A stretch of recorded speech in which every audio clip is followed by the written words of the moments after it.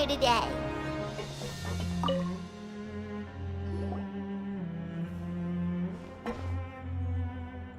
Ah, seeing you at this time must mean you've already saved up a lot of credit coupons. Or at least enough to skip work. Seems you're getting into the swing of things around here. Impressive. Very impressive. So, now can you tell us about the hidden rules you know? If that's what you want to know, I guess you couldn't have come at a better time. Huh? What do you mean it's a good time? Leonid and those other pesky broke urchins have all gone to work in the production zone. I wouldn't want them listening in without paying up. We get it! Just tell us already! So, you know those pipes that make strange sounds? Don't ever, ever go near them at night. Even if you manage to avoid the guards, you might find something even more terrible there. Something even more terrible? Like what? A group of cannibals. Cannibals? In the Fortress of Meripede? Every month, they meet a few times in the dead of night.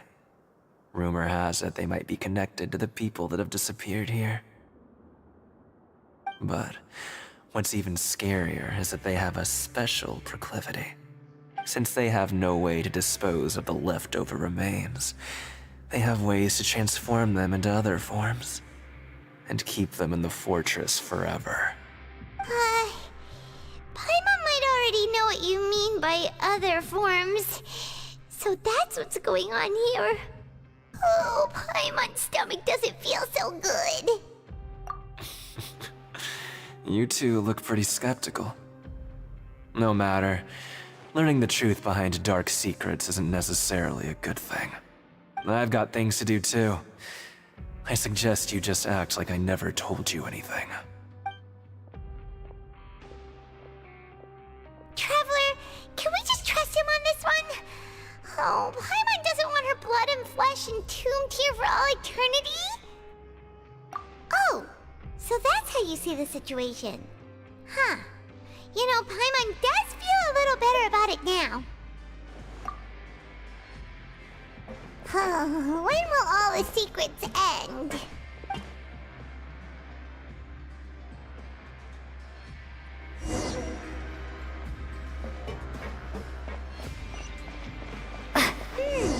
Vidok isn't here. But the guys who went to work in the morning are back. Let's go ask them! What? What are you saying? You shouldn't go around saying stuff like that.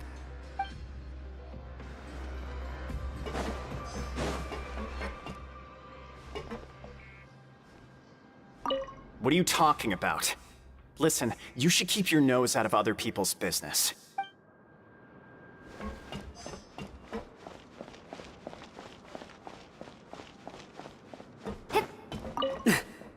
Just stay away from me. Their attitude sure is suspicious. Like they're trying to avoid us. But if they're being so obvious about acting weirdly, do you think they might just be trying to lure us in? Oh, this is all getting way too creepy for Paimon. So you mean we still need to investigate some more? Okay, if you...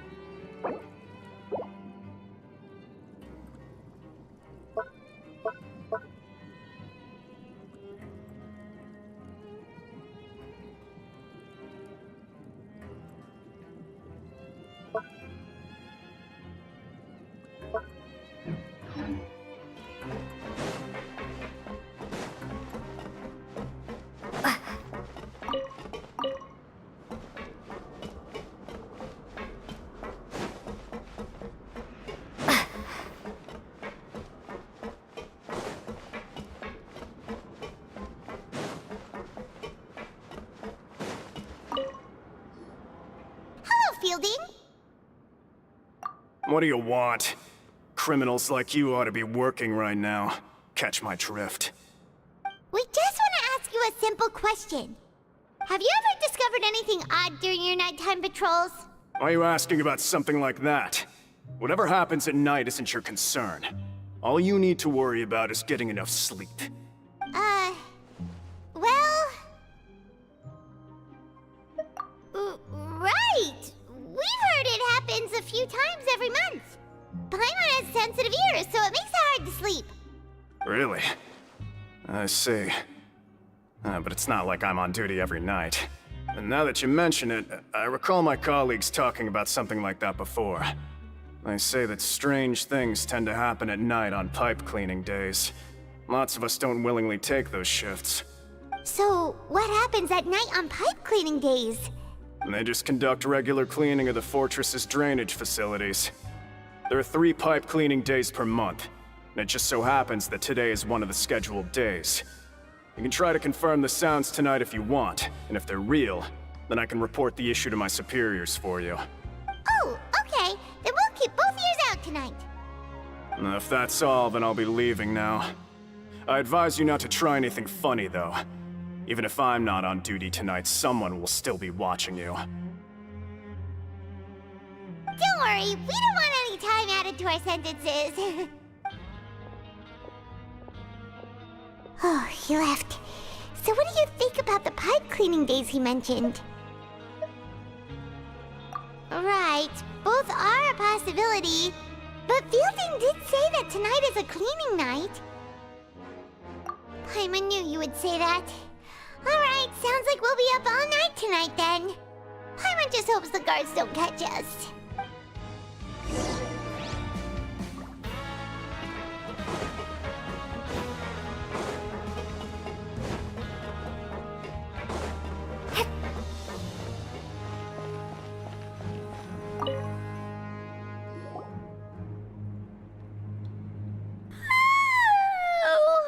I'm so tired. But we can't sleep yet. They'll be cleaning the pipes tonight, so it's the perfect chance for us to investigate. Whatever. Just be sure to wake Paimon if she dozes off. Paimon's worried something might happen if you go alone. Huh? Traveler? Did you fall asleep already?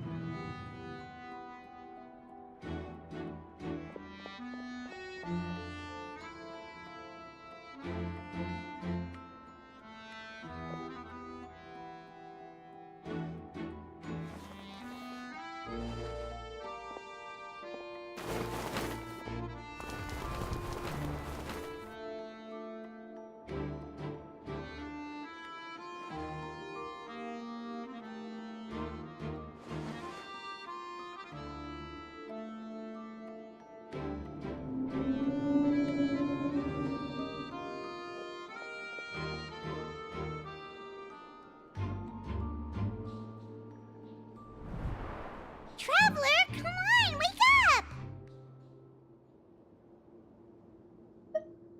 Oh, it looked like you were just peacefully sleeping to Paimon. Well, what did you see this time? Really? So we're finally starting to figure out what actually happened! But what about the cannibals? How do you explain them? Okay, well it's about time for us to get moving. Just be careful to avoid the patrolling guards.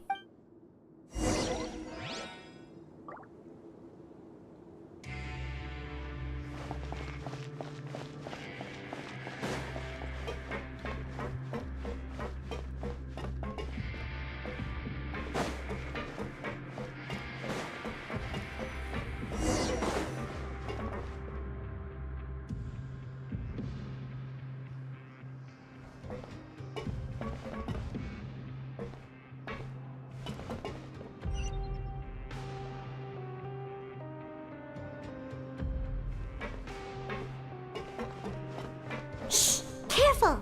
We'll get in trouble if the guards catch us. Hey, not this way. We need to get to that pipe, remember?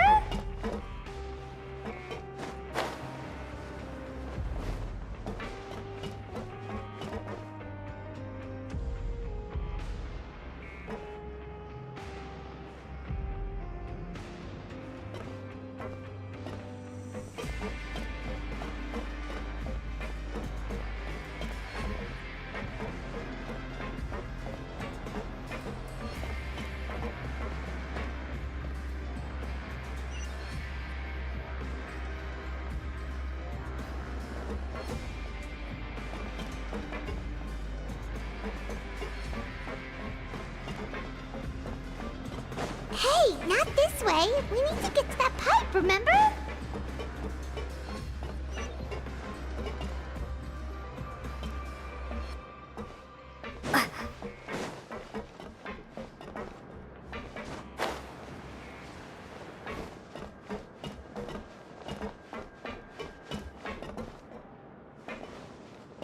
Uh-oh! They spotted us!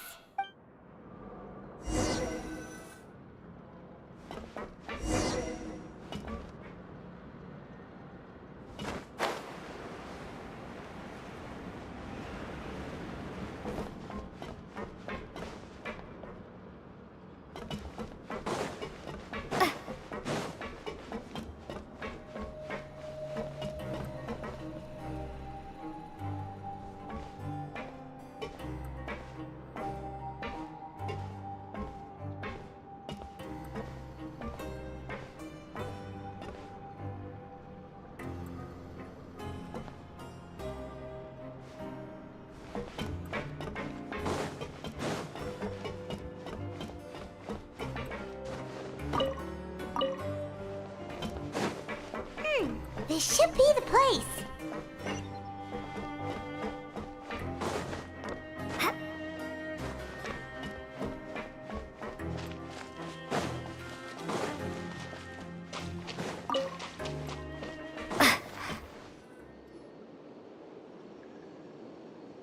What? I know you. You were the ones we saw. Huh. You've got guts showing up here. You know who we are, right? You'd better leave now. Ain't nobody coming here to save you. What'd you say? Yeah, so what if they were? If you push us, we can make those rumors a reality at any time. Hey, what's the point of all those rumors anyway? What exactly are you trying to do? I don't have to tell you anything. If you turn around, go back to the dormitories, and act like you never saw anything, then I'll pretend that you never showed up here. Yeah, scram. Nothing worth seeing here. Huh? What did you say? Isn't that exactly what Boss said when he left? Hey, do you know our boss? Whoa. We had no idea our boss was such a big deal. He always kept his identity a secret. So, did he have you come here to find us? Oh, so your child's crew here? Seems like he had no problem fitting in. We're the only ones who heard him say those words when he left that night. So, unless he somehow told you those exact same words after that... All right. I guess that's proof enough for me. I believe you. Wow, those dreams of yours sure come in handy. We gave him the business for a while, and would always give him a hard time when he first came to the fortress of Maripede.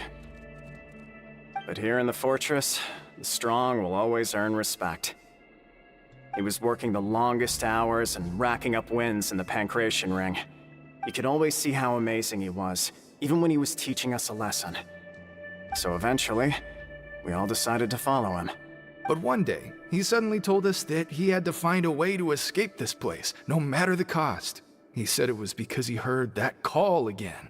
And as his crew, if the boss wants something, then it's our job to get it done. So, we got to work, and used the hidden rules that were here to make up and spread the rumor about the cannibal rule. We just wanted to give him a better chance of escaping on a night after the pipes had been cleaned. Oh, thanks to your rumor, no nobody would want to come anywhere near here, prisoner or guard. Wow. It sure is easy to exploit people's fear of the unknown. But has a child already escaped? Why are you all still coming here after pipe cleaning day?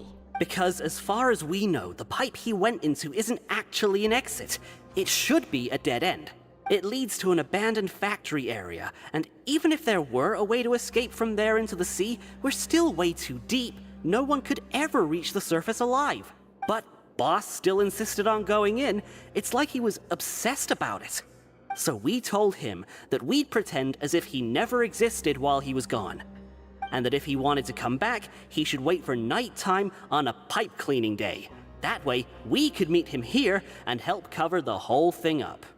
So you come and wait here through the night a few times a month just because of that promise? Yeah, but it's been so long now.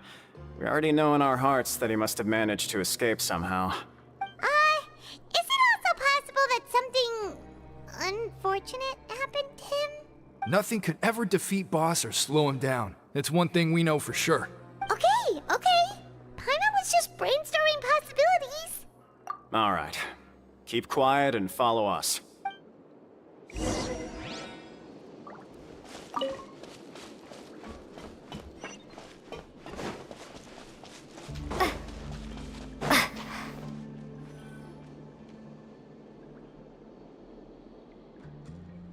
The way up from here has been sealed off. It's impossible to get through.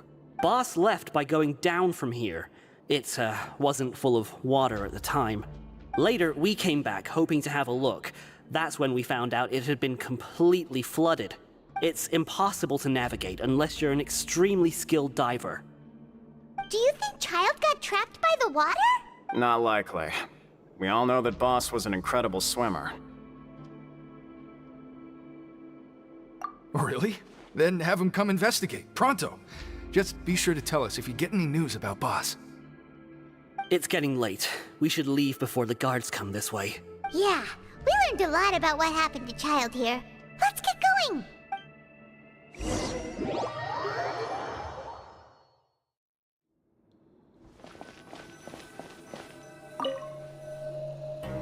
Whew. We finally learned some key information. Seems all of our investigative work has finally started to pay off. When you said you knew a diver, you were talking about Fremine, right? If we ask Linny, he'll definitely have Fremine help us. Ugh. Why is Child like this? What was he doing going into the pipes? Not making our jobs easier, that's for sure. Fortunately, though, it seems like it's only a matter of time now before we find out what really happened. Now that we can finally relax, I'm starting to feel super sleepy. Let's try to get some rest while we still can. Nighty-night, traveler!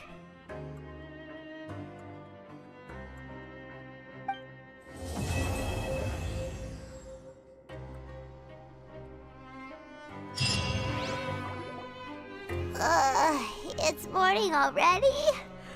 Paimon still needs more sleep. Huh? Wait, look over there! It's one of Linny's cards! Let Paimon see what's written on it. Maybe you haven't heard, but today is the monthly free day. Everyone has the day off today, which makes it the perfect time to do some investigating. It's been a while since we last talked. Have you been making any progress lately? Let's meet at our usual spot in the factory area before lunchtime. I have new information. Ooh, today's our lucky day. We have the day off. From the sound of it, Lenny's been making progress with his investigation. Wonder what he's discovered. We still have some time before we meet up. Let's talk with the people here for a bit more before we go.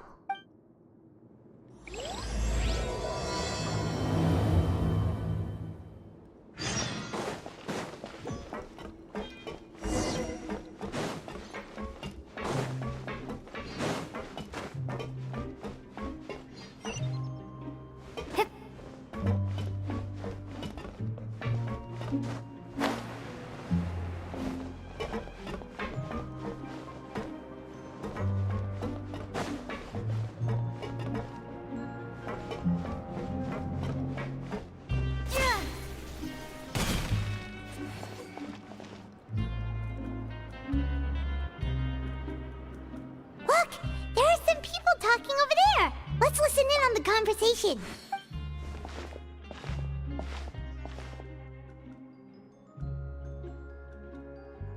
If you ask me, those pompous parasites on the surface act like they're all a bunch of aristocrats. Do any of them give half a hoot about a bunch of dogs like us? Hey, speak for yourself, mate. I'm no dog.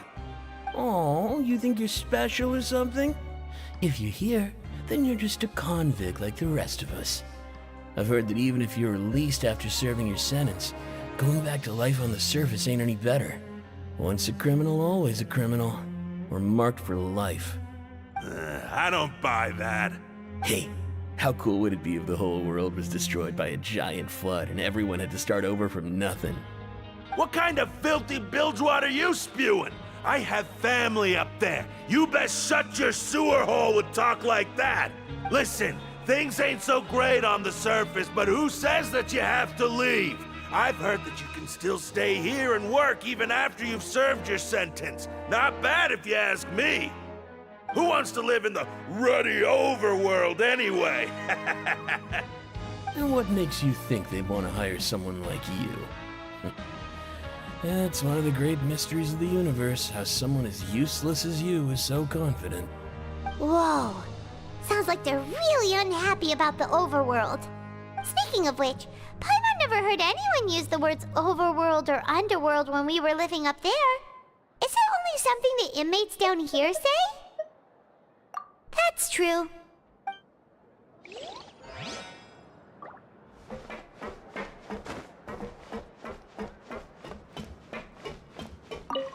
Anyway, I've already decided to stay here.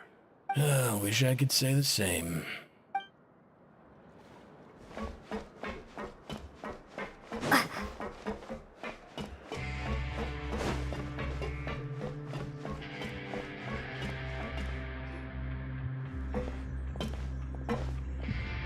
There's a group of people over there. Let's go listen in. So I said, that's not a faucet. Hey, who are you two? Why'd you come over all of a sudden? Oh, sorry for eavesdropping. Sounds like you were talking about something private. What's the matter? They're just looking to join in on our fun, that's all. Hey, don't pretend like it's okay for them to just interrupt us like that. Yeah, fine. You're lucky we don't mind extroverts that much. You hear that, Quisto? What nice! Your expressions tell me you're looking to hear some juicy info, am I right? But before that, it just so happens that I know you two. Really? Are we that famous? You're kidding. How often does anyone get a personal tour led by His Grace himself? Practically everyone was talking about it. Word has it that you also caused quite the kerfuffle. A little mistake, huh? I like the way you put it. You see, people with a good attitude can join our group anytime, unlike some of the others here. Your group? I'm Quisto, and this is Lavaroon. People usually call us the Bombshell Bros, but don't worry. We're not playing with bombs or anything. It's just that our information is always so explosive, and we blow minds on the regular. So, you two really like to gossip? Whew, you sure know how to embellish. No. You don't get it. Knowing intelligence will make things better for you here. For example, knowing who's working with whom, who has the latest rumors, who's not getting along.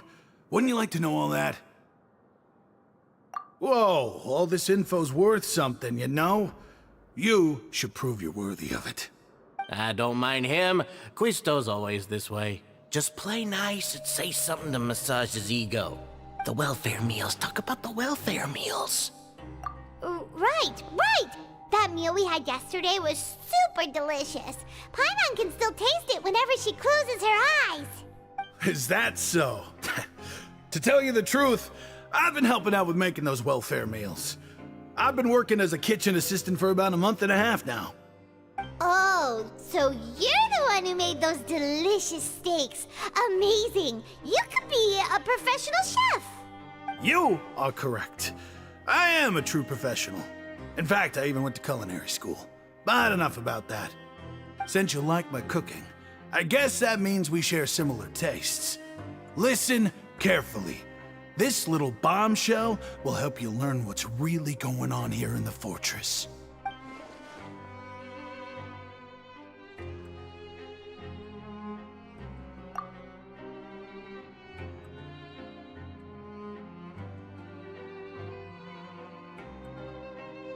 Listen, kids. The power structure within the fortress is quite complicated. The overworlders couldn't care less about us down here. We're basically dogs to them. You've already met the one person here you should never cross, the Duke, Risley. He knows more than you think. And if he doesn't care about something, then he often doesn't bother dealing with it. Those who have the Duke's attention get all kinds of special perks, even better treatment in the infirmary. I know who you mean. It's that Jurier character, right? I don't think there's anything useful about him at all. Why does he visit the infirmary practically every day? Is it normal for anyone to be going in and out of there so often? If you ask me, he's just faking it to get out of work. But did you know that Jurier was a talented researcher from the Fontaine Research Institute before he came here? There's no denying that. I don't care if he was a researcher that could turn dirt into Mora. Once you're in the Fortress of Meripede, you're just another inmate like everybody else. Speaking of which, the last time I saw him, he was passing by the corridor with Lorvine. I also heard they started arguing in the library and got into a fight, right? Guess that's just how terrible of a guy he is. You mean he hit a woman? Wow, I never imagined he was that bad.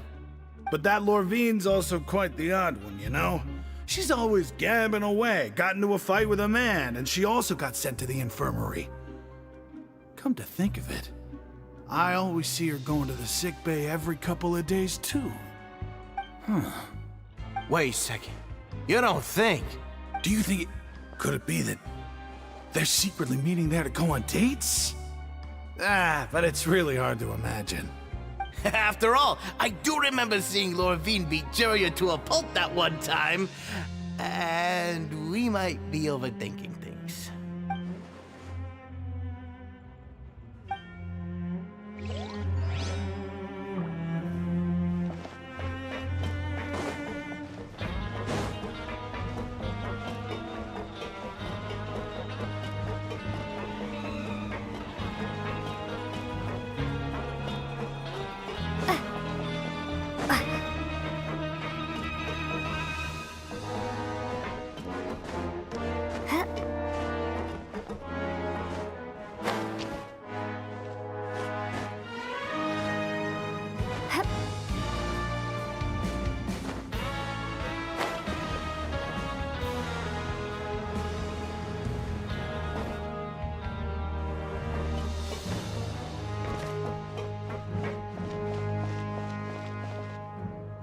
Hey, you over there? Yeah, you. Say, do you like playing card games? You know, like Genius Invocation TCG? You TCG players are like mint in the wild, literally sprouting up everywhere. Hey, come on now. What's wrong with finding fellow Invocation aficionados? Anyway, care to join me for a game? All right. No pressure. But why would you be looking for people to play Genius Invocation in a place like this? Don't people usually come here to fight? Whether you're throwing down cards or throwing punches, it's all a competition, isn't it? It's all the same in my eyes. There are lots of card players here in the fortress. When I saw you, I immediately thought, hey, even outsiders from other nations play cards. So I came over to say hi. Sure. Great! Since you've been here longer than us, you need to flex your seniority a little bit, right? Maybe you could start by telling us newcomers some stories about this place. I thought you would have already heard everything by now. All right then, did you have anything specific in mind? Or... Why don't you pick? We'll let you know if we've heard it already. All right. Have you heard any strange rumors since you've arrived? Ben, did you know that there are some people who are always gossiping over in the corner? Yeah, so you've already met those two. They're quite a pair. They always keep an eye out for the latest happenings and gossip about everything. I've never seen anyone with more time on their hands. I heard that they used to be a chef and a bartender before they were sent down here. You know how bartenders are, always chatting with customers. And chefs love to pass the time just hanging out when they're not cooking. Good to know. Do you have anything else to tell us? Let me think. Sounds like you want to hear something a little more tantalizing. Oh, did you know that the Duke was also a convict in the fortress of Meripede before? Huh? Wait, are you serious? That's right. The Duke was an inmate just like you and me. Seems he was exiled here for committing some crime. Who knows how he ended up rising up to become the warden, though? To go from an ordinary inmate to becoming the manager of the whole place? I'm not gonna lie, I kinda respect that. A forbidden zone? Sounds like something that someone just made up. I've never heard of that. Where did you hear about it? It's just a rumor we've been hearing, but no worries if you've never heard of it. Do you have anything else you can tell us? Anything else? Not that I can think of, but I'll be sure to tell you anything interesting I hear next time. You'll have to play a game of Genius Invocation with me first, though. Okay, we've talked to just about everyone, and it's about time for us to go meet Linny. According to the card he left us, we should go meet him in the production zone.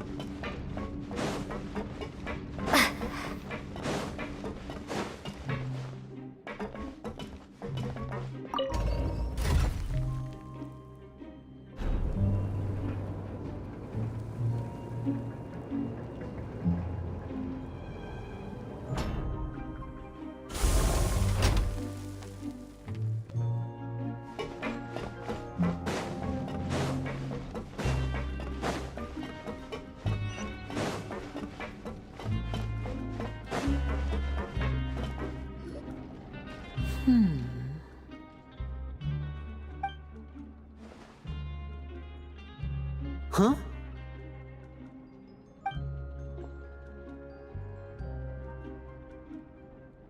That look in your eyes. You found something? Hey, this is no time to be modest. Just tell him we found a boatload of information. Oh, as expected of the legendary duo, you have my full and undivided attention. Huh. I'd have never guessed that myself. The rumors swirling about this place are unreliable after all, and Master Child probably went missing because he found a way out. He is a harbinger after all. I suppose he's much more resourceful than I initially gave him credit for. Unfortunately, this isn't enough for our final report to Father. We need to find out Master Child's exact whereabouts. Father told me that even though Master Child said he was just coming to Fontaine for a vacation, he actually had some personal reasons. His agenda might be linked to his disappearance.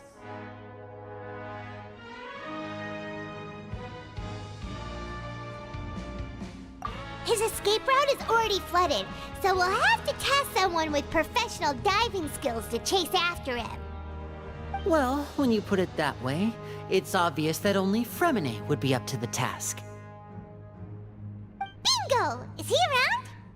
He's working today. Coming here as a group would have attracted too much attention. I'll talk to him about it later.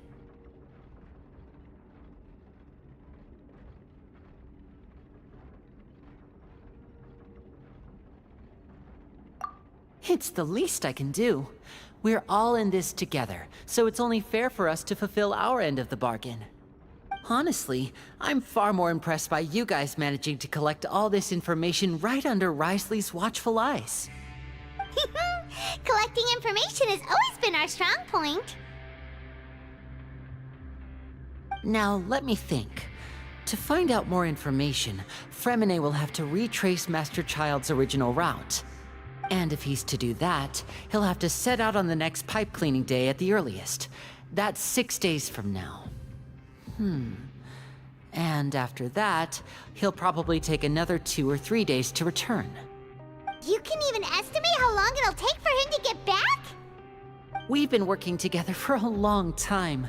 We know each other's capabilities like the backs of our hands. Traveler, what say you to meeting here 9 days from now?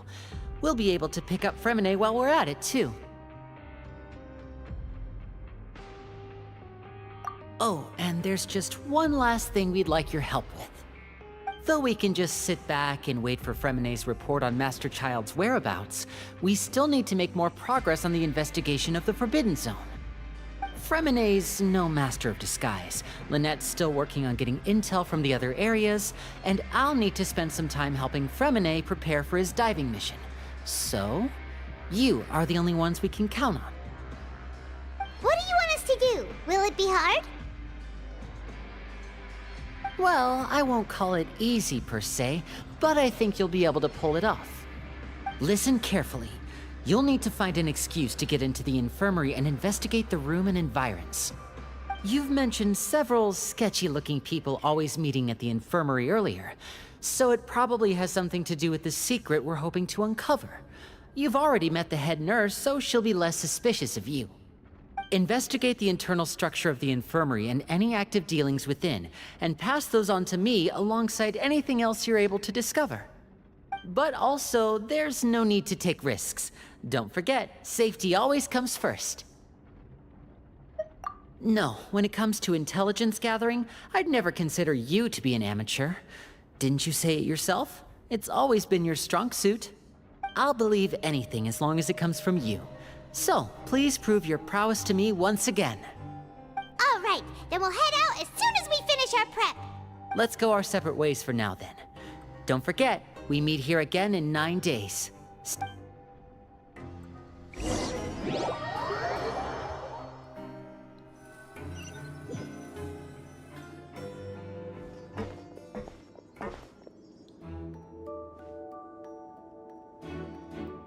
Hey, stay here for now. Paimon will take a peek.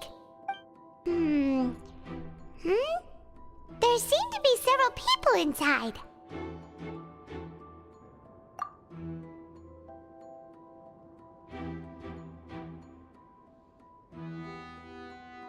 Right. I feel like It's not impossible. So... it's a bit hard to understand them from here. So, why don't we just try to talk to them in person?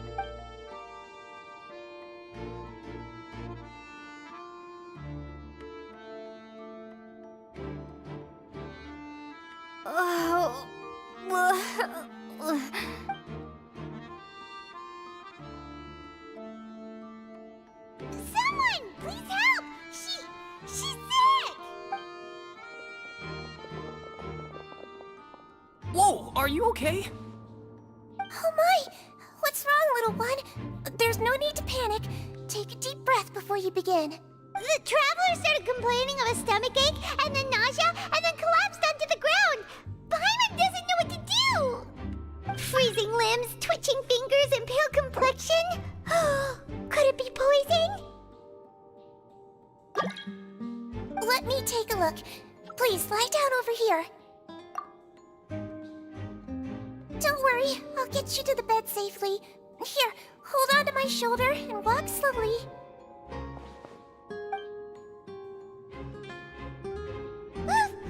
You can do it, Traveler!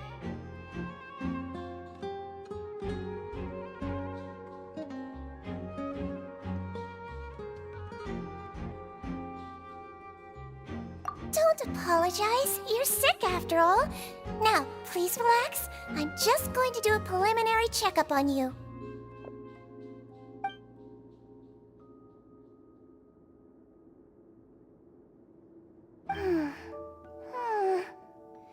I see now. My checkup has confirmed that she's not in any mortal danger. That's our worst fear out of the way. Eh? Oh, that's good. But I'll continue my diagnosis of the patient now. Please, relax and take a deep breath.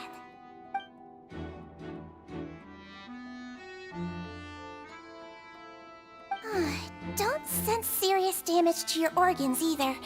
Does it hurt when I press here? And here? Huh? But based on my initial checkup, there shouldn't be a problem here. How strange.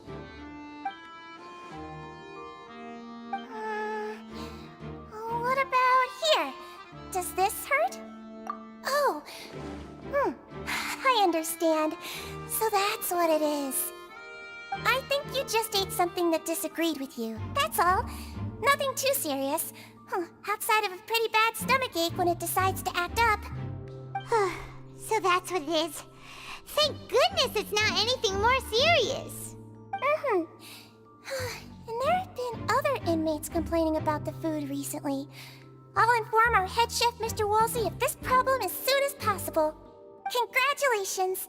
The health risk is incredibly low, so you should recover within a couple days. Why don't you take a rest here while I go get some medicine for you? Miss Levine, I'll have to trouble you to help me look after this new patient while I'm gone. Very well. And she hopped away, just like that.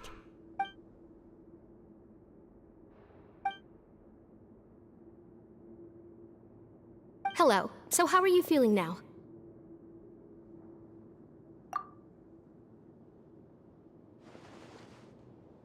Her stomach aches really bad. She was stumbling about the whole way here, so Paimon's really worried. If Miss Sijuin says it's not a serious problem, then there's no need to worry. She's the best medic we've got down here. But it also looks like she's the only medic you've got down here. Well, that's true. What do you mean, that's true? That's really misrepresenting the situation. Of course I can't speak for the whole fortress, but it's not like everyone imprisoned here is useless, you know? Though they may have committed crimes and gotten locked up here as a result, they still know a thing or two about medicine, and they help Miss Sijuin take care of the sick and injured. Yeah, you're right. But did you have to lecture me about it in front of another patient? Aren't you a patient too? Where did all your energy come from? That's correct. Sorry, I got a bit ahead of myself. Are you two also sick? We've been sick a while. I come back every once in a while for checkups, and to pick up the medicines Miss Sijuin prescribes for us. That's just the nature of chronic illnesses. As for her... you could say she fancies herself as Miss Sijuin's capable helper because she learned a bit of medical knowledge ages ago. Please watch your mouth, Mr. Jurier. Don't forget that you are the primary reason I have frequent heart palpitations. Hey, don't start arguing now! Please, keep it civil at least.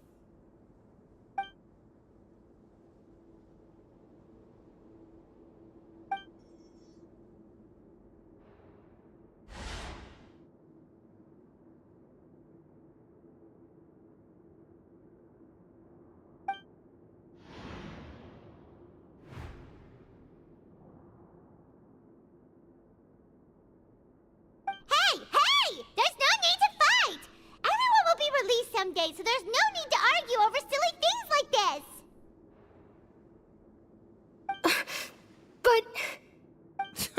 Release.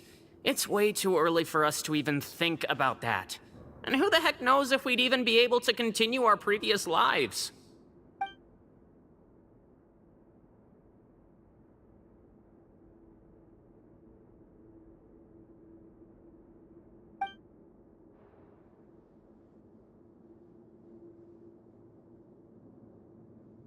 Please allow me to end this boring and useless conversation.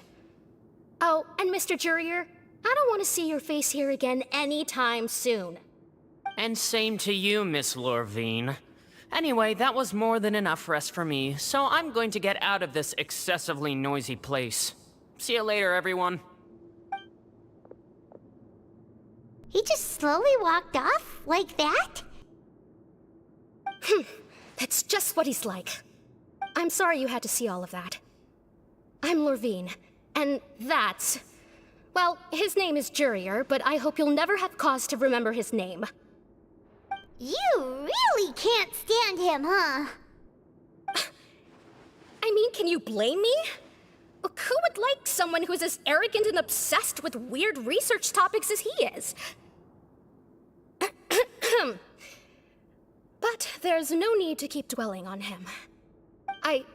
I'll accompany you two for a while. Miss Zishwin should be back soon, and I'm sure you'll feel better as soon as you've had some of her medicine. No, it's nothing. I'm back! Did you rest like you promised? Thank you for getting our medicine, Miss Zishwin. Did you all cooperate with your bed rest? I trust that nobody got up to walk around. Good. Here, this should be 2 days' worth of medicine for you. Take 1 pill now, and then continue your bed rest.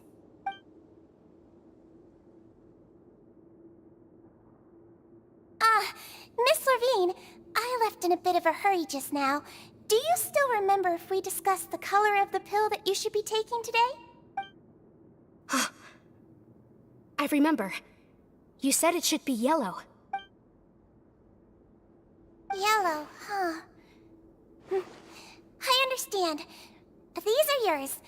Please, make sure to go to bed early after taking them tonight. You'll benefit from a good night's sleep. All right, then I'll also be on my way now. I hope you feel better soon, too. See ya! I'm going to fill out your medical record now. You're widely known as the Traveler, right? I just want to double-check a few details, if that's all right with you. Those two made quite the commotion just now, so why don't we let the Traveler rest? Paimon can answer the questions instead. So her primary symptoms are abdominal pain, with secondary symptoms of nausea. Is there anything else? That's it. All right then. Is there anything we should know besides to take the meds? No, her base constitution is quite good, so I'm sure she'll recover quite quickly after taking the medicine. Please, make sure to stick to bland or less stimulating foods, and don't stay up too late at night. Got it. Paimon will hold the Traveler to that for sure.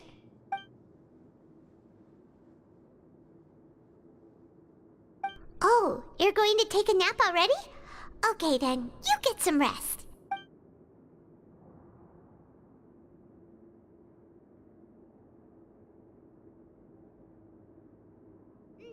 We've been to lots of places together. She may look a bit under the weather now, but she's actually super strong. So you're the best of companions. Well, don't worry, she'll recover soon.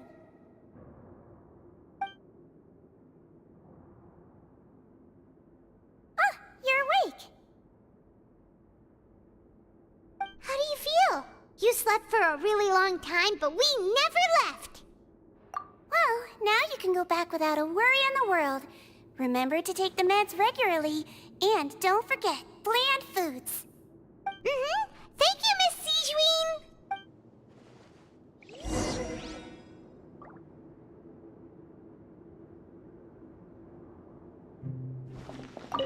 Seems like a lot of people have been coming down with an upset stomach lately. I'll need to address that.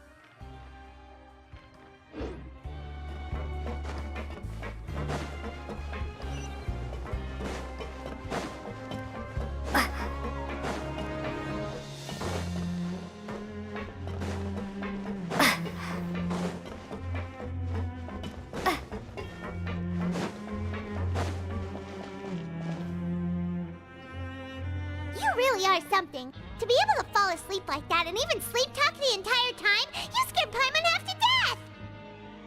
No, but you kept mumbling things along the lines of, Pyron, don't take my grilled fish, and put down the Adeptus Temptation now! Paimon talked with Sigewinne the entire time you were asleep. She seems like she's just a sincere nurse, and Paimon didn't notice anything unusual in the room. Are you sure we're not going off track with the infirmary?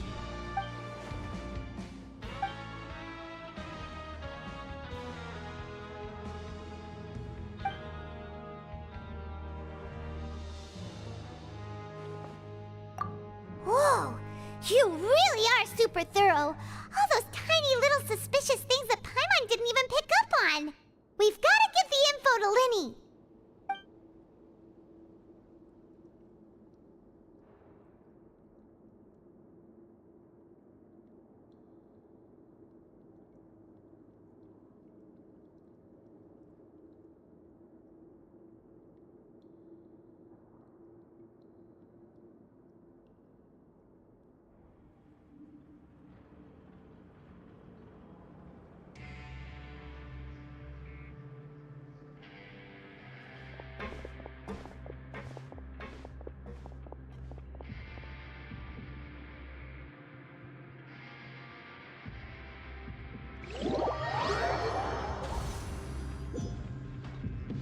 Today's the day! Let's go meet up with Linny!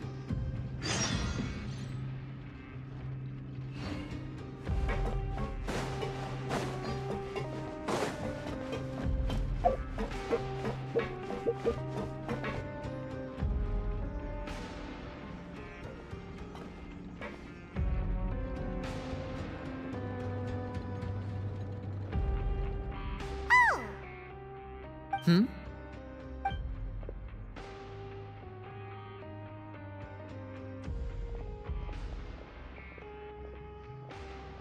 Did you two run into any trouble over the past few days?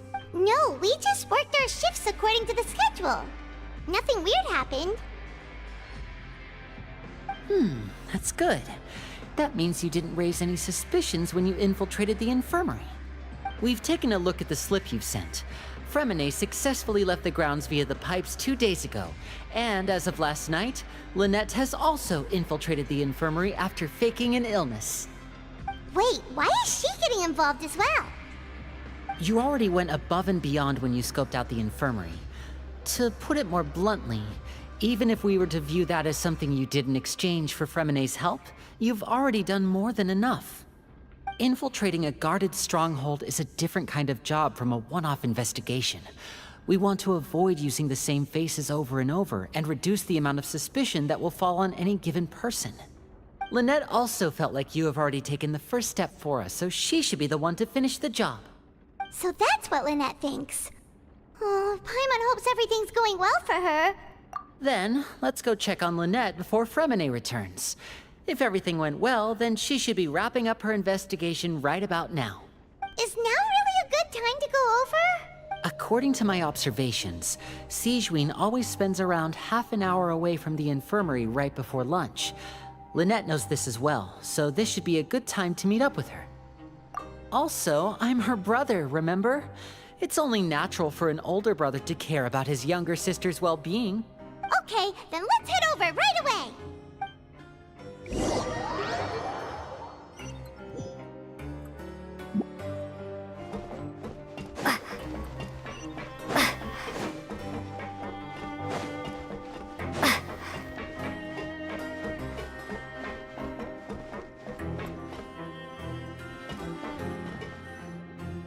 Lynette should be here right now. Huh. Strange. Lynette? As expected, Sijwin isn't here, but why isn't Lynette here? No, Lynette rarely deviates from the plan. We agreed that if she were to make changes on the fly, she'd find a way to let me know. Unless... Let's see if there are any clues around here. We can look while we wait for her. Who knows? Maybe she'll be back soon. Okay.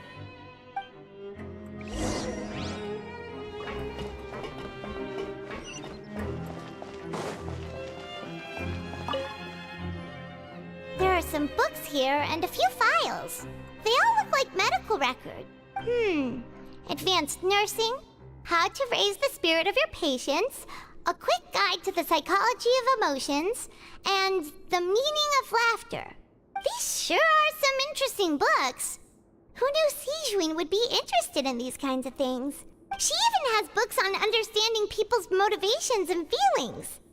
Is it because she's a Melusine? Or does she have a need to understand her patient's emotional state? Seems quite normal to me.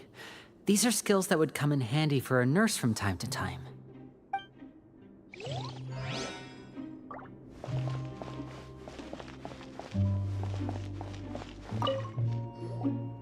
None of the beds have any signs of having been slept in. That's the one Lynette must have used, right? You said she was pretending to be sick. She would have said her migraine was having a particularly bad flare-up. Generally speaking, the head nurse would then ask her to lie down and rest while she left to retrieve the medication. Which means either the head nurse didn't return the entire time from when Lynette laid down up until she left the bed, or the nurse intentionally left it this way.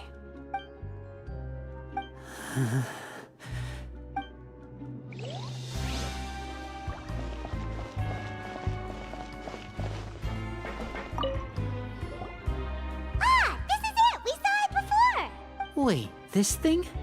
It doesn't look like it's been disguised that well.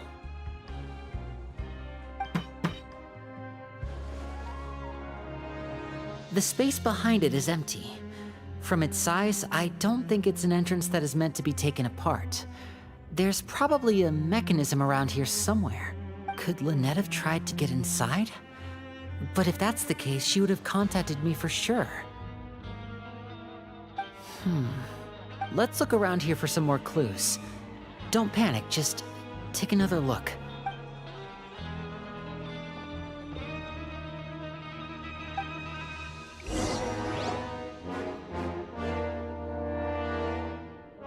Hey, you guys, there's a slip of paper over here! A slip of paper? It's right over here, and there's a bunch written on it too.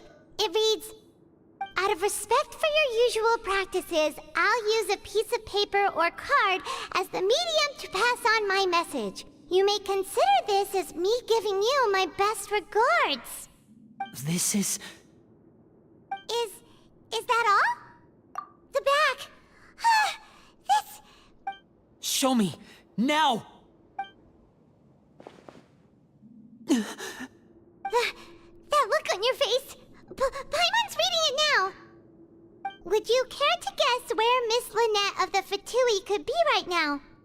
No. Could she have... Writhsley.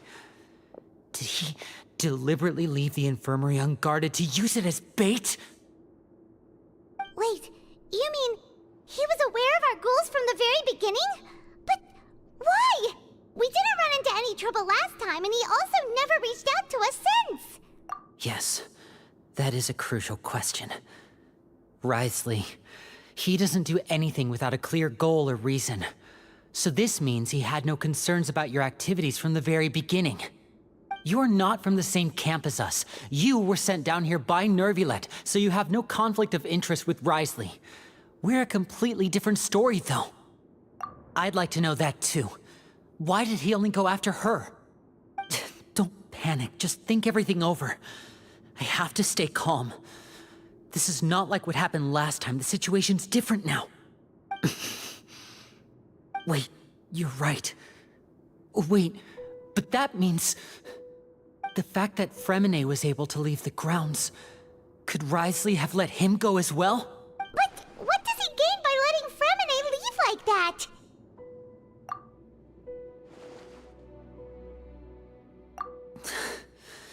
So he's challenging me and trying to provoke me, I'm sure of it. We never should have sent out Fremine. We had to go through all that trouble to find an opening to sneak him around the guards and into the pipe, and we even thought luck was on our side. If Wriothesley let him leave on purpose, then he's probably in a terrible spot now as well. Lenny's getting more and more panicked. We have to calm him down. Don't be like this, Lenny. Fremine wouldn't have left if we hadn't told you about Child. That was our fault. No. I'm the leader of this operation, and I'm the one responsible for this team. I was the one who failed to protect them. I'll go talk to Wriothesley. Hey, don't be reckless! Traveler, please talk some sense into him. I simply cannot allow Lynette to be abducted again. I have to go. I'll find a way to get them back. He's rushed out the door! After him!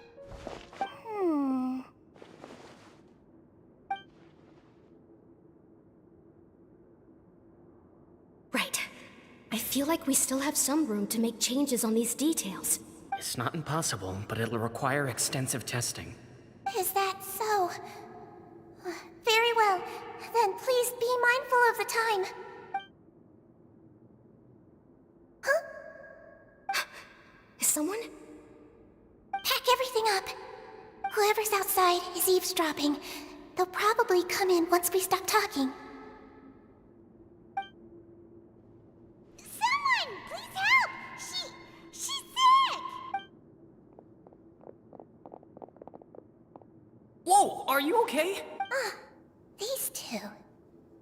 As expected, they've already found this place. What a delightful turn of events. I like smart people, but I also like playing dumb. I like the feeling of being trusted. Oh my! What's wrong, little one?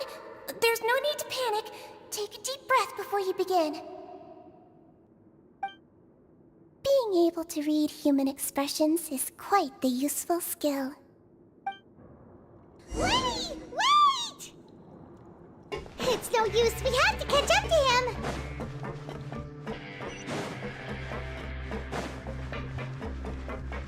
He's already out of sight. How is he so fast? Let's go head him off at Wriothesley's office.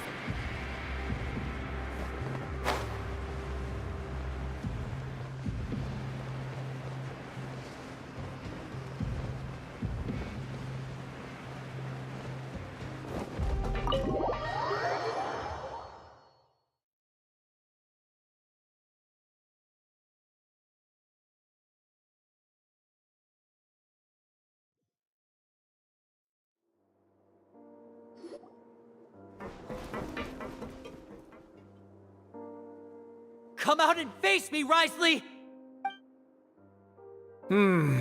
Aren't we at an administrative office space? Why don't you at least try to follow even a couple rules from the fortress's indoor management regulations? What did you do to my sister? I ran into the young miss at the infirmary. I'd heard that she was suffering from quite the migraine, so I decided to invite her over for a cup of tea. I do have some teas in my collection that can work wonders against such an illness. Stop joking around! Where did you take my siblings? I have also heard that your performances are quite the spectacle. Miss Lynette would sometimes enter a box filled with water, only to emerge the next second from another place altogether. Maybe she'll appear behind you right now if you were to turn your head. Is he trying to trick me into turning my head? No, he's probably not looking to attack me right now. All of the hostages are in his hands, and he's even in the mood for small talk. That means Lynette is probably still alive. You knew we were investigating the infirmary from the start, so you deliberately aroused the Traveler's suspicions and baited us into continuing our investigation, just so that you'd be able to kidnap Lynette. As for Fremine, no, you probably didn't even interfere with Child's escape. You let him go, so you could purge the Fatui members that we had planted into your ranks. There was no need to do so. The Fortress of Meripede is a pretty pleasant place. Most people enjoy their lives here. The only ones who act differently are those with personal agendas. It was quite easy to identify your colleagues. You removed our original members and spread the news of Child's escape so Father would assign our team to come down and investigate. Fremine has also fallen into your hands, right? If you're oh so omnipotent and so in control, why would you need hostages? One correction. Lynette is in my hands right now, but Fremine is not. He's not? What do you really want? Lenny! Oh, wonderful. Everyone is here, so I'll only need to say this once. Thank you so much for cooperating with me. Eager and to the point, I see. Alas, only Miss Lynette is currently having a cup of the fortress's finest tea.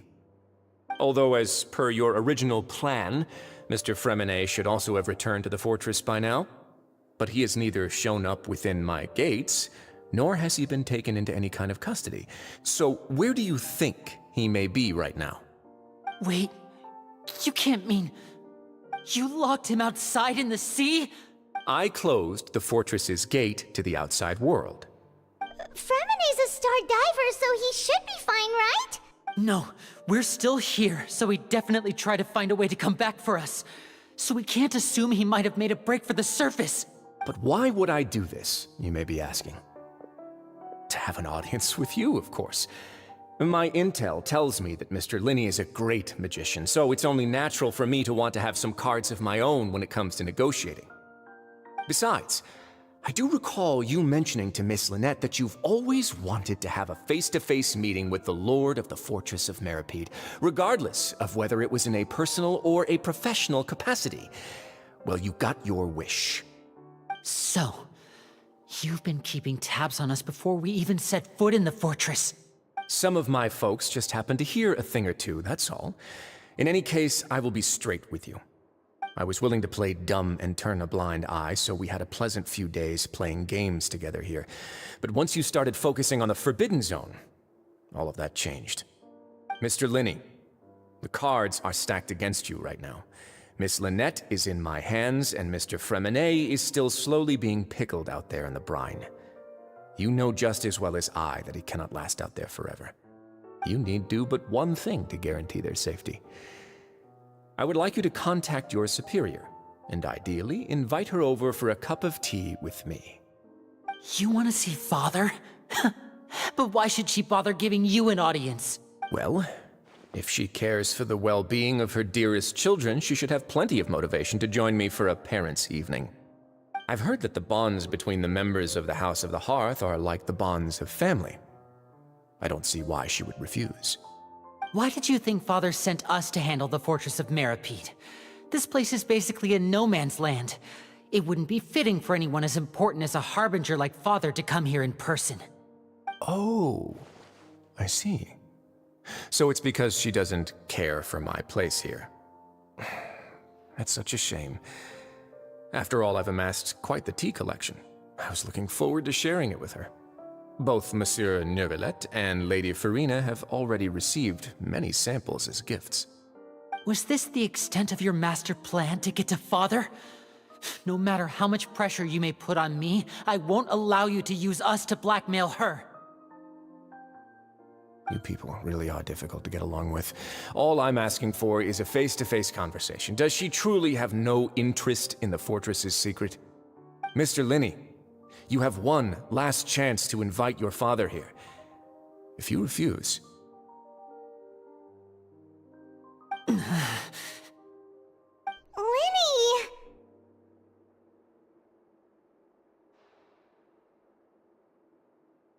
Instead of asking why I'm doing this, why don't you try to see things from my perspective for a second? From the very beginning, the Fatui has been actively infiltrating my fortress. I gave you a warning by cutting off the first few operatives I found, but that only caused you to double down. Had you given up on the fortress then and there, I'd have no reason to want to talk. Mr. Fremine left the fortress on his own, and Miss Lynette tried to pry out my secrets right in front of me. No matter how you look at it, the responsibility for this falls on you. I shouldn't ask Father to do anything because of us. 6, 5... Wait, 2, 1. Time's up. It really is a shame, Mr. Linney. Risley! Negotiations have broken down. Please leave, ladies and gentlemen. It's time for my afternoon tea. Yeah, listen to the Traveler. If you can't talk to Linny, can you at least talk to us? You do realize that I'm only letting you go because of Neuvillette, yes? You're here helping him out, and I've already done my best to stay out of your way. But that doesn't mean you can just do whatever you want. The fortress may be small and remote, but it still has its own set of laws. Then how about this? Those who are capable deserve respect. You've spent quite some time investigating my home turf by now, so why don't you tell me a thing or two about what you found, I'll ask you 3 questions. Answer all of them correctly, and I'll agree to your request. Question 1. Regarding the hidden rules of the production zone, what is the truth behind the one about not being allowed to work for 3 days in a row?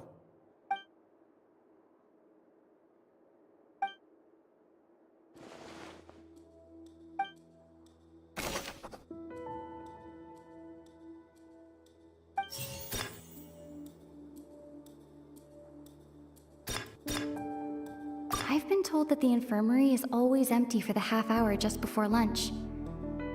But what could Sijouin be doing during that time?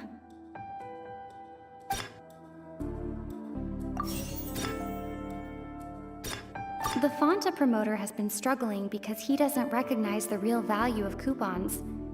Meanwhile, the Duke believes that only idiots who don't understand the value of coupons would spend them on Fanta. We often see Miss Sijouin observing the prisoners at work near the production zone. It seems like she can perceive the general state of a person's health just by looking at them. Fanta's internal reports suggest that they're starting a new trial of an unnamed and unpackaged product. But the product has to undergo a trial because even Fanta's own employees have a lot of reservations about it. The research note said that the Melusine race perceives the world very differently from humans. Because of that, the Melusines have also developed a sense of aesthetics that appear rather strange and alien to humans. According to Collins, the Pancration tournament only took place because the Fanta company sponsored it. The company must want a return on their investment as well. The research note said that the Melusine...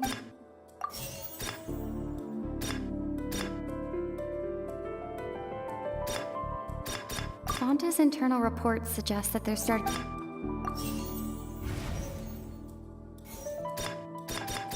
We often see Miss Sijouin observing the prisoners at work near the production zone. It seems like she can perceive the general state of a person's health just by looking at them.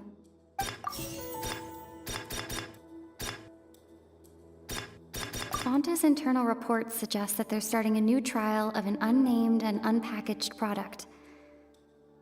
But the product has to undergo a trial because even Fanta's own employees have a lot of reservations about it.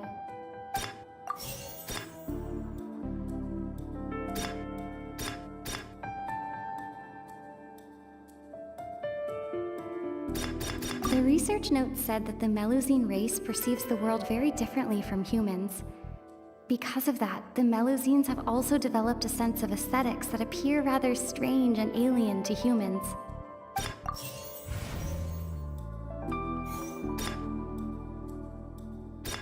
I've been told that the infirmary is always empty for the half hour just before lunch. But what could Sijouin be doing during that time?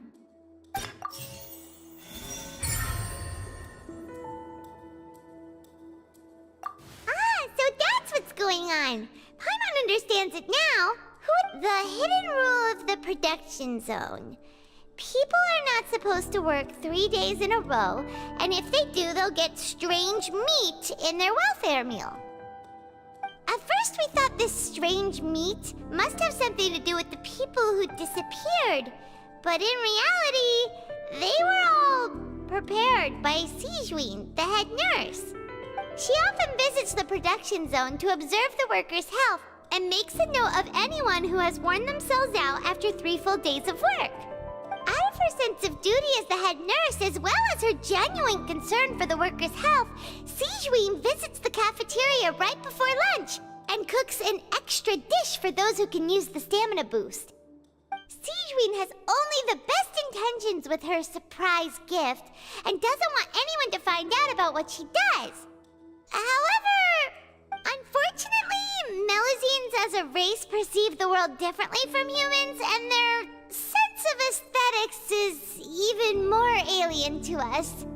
The recipients of her lovingly prepared special meals cannot taste the care within and usually just freak out. Are we on the right track? Not bad. You've uncovered Sigeween's secret and even guessed her intentions correctly as well. It's nice to know that her efforts have not gone unacknowledged. All right, now for my next question. There are also some hidden rules in the Pancration Ring, including the one that you're not allowed to support both sides of a fight. Why is that?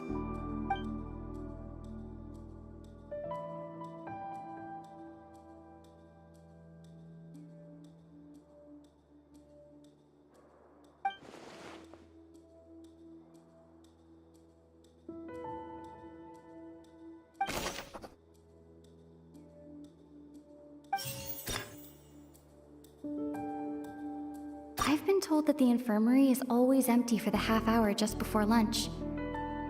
But what could Sigeween be doing during that time? Fonta's internal reports suggest that they're starting a new trial of an unnamed and unpackaged product. But the product has to undergo a trial because even Fonta's own employees have a lot of reservations about it.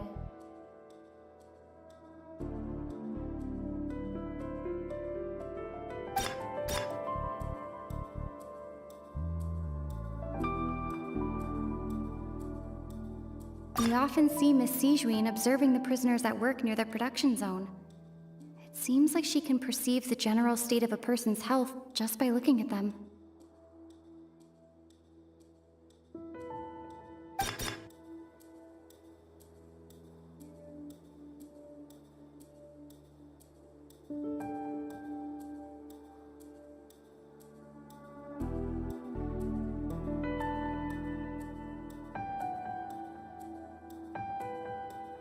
The Fonta promoter has been struggling because he doesn't recognize the real value of coupons.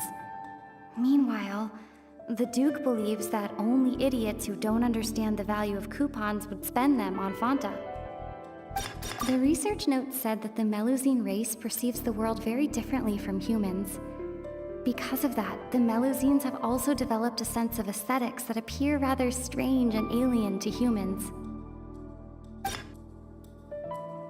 According to Collins, the Pancration tournament only took place because the Fonta company sponsored it. The company must want a return on their investment as well.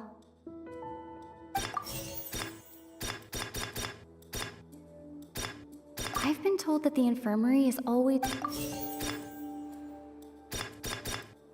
Fonta's internal reports suggest that they're starting a new... We often see Miss Sigeween observe...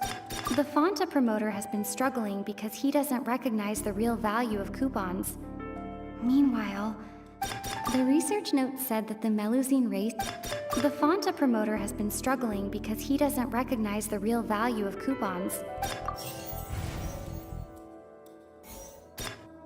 Fonta's internal reports suggest that they're starting a new trial of an unnamed and unpackaged product.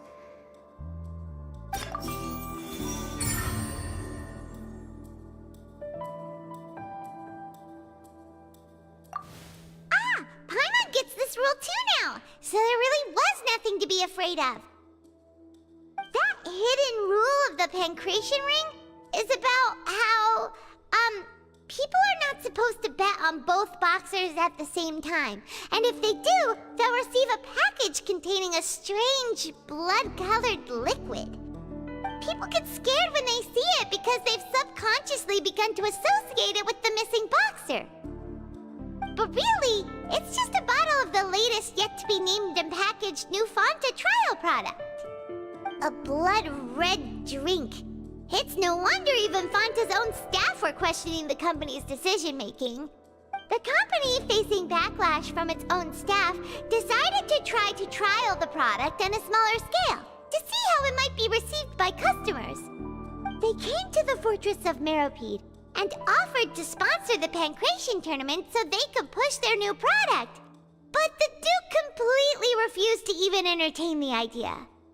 The Duke, knowing how valuable coupons are in the fortress, knew that only total idiots who didn't understand their true value would bother buying a Fanta product here. And so, only those who proved their stupidity by being dumb enough to bet on two opposing sides of the same match were selected to receive the drinks. I acknowledge the effort you've put into bringing the truth of this mystery to light.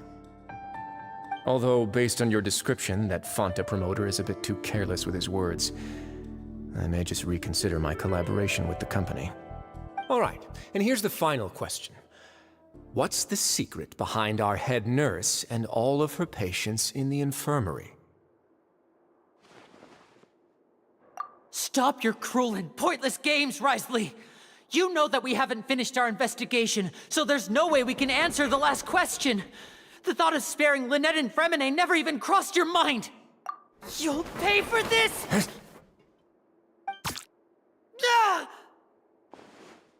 Lenny, are you alright? Oh, close one. I owe you, Sigeween. That was a fantastic shot. It was nothing, Your Grace. Sigeween? Though this gun may look like a toy, it's actually fully functional, as I... Sigeween... You... Not at all. I am merely a resident of the fortress, and thus protecting it is my duty. When Monsieur Nervulette asked me to come here, he told me that my job would be to take care of the well-being of everyone here. I am merely discharging my duties. But if you mean what you just said, then isn't Linny someone you should be looking after as well? Isn't he a resident here just like the rest of us? But I really am just doing what Monsieur Nervulette told me to do. Everything I did, I've done to protect them. Had I not, they would be in far more dire straits right now. His Grace knows it too, right? Your Grace? My dear Sigeween, whatever shall I do with you? Would it have killed you to just wait another minute or two? Well, it's nearly time after all. The way you do things can be truly frustrating sometimes, Your Grace. I figured I should try to talk some sense into you. What are you talking about? What time? Take me if you want. But let them go. How touching. Can you just give me one more minute? Don't be like that, Your Grace. All right, everyone, calm down. 2 more visitors will be arriving any time now. I'll go get a cup of tea. Miss Sigeween, I leave Miss Lynette in your care. You... What are you doing? I believe I hear footsteps.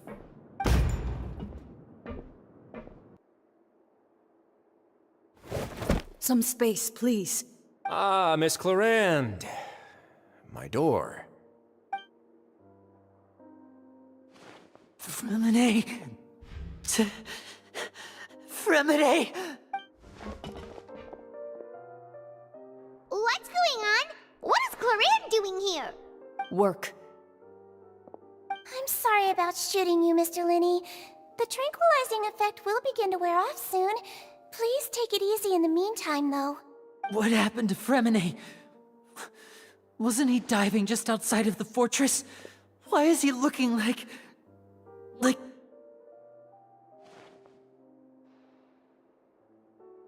A flushed face, an accelerated pulse. He must have consumed primordial seawater. What did you say? Please, make some space. I'll need to give Mr. Fremine a more thorough checkup. Your Grace, I'll leave the rest to you. I'll talk to Clarande while you get Fremine to where he needs to be. Everything else can wait.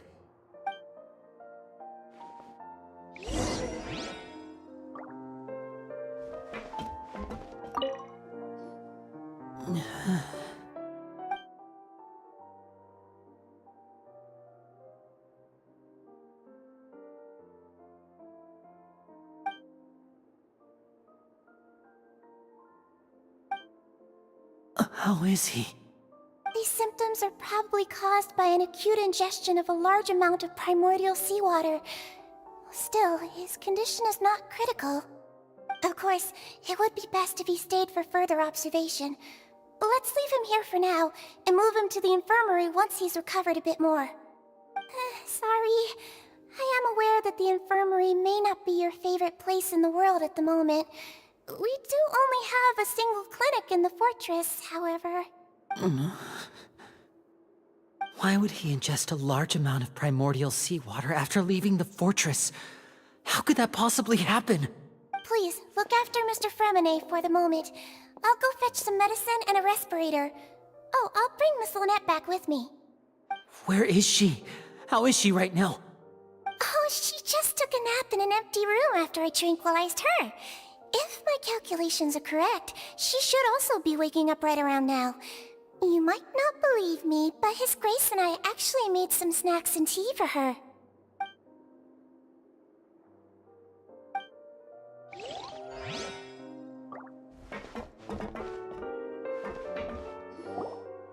What's that look on your face? I thought I made good time on the way back. Oh, I'm just admiring your punctuality. Had you arrived just a few minutes later, Sijween may have been forced to shoot Mr. Linny again. How's the situation out there? The water has changed. It's pretty much as expected. The concentration of primordial seawater has increased significantly. I was only out there a short time, so it wasn't too bad. But if one were to stay for any significant amount of time... well, you can see how that boy's doing. Where was he when you found him? The abandoned zone at the end of the pipes. A good distance into the water. Closer than I thought. He must have recognized it early on and tried desperately to swim back. Locking the door was necessary. I don't think we could have saved two. Well, I did try to convince him that I had my reasons. Never seems to work, though. It would probably work on Neuvillette. He has a knack for picking out who had good intentions, even when the outcomes were all terrible. It's a bad sign if you're having to plead your case to Neuvillette. Want some tea? Not particularly. If you want to drink some that badly, just say so. Fine, I'd like to get some tea. Want me to get you a cup too, since I've already made it? Might as well then, I suppose. Actually, do you have a towel? I would like to dry my hair.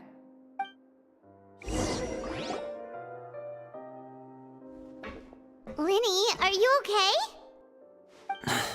I'll be fine. They're all here now. Don't worry about me.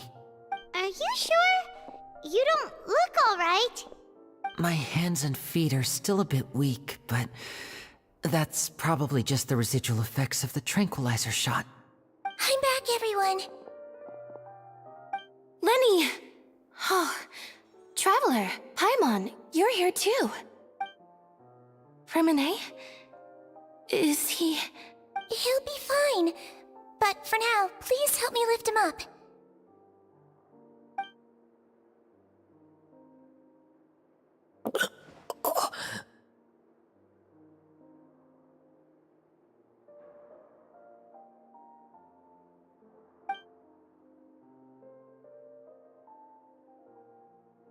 His breathing's beginning to slow down. Give me a hand and help me get him to the infirmary.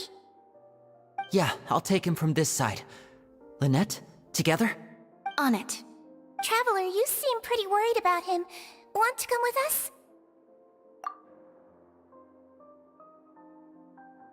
The Duke and Clarande are gone. They probably went to get some tea. The Duke will explain the truth in just a bit. Miss Clarande will need a break, since she only just returned from rescuing Fremine out of the sea.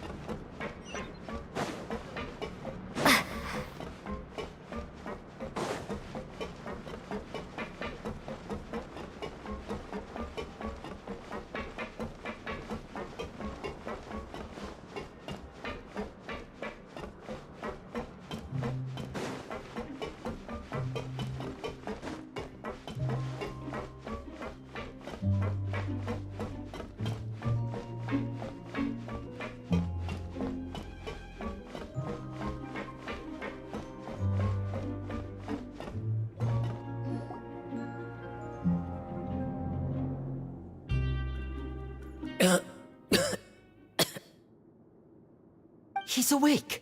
Fremine, how do you feel? Lynette.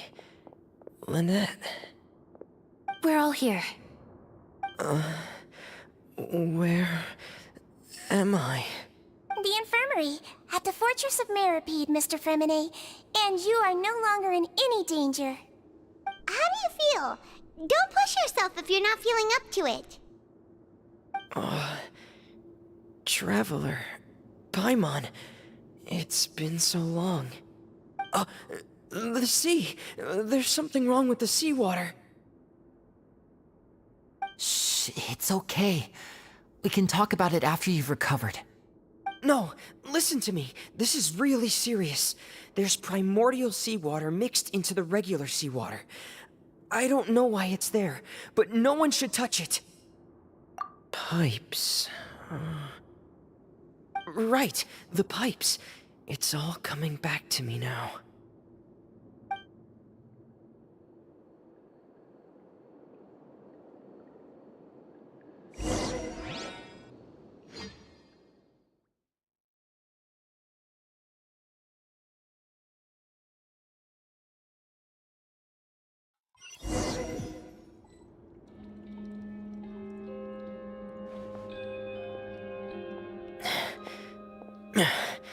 I'm in. Seems like this pipe hasn't been used in a long time. It looks abandoned.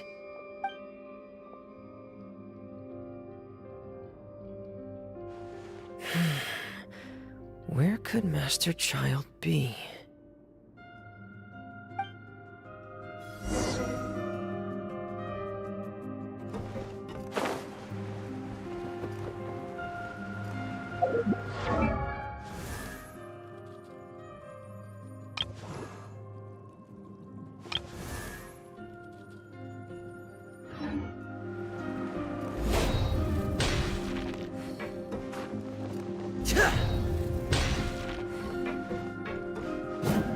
Frost is coming!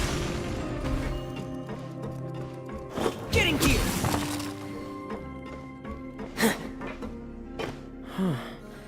This mechanism looks like it's been tampered with. Could he have done it?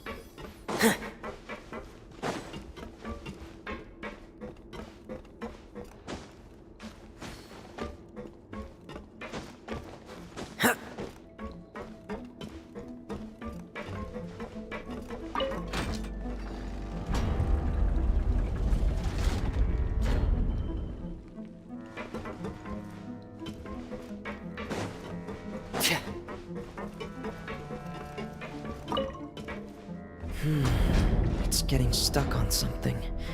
Seems like I'll have to avoid those obstacles while I turn it.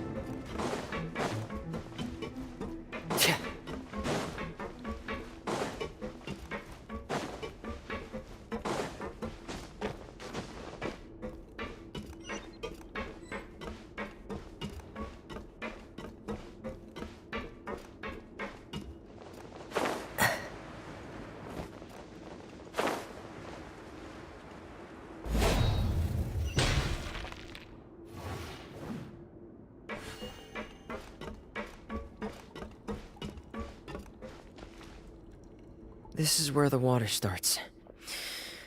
Okay. Master Child probably dived into the water. I'll go take a look as well.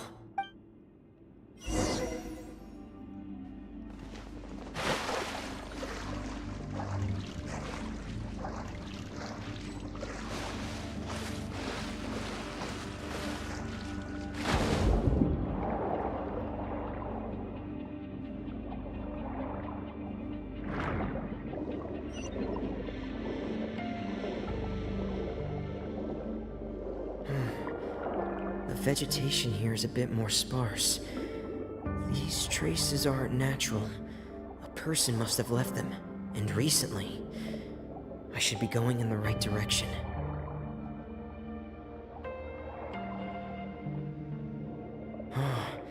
There are traces here too. I need to keep going. Huh? The traces are gone. But I don't see where he could have gone from here. Wait. What the?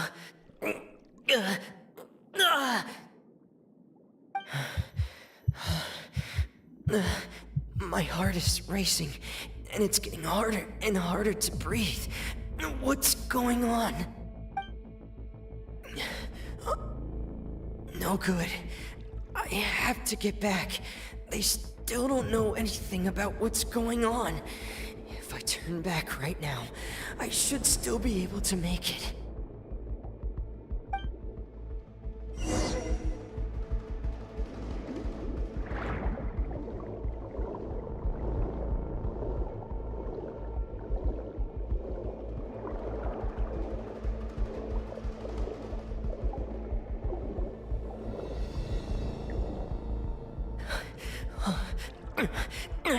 I can't die here.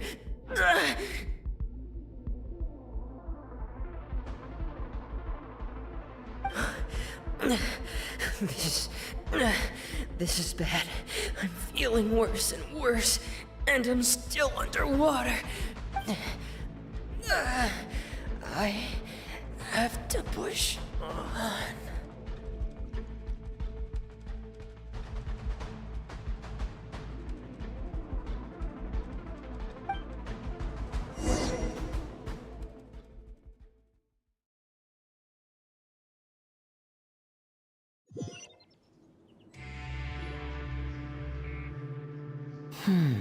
So, in other words, the trail you were following vanished, and you had no idea where Master Child could have gone. But there was also no obvious place for him to have disappeared to. That's right. I tried my best to swim back, but I had already put some distance between myself and the fortress, and I just couldn't find the strength to keep going. I probably passed out some time after that, and you know the rest. Miss Clarande brought you back, but we also don't know why she just suddenly appeared at the fortress, or why she went out to save you. Miss Clarande, you say? I must go thank her in person. You're still too weak for Monet. You can go after you've had some more rest. Miss Lynette is right. I believe Miss Clarande will stay here as a guest for another few days, so there's no need to hurry. A guest?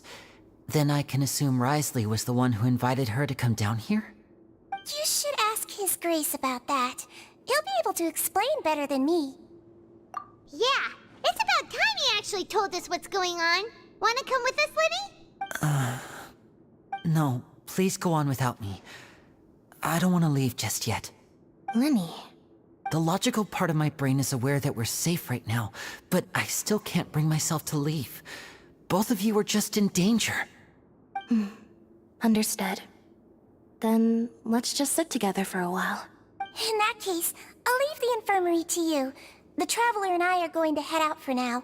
As long as you stay in here, I don't think you'll be disturbed. Thank you.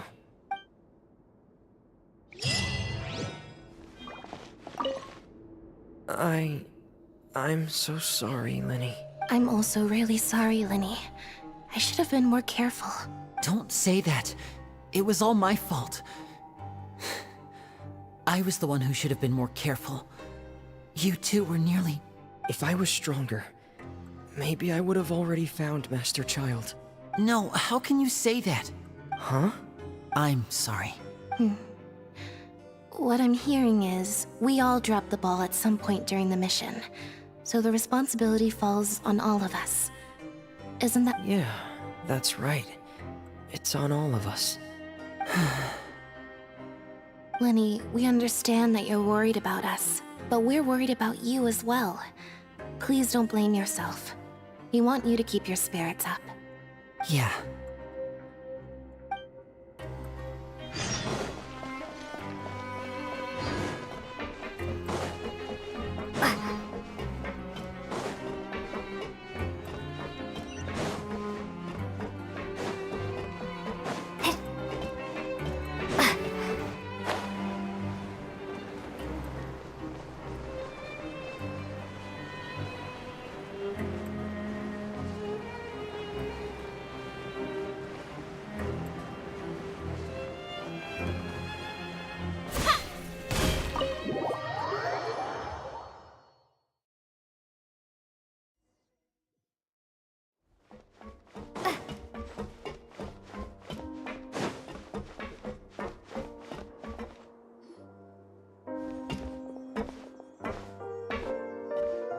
Excuse me?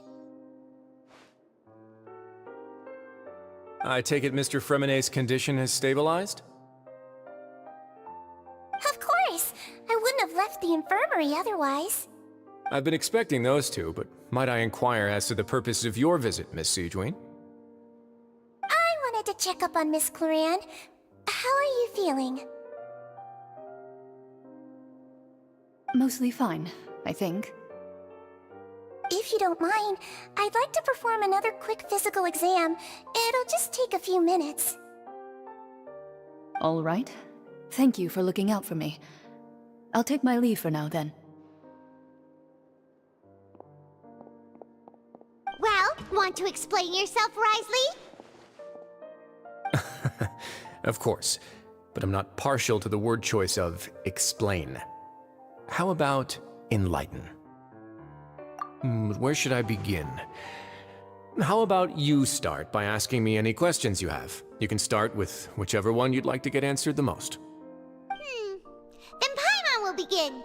Did you know about Lenny's goals from the very beginning? No. I just knew they were Fatui operatives sent to the fortress by the Knave. As for their specific goals, I only figured those out as you made progress on your investigation. You managed to monitor and stay ahead of them even though you didn't know what they were trying to do? They came here with ulterior motives. I'm quite adept at discerning what that kind of behavior signals. Initially, I thought their goal was just to investigate Child's disappearance. Linny suggested that I had deliberately let him escape, but in truth, I didn't really do anything special to help or hinder him while he was here. Everything he did, from finding helpers to leaving this place, he did on his own. Of course, it's inevitable that the knave would make a big deal out of her fellow Harbinger's unexplained disappearance. I'm also quite curious about where that Harbinger went, so I figured I might as well let the Fatui do their own investigative work. All I care about is the answer. So you were hoping Linny's group would just do your work for you! You make it sound like that's a bad thing. Unfortunately, things didn't go as planned. I assume that Fremine has told you already, the ratio of primordial seawater around the fortress of Meripede is on the rise. The Forbidden Zone has always been Linny's target, and you got roped into that investigation after running into him. I began to intervene out of concern for your safety, and also to prevent the fortress from becoming entangled in more irksome matters. Are the rumors true? That you're also a former criminal? Now, why would you put it like that? Isn't staying here all day and serving as the manager of the fortress a kind of sentence unto itself? Another form of prison? I just happen to have some support from the rest of the inmates, that's all. Oh, right! Paimon wanted to ask, who invited Cloran down here? Me, of course. I paid her good mora to come down to the fortress for some field work. As a champion duelist, Miss Cloran could be considered to be an independent party. I needed to find an exceptionally capable person to help me get through the impending crisis. And saving Fremine was part of that crisis? You can think of it like that, yes. Credit where credit is due, that boy is quite adept at diving. Had conditions not been as hostile as they were, he probably would have found the missing Harbinger already. That's not something you should be asking after. Neuvillette only asked you to investigate Child's whereabouts. All I need to prove to you is that the Forbidden Zone had nothing to do with the Harbinger's disappearance. That should be clear now that you've spoken to Fremine. But we've already uncovered that there's something wrong with the infirmary, and we've answered a bunch of questions that you threw at us. Isn't it about time that you answer our last question in return? You make a compelling case. Do you really want to know the answer that badly? Yeah, Paimon really wants to know! Even if the truth may not be pleasant? Follow me.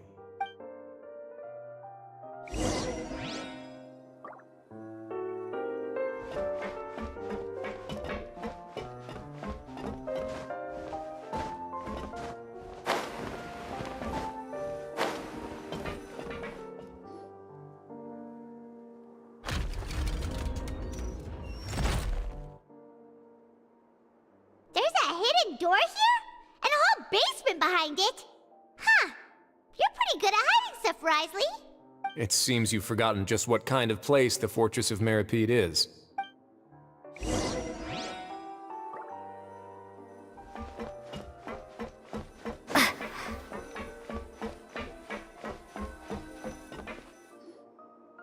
Stand on the central plate. Wait, is there a secret mechanism or... Whoa!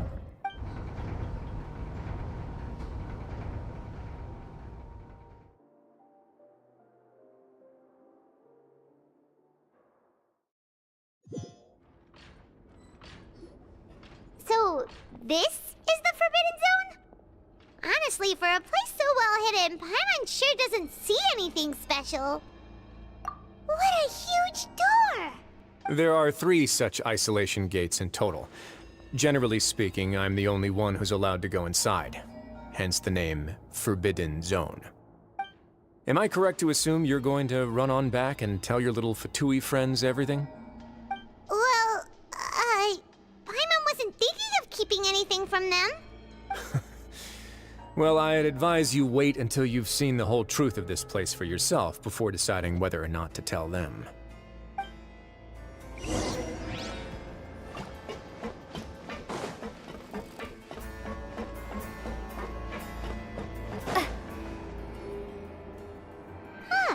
So there's a switch on the side.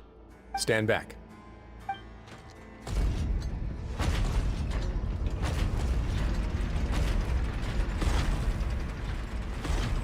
Whoa! They all just went up one by one! Go on, have a look.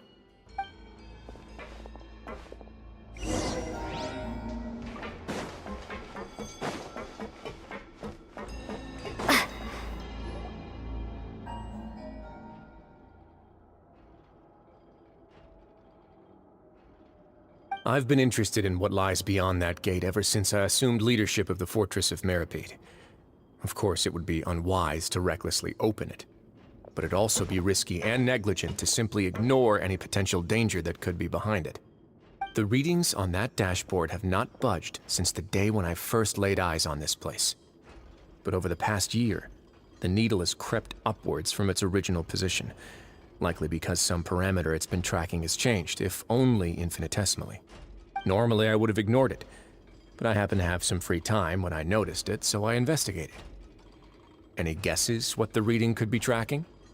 Very reasonable guesses. I've considered both of those as well. Unfortunately, our dashboard is tracking something less ordinary. The temperature should vary with weather and climate changes, so for something that rarely shifts, the water pressure is more likely.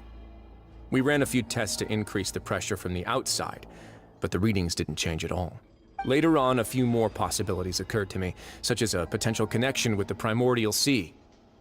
I began to make a few preparations based on that hypothesis. Over the past few days, the needle has moved again. With that, and the symptoms that Fremine displayed after leaving the fortress, I can now confidently conclude that the readings represent the concentration of primordial seawater in the seawater nearby. The concentration of primordial seawater? But we're already under the sea! And that is precisely the problem. We're at the bottom of the sea, and now we're surrounded by toxic seawater. Somehow, primordial seawater got mixed in, and the concentration is steadily rising. Yes, that's very likely. But forget about the two of us! Not even Novelette knows where the primordial sea could be, much less where we could find and plug a leak. Oh. Seems like you've figured it out. I believe the primordial sea lies directly beneath this sluice gate. For some reason, the primordial seawater levels have risen significantly, and it's now very close to us. The indicators are now red. Although the gate still stands, some primordial seawater has already leaked out and mixed into the sea around us. If this continues, soon it will no longer be able to hold back the primordial sea at all. Yeah, you know what the legends say. If this place falls, then everyone in Fontaine will be turned into puddles in the span of a night. But that's just too weird! Why would the Fortress of Meripede be built right above a sluice gate for the primordial sea? Who built this place anyway? Your expression tells me you think this might be part of a vast, complicated conspiracy. To be honest, you might find the actual answer may be exceedingly boring. It's just that the secret of the Forbidden Zone had been long forgotten by the nation before I rediscovered it with my research. There's no single founder of the Fortress of Meripede in any traditional sense. What we know about its history has been left to us by the people who used to live here. When the previous Hydro Archon Egeria ruled the land, all convicted criminals from Fontaine were exiled. The people drove the criminals away like a wolf pack chasing away the banished.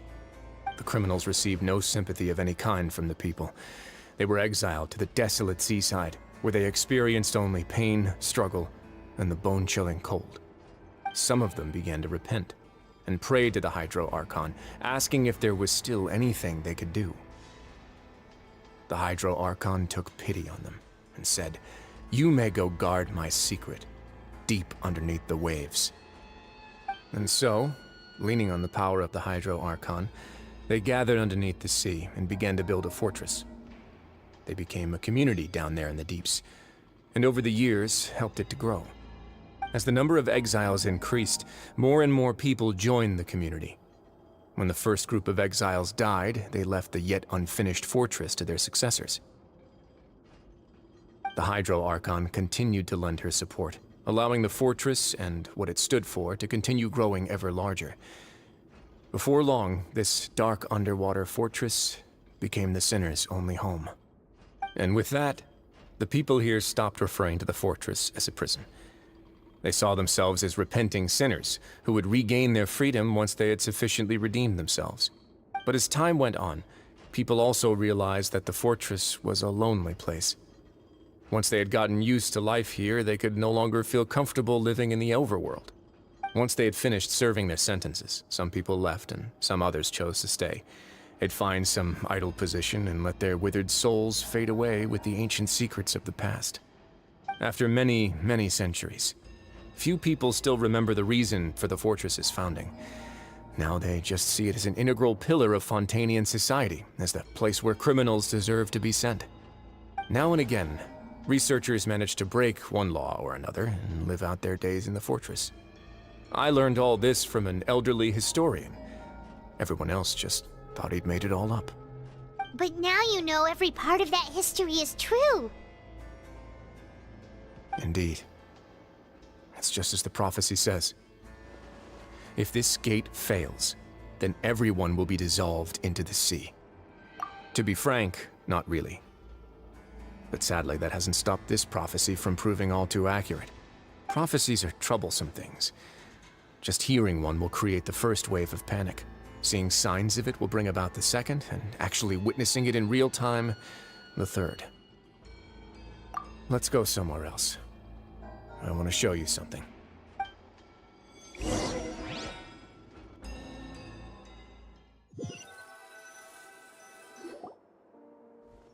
This is it. Your Grace, perfect timing. The results from our last round of experiments have... Wait, Jurier, he's not alone! Huh? Lorvine and Jurier? No need to panic, you two. I've already told them about our plan. What? After you warned us not to tell a single soul about any of this? I'm skeptical as well. Are you sure they are trustworthy? The results speak for themselves, don't they? These two may already know more than you could ever imagine. All right then, if Your Grace insists. They seem harmless enough, so I'll trust them for now. Well, how about some reintroductions? This is Jurier, one of the highest-ranked researchers from the Fontaine Research Institute. He used to work under Edwin. I trust that you've heard of Edwin? Good. Saves me a bit of time explaining. Edwin's main areas of research were archaeum and gravimeters.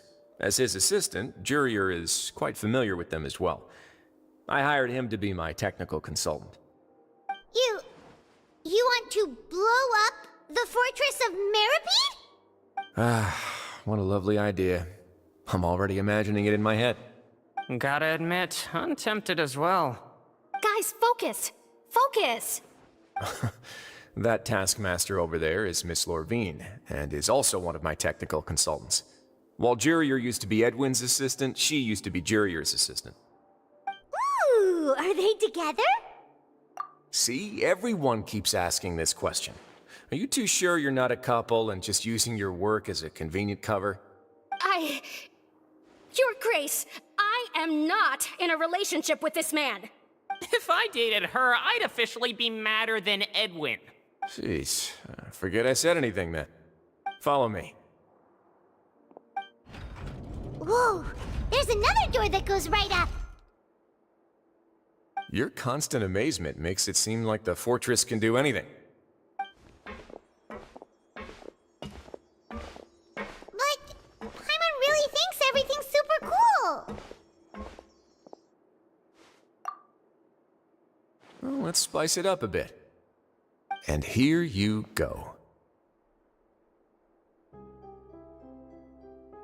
What a huge ship! This is also a production zone that Paimon's never seen before. What's going on? How much do you know about Fontanian history? Not much at all. Well, then maybe you haven't heard the story of ancient Lemuria. To give you a quick rundown, Fontaine used to be ruled by the Lemurian dynasty. According to legend, the Lemurian king Remus came to this land after being inspired by divine revelation and found the seer Sibila, who had taken on the form of a golden bee. Taking the golden bee with him and riding on a huge ship, the Fortuna, he created his nation above the surging waves. He called his nation Lemuria, and used the Fortuna to incessantly search for new tribes and islands, calling on them to join his empire. There's a ship in this story too? Where there's water, there'll be ships. People believe that hope can always be found at the end of a voyage. Do you believe that too? To a point, I think. As you've already seen, I have a whole factory's worth of labor, materials, and technology at my disposal. Certainly can't hurt to give it a try. So the moment I began to speculate that the Primordial Sea might lie underneath the gate, I also began this project. Were you inspired by the legendary Fortuna? Maybe. Fontanians need something to hold on to cope with the impending disaster. Were the workers to find out the truth behind this ship, riots would destroy the fortress faster than any catastrophe. As the fortress's administrator, I'd never make such a reckless call. Alright, that's enough talking for now. I'll need another 3 cups of tea to soothe my throat. Do you have any other questions? Seems like you're good. Come on, I'll take you back.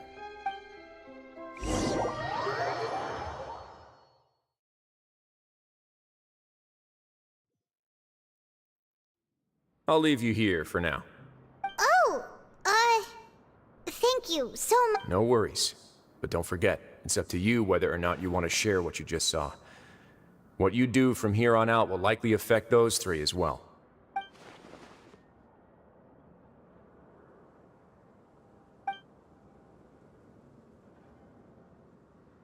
Yeah, we'll put a lot of thought into it for sure. Great. I look forward to what happens next.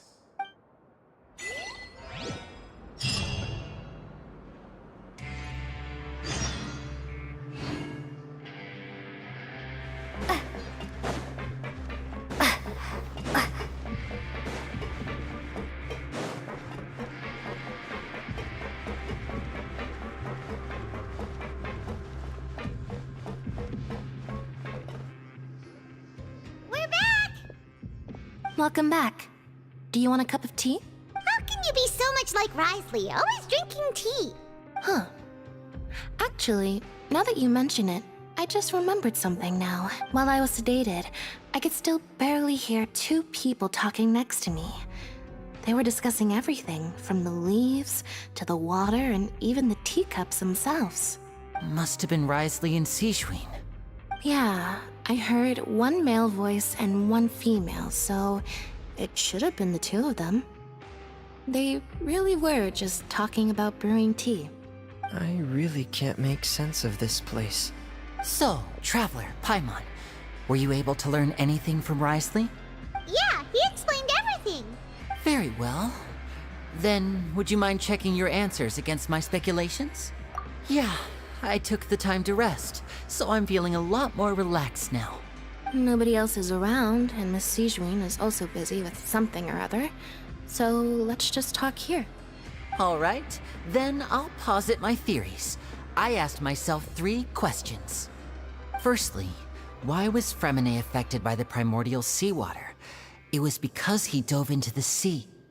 My theory is, the long-lost primordial sea is probably very close to the fortress of Meripede. Ooh, he's good. He got that right on the first try. That's our Lenny.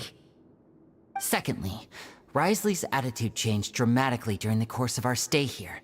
He ignored us completely at first, then suddenly roadblocked us. Why?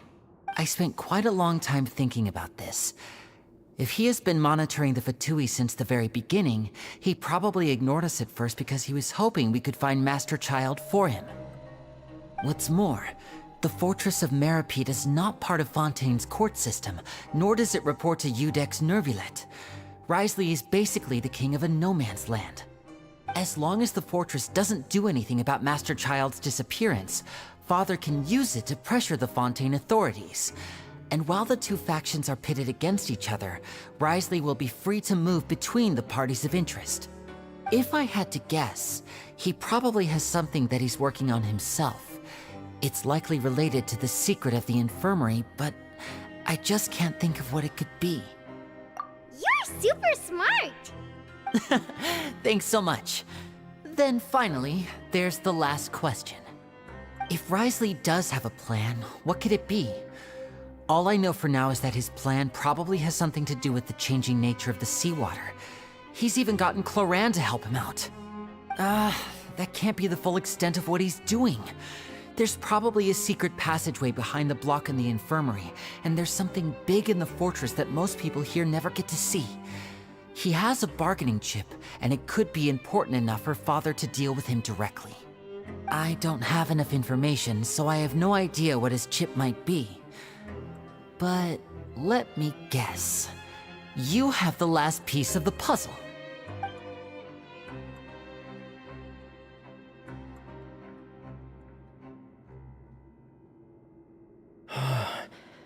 I can't believe it.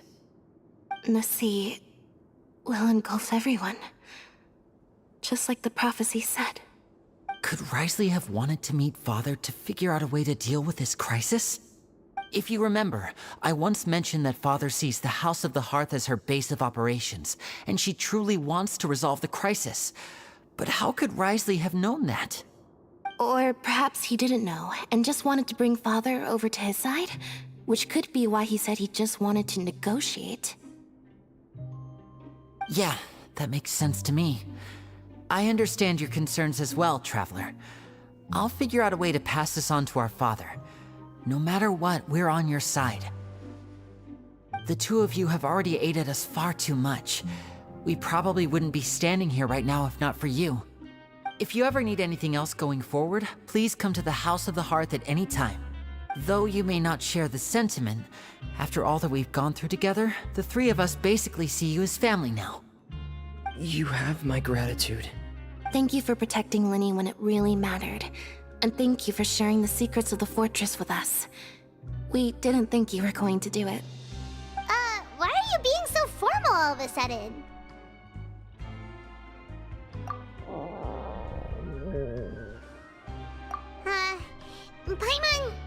Paimon's hungry. Oh, you've done so much already. Go get some food. Alright, then we'll catch you guys another time.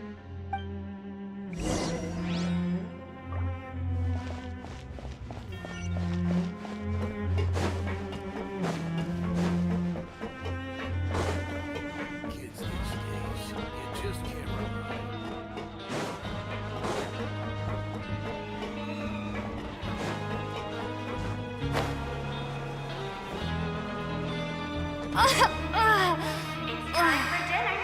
Welfare meals now being served in the coupon cafeteria. Come on, let's go pick up ours as well.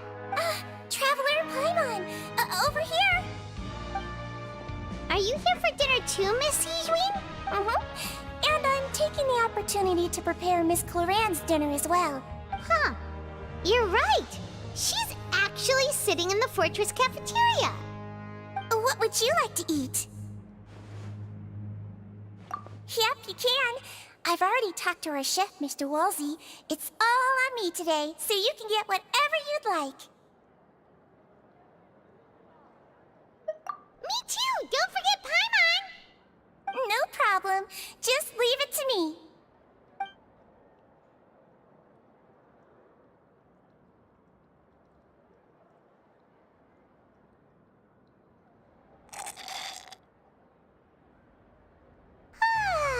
So delicious. Paimon's so happy. Paimon wants to feast like this every day. Feeling full yet? How's the food? Delicious. I'm so glad to see you all so happy. Oh, see, the expression on your face just now? The muscle here just moved, which suggests that you're feeling quite relaxed at the moment. Sijwin, do you do this to help your patients or to better understand human beings? A bit of both, I suppose. I'm a Melazine, which means I'm very different from human beings. I must know what you're thinking if I want to take good care of you. You're really good at taking care of people. Even though you're so short, you still talk and act like an older sister. Really? You're reminded of an older sister? That's great to hear. Oh, and what did you mean back in Wesley's office, when you said that you were protecting Linny and his siblings as well. Oh, that. I just asked His Grace to look out for those children, especially that diver boy. I was getting a bit worried after hearing that something was wrong with the water. Thankfully, Glorand is very strong and managed to save him in the nick of time. His Grace also sealed the pipes after Glorand left, to make sure that Linny wouldn't impulsively chase after his brother. Although the path was blocked, we still stationed some guards there to stop anyone from approaching. They were instructed to only open the door once Miss Glorand had returned. Oh, and I was keeping an eye on Mr. Linny as well. We had to press him, but we couldn't allow him to be in any real danger. You were all super considerate and really thought everything through. It's just what we do down here at the fortress. At least this has been His Grace's style for as long as he's been the leader.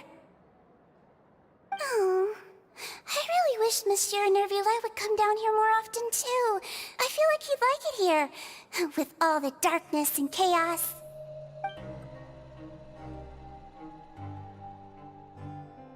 Get a good night's rest, you two. You both worked very hard.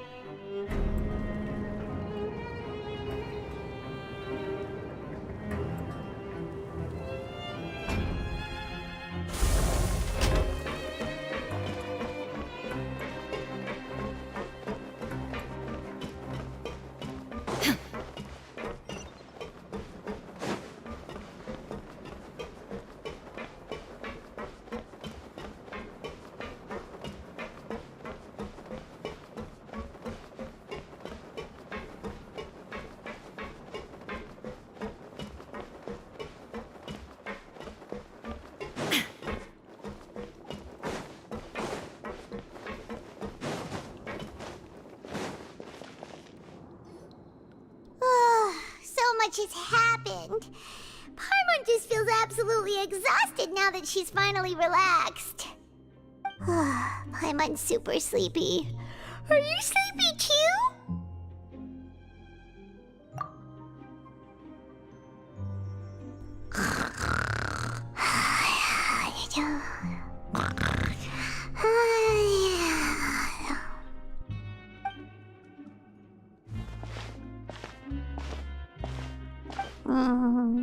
Delicious.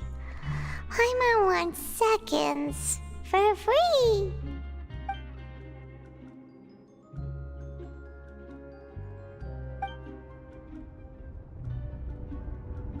Out of my way!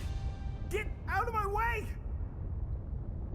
What happened? Why is everyone running? No idea, but something must have happened. Stop asking!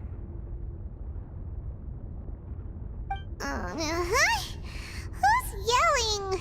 Paimon still wants to sleep.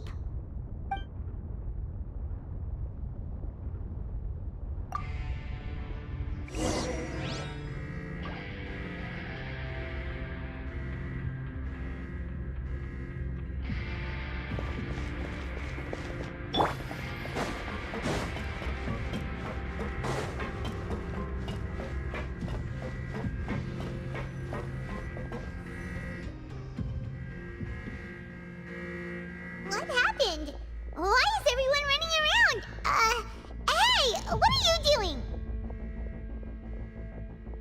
No time to explain, mate.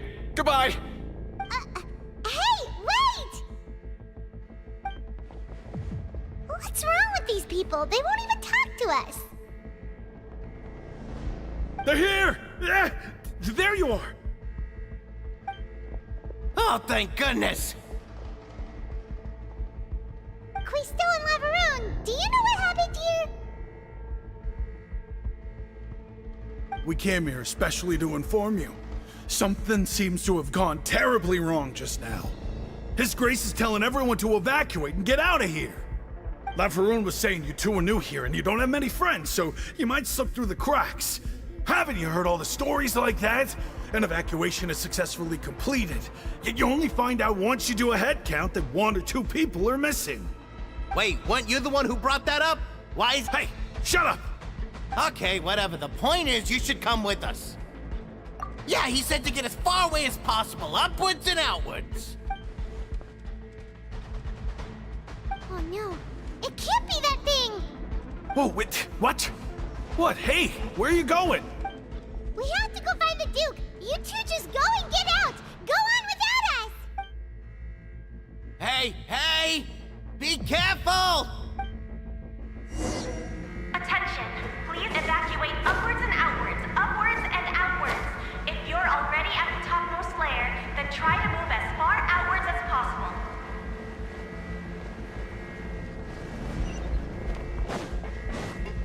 Attention, please evacuate upwards and outwards, upwards and outwards.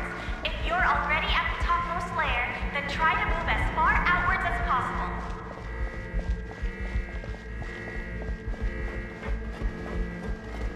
Attention, please evacuate upwards and outwards, upwards and outwards. If you're already at the topmost layer, then try to move as far outwards as possible.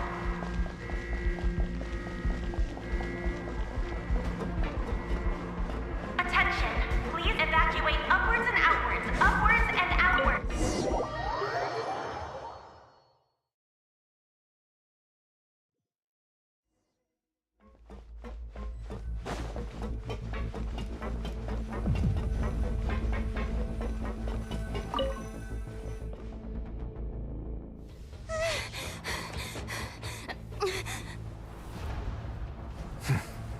They're here. Just like I said. What happened?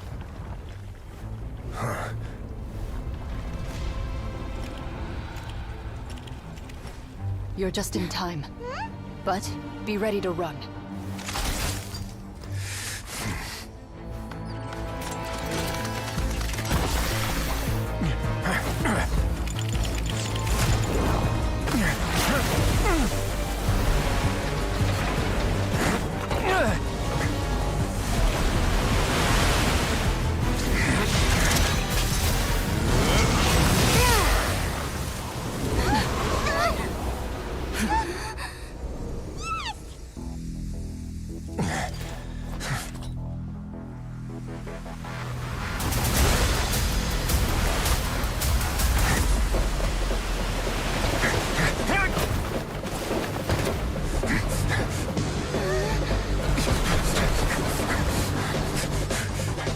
Three, 2, 1.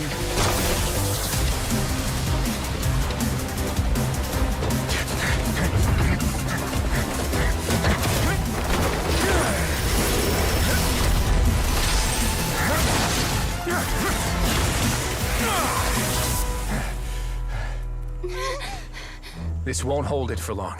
Find Neuvillette. Tell him the defenses are about to collapse. Then what will happen to you? Until he arrives, we're the last line of defense.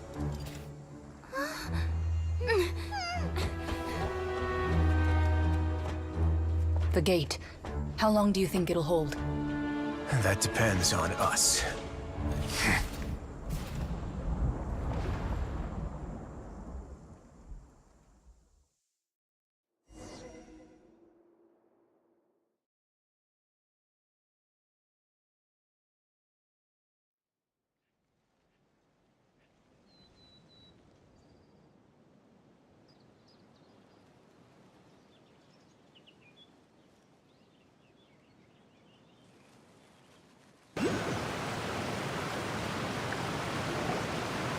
Neuvillette? Why are you here? Traveler, I need you to head to the Opera House immediately. Farina will soon be meeting with the knave there. You must protect Farina, and make sure she doesn't spend too much time alone with her. Will do. You have my sincerest gratitude.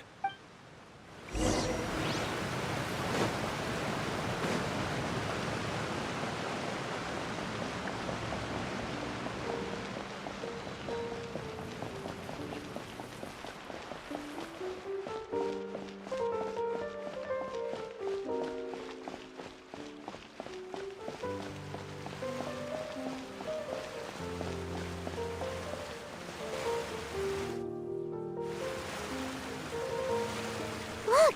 There are a ton of Fatilian Palais Mermonia people over there! The knave is probably here already. We need to hurry! Are you two the traveler in Paimon? Monsieur Neuvillette has left instructions. Please follow me. Though I'm sure he's already explained, this should be a mostly cordial conversation, unlikely to give rise to violence. But it would be most appreciated if you could protect Lady Farina to the best of your abilities.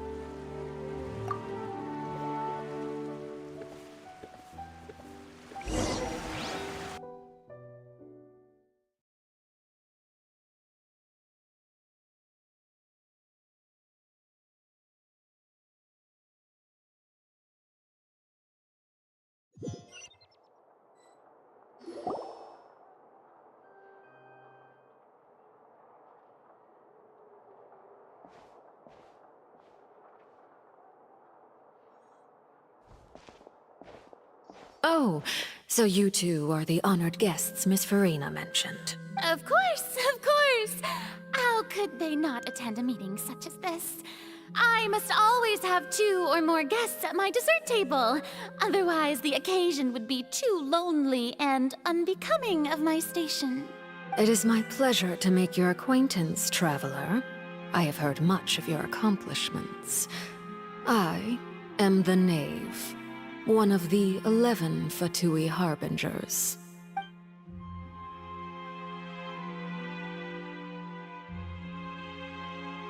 I've already prepared seats for you. Come, sit beside me.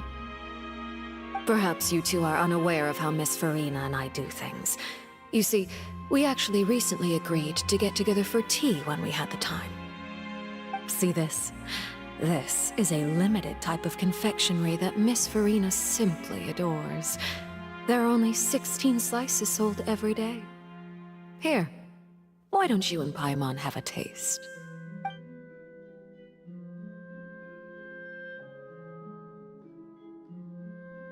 Traveler, what do you think of this cake? That's good to hear. So what Child said was on the mark after all. You do share a taste in desserts with Farina and I. I wonder how he's doing nowadays. You must have heard, right? He's suddenly gone missing. I'm really worried about his safety, you know. Here's to hope. Since we're talking about him, I feel like I should add something. His martial prowess really looked certainly pretty impressive, yeah. Oh, so you're also familiar with his aptitude for fighting, Miss Farina. Oh, right. I almost forgot. Child was subdued by Iudex Neuvillette right in front of you. Against ordinary people, my colleague would never be on the back foot. But alas, he just never imagined he'd run into such a person. I must express my admiration for Monsieur Neuvillette. Coming from you, that's not surprising at all. But I thought you would be happier to hear the news. Of course, but it's still a bit of a shame. You see, I would have been far happier had I received this news somewhat earlier. As you well know, a long time has passed since Child disappeared. Well, in any case, there's no need to worry. We know for sure that Child is still alive. Oh, and just how do you know that? Because we found evidence that proved he left the Fortress of Mirapede. And where did he go after leaving the fortress? Well... The fortress of Meripede lies deep beneath the waves. Unless he pranced right out of the main gate, he must have had to swim for it. Do you have any proof that he surfaced safely? Ah, that is good news at least. His sister Tonya sent a letter to Fontaine not too long ago. Since he was unfortunately unavailable, I picked it up on his behalf. Do you have any idea how he usually writes back to his family? Dear Tonya, your letter made me feel like we were still enjoying our time in Snezhnaya together. I'm currently admiring the scenery on the streets in front of the opera house. Is it something like that?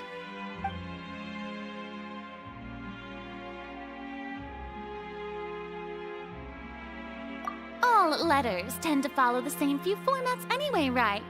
As long as the contents are accurate, it doesn't matter so much how it's written or how it's worded. Hold on. The water in the teacup is shaking. I suppose this is also a sign of things to come, Miss Farina. Huh? I don't quite understand what you're trying to say. Have we entered into the next stage of the prophecy?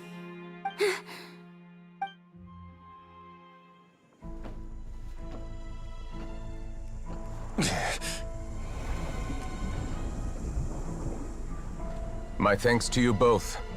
I will take it from here.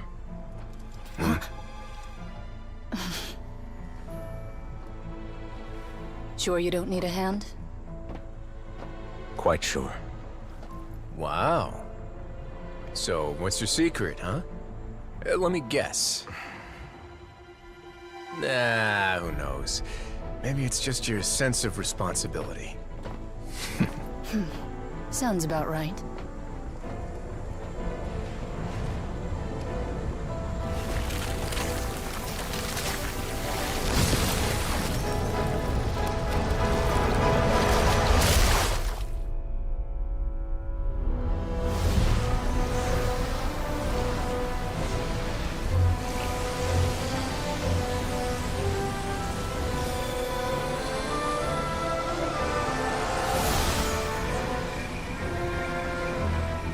Day may come when the prophecy is fulfilled, and the waters burst forth.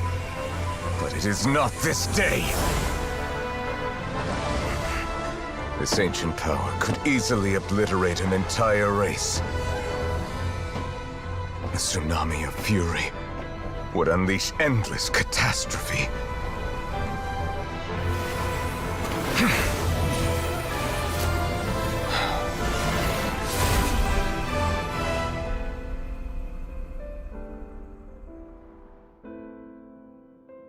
This sentence is too severe. Forgive me for overruling it.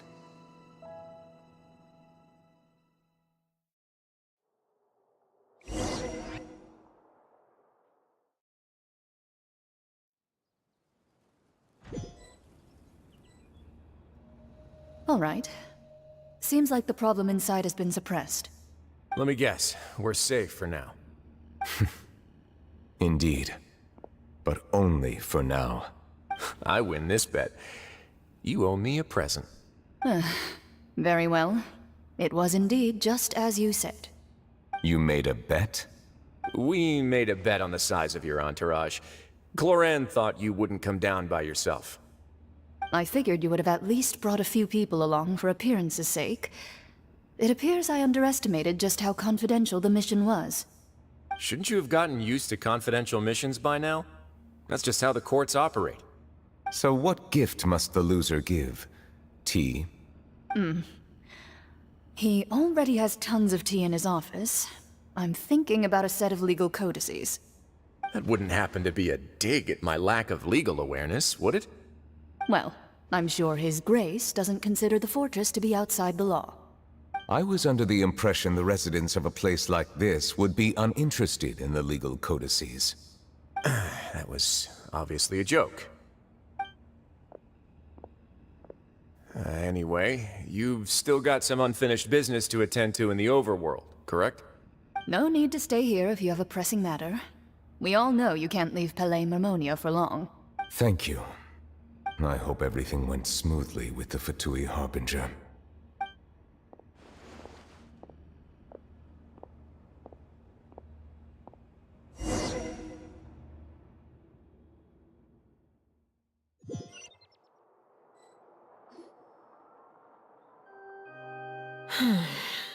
I must say, we've spent long enough playing house. Miss Farina, as the Hydro Archon, I am sure you understand the exact meaning of the phenomenon we just witnessed. Or should I say, that's what I originally thought. But looking at your expression, was I wrong? And you haven't a clue?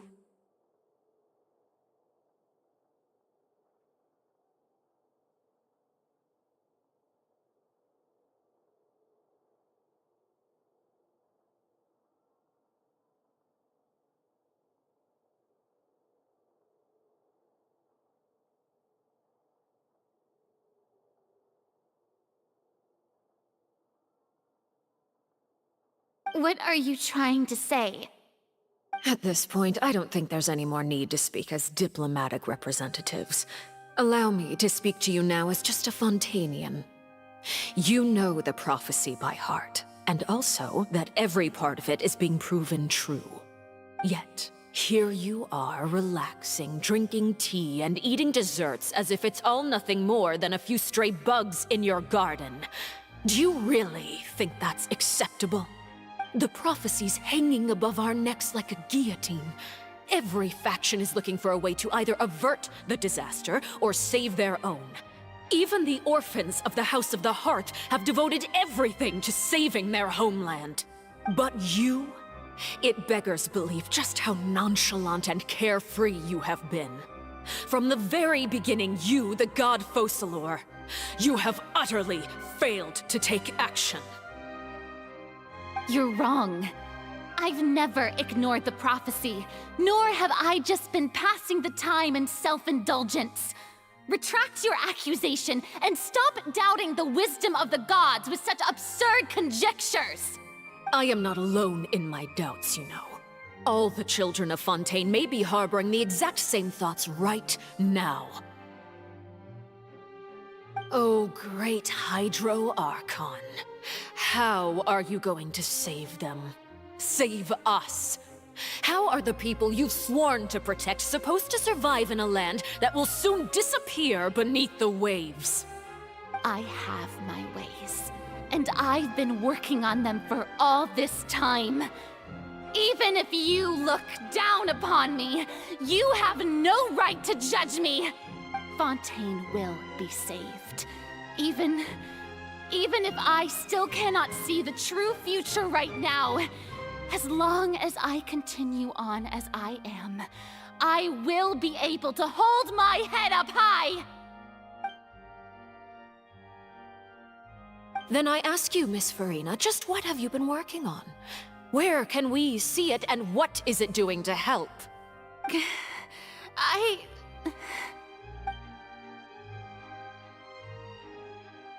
My machinations are just like the prophecy itself. They will only reveal themselves at the fated time. I see. As a god, the proof of your labor always lies beyond prying mortal eyes. Allow me to be so bold as to ask another way. Would it be possible for you to tell us the parts of your plan that are not confidential? Such as your emergency response plan for the impending disaster? An emergency response plan? Oh, that look in your eyes. Have you not even prepared one of those? The emergency response plan is also strictly confidential. Then allow me to jog your memory. Miss Farina, what is the purpose of your Oratrice Mécanique d'Analyse Cardinal? And what do you plan to do with the massive amounts of indemnitium that has accumulated over the years? The Oratrice? It's just like it appears to be. So you also have no idea. If I'm not mistaken, someone's using it to prepare for something. But unfortunately, it would seem that someone is not you, Miss Farina. I first caught wind of this when Linny tried to investigate the Oratrice in the Opera House. You see, even just getting close to the core contaminated him with an extremely large amount of indemnitium. But even if that had nothing to do with you, then what could you possibly be working on, oh great Hydro Archon? Oh, right. I almost forgot. Udex Neuvillette is not at the tea party with us today. Miss Farina, I suppose you must have ordered him away to take care of some troublesome business. Yeah, yes, that's exactly right. Please keep it a secret for me. Of course I will. Although, I must say, Miss Farina, you seem quite insecure without the Udex by your side. Oh, very well. Let's stop that conversation here. There are still a few slices of cake left, so please, help yourselves, everyone.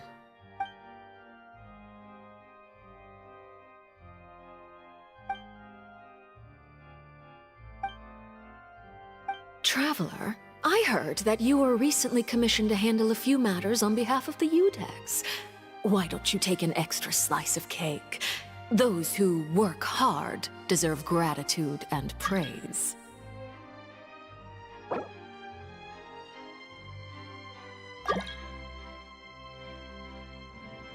You too, Paimon.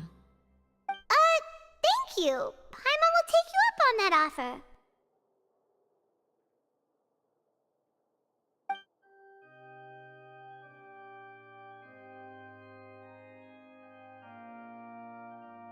Oh, Paimon's super full. That cake was great.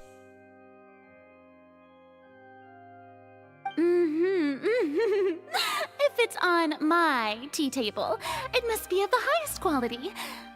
Yes, and we must thank the knave for bringing these over as well. You're welcome. I'm sure the cake also felt greatly honored to be featured at Miss Farina's table. And I was merely catering to Miss Farina's tastes, seeking a chance to chat over tea. It is getting late. Why don't we call it a day? There are still a few matters that I need to take care of, so I must take my leave now. Very well. We'll end it here. Mind seeing me off, Traveler? We could use the opportunity to discuss Child before I must be on my way. Paimon's coming too!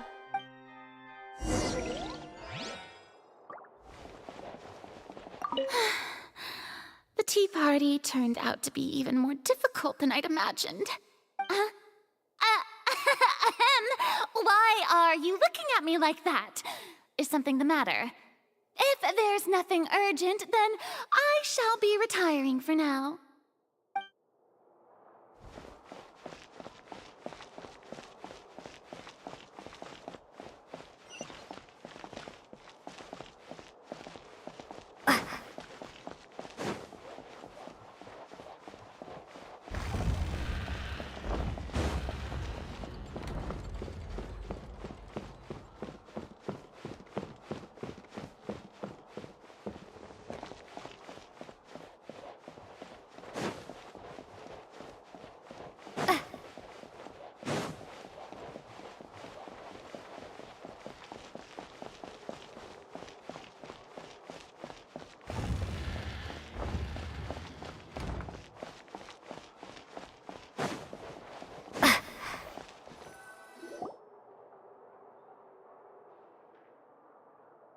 I'm glad that you were willing to come with me. Of course, Child was just an excuse. I have no interest in your dealings with him.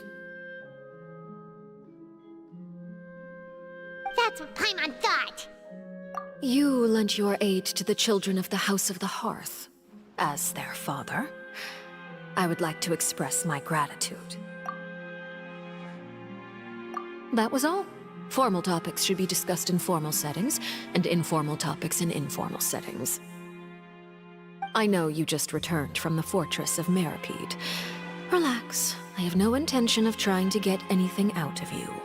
Linny, Lynette, and Fremine are still there, and I trust their judgment and abilities. They've all been working very hard and have always done all they can to fight back against anyone who tried to stop them, especially Linny. You mean Ridesley. He's a tricky one to deal with. It's unfortunate that Linny's so eager to prove himself that he can't learn to rely on others, including me. By the way, and you can just consider this a bit of idle gossip, but what's your impression of Furina? You are outside of our disputes, and the freest person in all of Fontaine, able to move around most easily. Allow me to share my perspective with you. And that's everything that happened during the trial. Master Child was declared guilty and immediately transported to the Fortress of Meropide. Didn't he say he was coming here on vacation? Does he not feel an ounce of shame for all the trouble he has caused?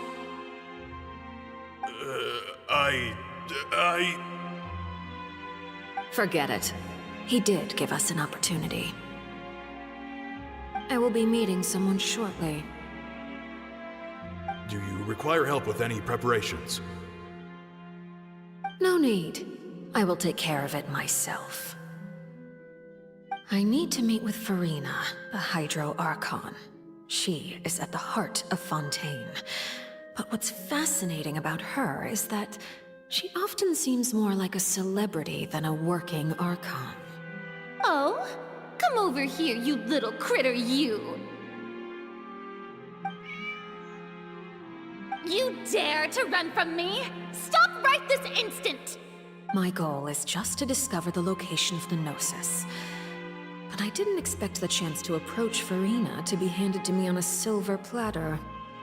This is so easy, it's actually making me a bit suspicious. Anything left unguarded is usually just bait. But no one will blame someone for taking the bait. After all, from the moment it was attached to the hook, the bait is meant to be sacrificed. It's just as I guessed in the second before I struck. The Hydronosis is not currently held by the Archon. In fact, this Archon doesn't seem like a god at all. And I sense that she's under some kind of curse. Who are you? And what are you trying to do? Please don't kill me! I'm begging you, please! The fear in her pupils is genuine, so perhaps she's not bait after all. Either way, targeting her has lost all meaning. I left the scene with ease. Nobody came looking for me, and nobody could serve as a witness to my near assassination of Focalor. I suspect even Furina dares not mention this incident to anyone. Not long after, my informants confirmed what I had guessed. After returning to her quarters, Furina quietly cried alone. She was so scared that she could not sleep that night, nor could she even bring herself to eat her cake. There's no doubt that there's something wrong with her. I began to entertain the possibility that she is not the true Hydro Archon. Perhaps Iudex Neuvillette is actually the genuine article. I have to find the Gnosis. If the Neuvillette hypothesis is correct, he is probably in possession of it. Alternatively, it might have been hidden in a place that's hard for ordinary people to access. Yes, Father. My dear children, please speak. News from the Fortress of Meropide. Master Child has gone missing. On top of that, the contacts and guards we bribed at the fortress have all gone quiet as well. Probably the handiwork of that Ridesley. I'm afraid so. This is a good opportunity. The value of a Harbinger is much higher than most would imagine. We now have an excuse to exert diplomatic pressure on the Fontaine authorities. Set up a meeting for me. I would like to meet the Hydro Archon and Iudex Neuvillette. Oh, and I have an additional mission for you three. Yes, Father. Tartaglia's disappearance was not a part of my plan, but I can use it to make a breakthrough. With this as my excuse, I can ask for an official audience and continue my investigation of Farina and Iudex Neuvillette. The initiative belongs to the House of the Hearth. My wish to investigate the fortress of Meropide will be a front. Linny and his group will be responsible for the actual intelligence gathering.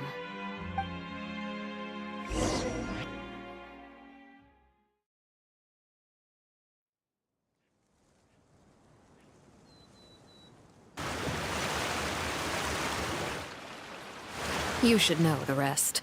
Linny's group is quite close to you, so they wouldn't have hidden anything from you. You attacked the Hydro Archon? It wouldn't mean anything, even if you shouted it from the rooftops. After all, even Farina herself is still pretending that nothing of that sort ever happened. Alright then. I've now had 2 chances to enjoy tea with Farina. I have to say, the leadership of Fontaine is even more inscrutable than I had imagined. I once surmised that Iudex Neuvillette must be the Hydro Archon, but now, that doesn't seem right to me either. I am a servant of Her Majesty the Tsaritsa. Over my years of service, I've learned how a real Archon conducts and carries themselves. Whether Iudex Neuvillette or Farina, neither fits the bill. It's hard to imagine either of them as the Archon. Of course, that is all just how I feel. Gut feelings often do not require justification.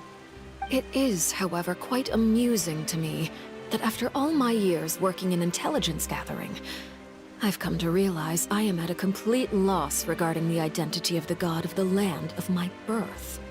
Don't you think Fontaine is quite intriguing? A catastrophe looms, yet many secrets have yet to rise to the surface. It looks like Fontainians will have no choice but to save themselves. Ultimately, though, one must survive in order to do anything else. Should the need arise, I would be happy to cooperate with you. You don't need to commit to anything right now, of course. I have a feeling that the situation will continue to evolve, and as your name is often connected with noble deeds, I'm sure we will work together someday.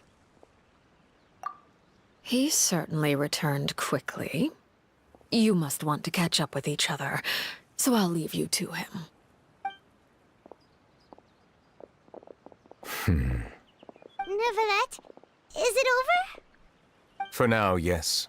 But this issue will prove quite thorny in the long term.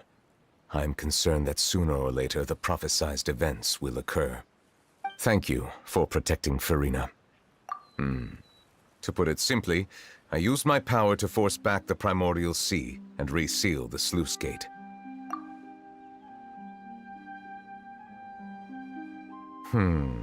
So as expected, the knave has turned up the pressure on Farina. She's trying to feel her out, though I'm still unsure as to her motives. Permission granted. Whoa. It can't be that you're the real Hydro Archon, right? But that's just a speculation on our part, though. You can't tell us? Then that's okay. We can talk about something else. We won't try to force you. You guys in Fontaine are super strange. If by the phrase, you guys, you are referring to Farina and I, then although I'm not sure just what you are trying to imply, I must clarify that I do not share her positions on a multitude of topics. I believe so. The fortress has a long and complex history. It has seen much grief and suffering.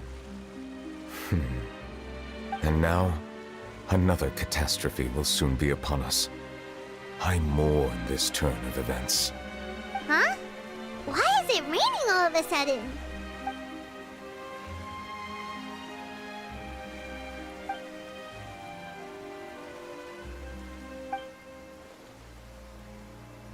You may be closer to the truth than you think.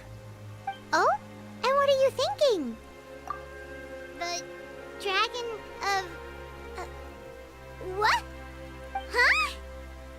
Please do not be so surprised. Farina? Neverlet,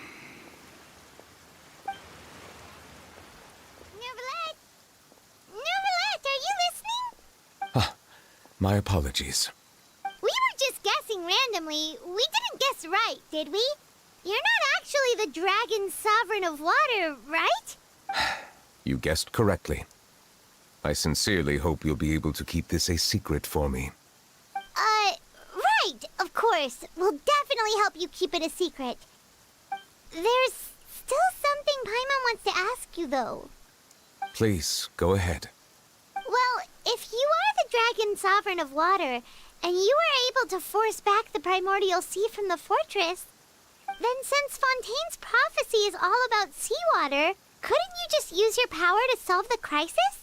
None of the currently living dragon sovereigns in the world, myself included, possess our full dragonhood.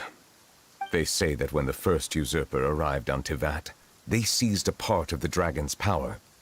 Today, that stolen power is the basis of the Archon's authorities. There are 7 elemental Archons and 7 matching dragon sovereigns.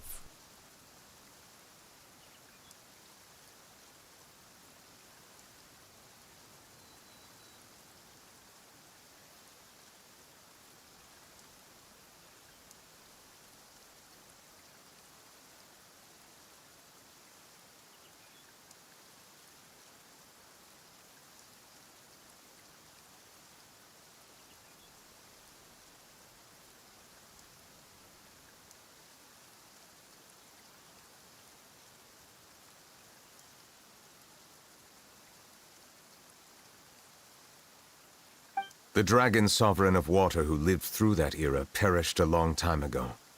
As their successor, I know far less of that part of our ancient history. In any case, I believe I will not be able to do much unless the Archon disappears and returns their elemental authority to me. Given the status quo, however, I would recommend finding another way to deal with the prophecy. Oh, so even you can't solve it. I still have some urgent matters to attend to at my office. If you have any more questions regarding ancient history, you are welcome to discuss them with me at a later time. Please go right ahead. There's a place that Paimon wants to go too. Traveler, why don't we pay another visit to the Fortress of Meropide? Paimon is a little worried. We'll see you another time. Take care.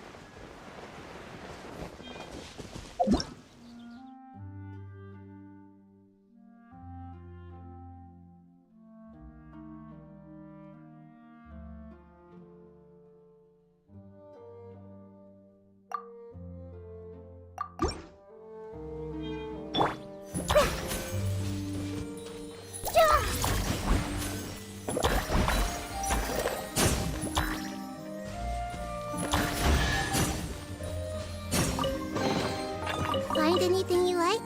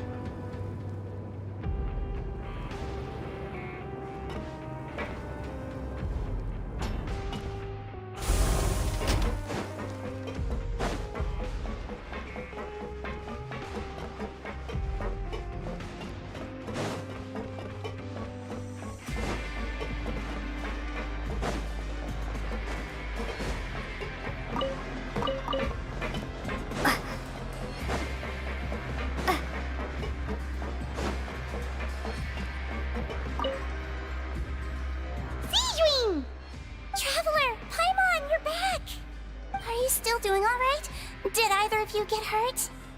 We're fine, but what about you guys? It was such a huge mess. How bad was it? A few people sustained superficial injuries, but that's about the extent of the damage. Monsieur Nervulette paid us a visit. It was all thanks to him that we managed to suppress the crisis for the time being. Of course, we must also thank you for the help you provided. How did Nervulette know that he was needed here? Well, Monsieur Nervulette has strong resonance with the hydro element. When the water level rises, he can feel the waves produced. I ran into the bombshell bros while bandaging the injuries of the wounded. They were mumbling the whole time about how you just ran down without a word. I'm so relieved to see that you're both alright. If you're not too pressed for time, please stay with us a few more days.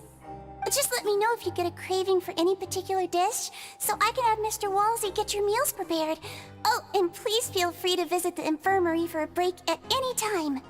I'd like to take the opportunity to spend some more time observing your facial muscles as well. Your happy smiles are quite contagious, you know. They're so memorable, and I've missed them immensely while you were gone.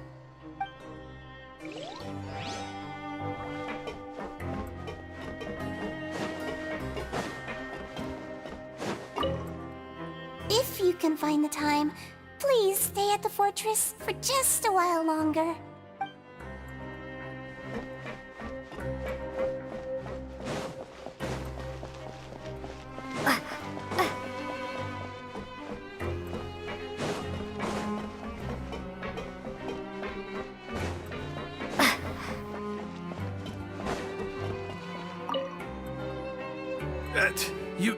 You guys are back?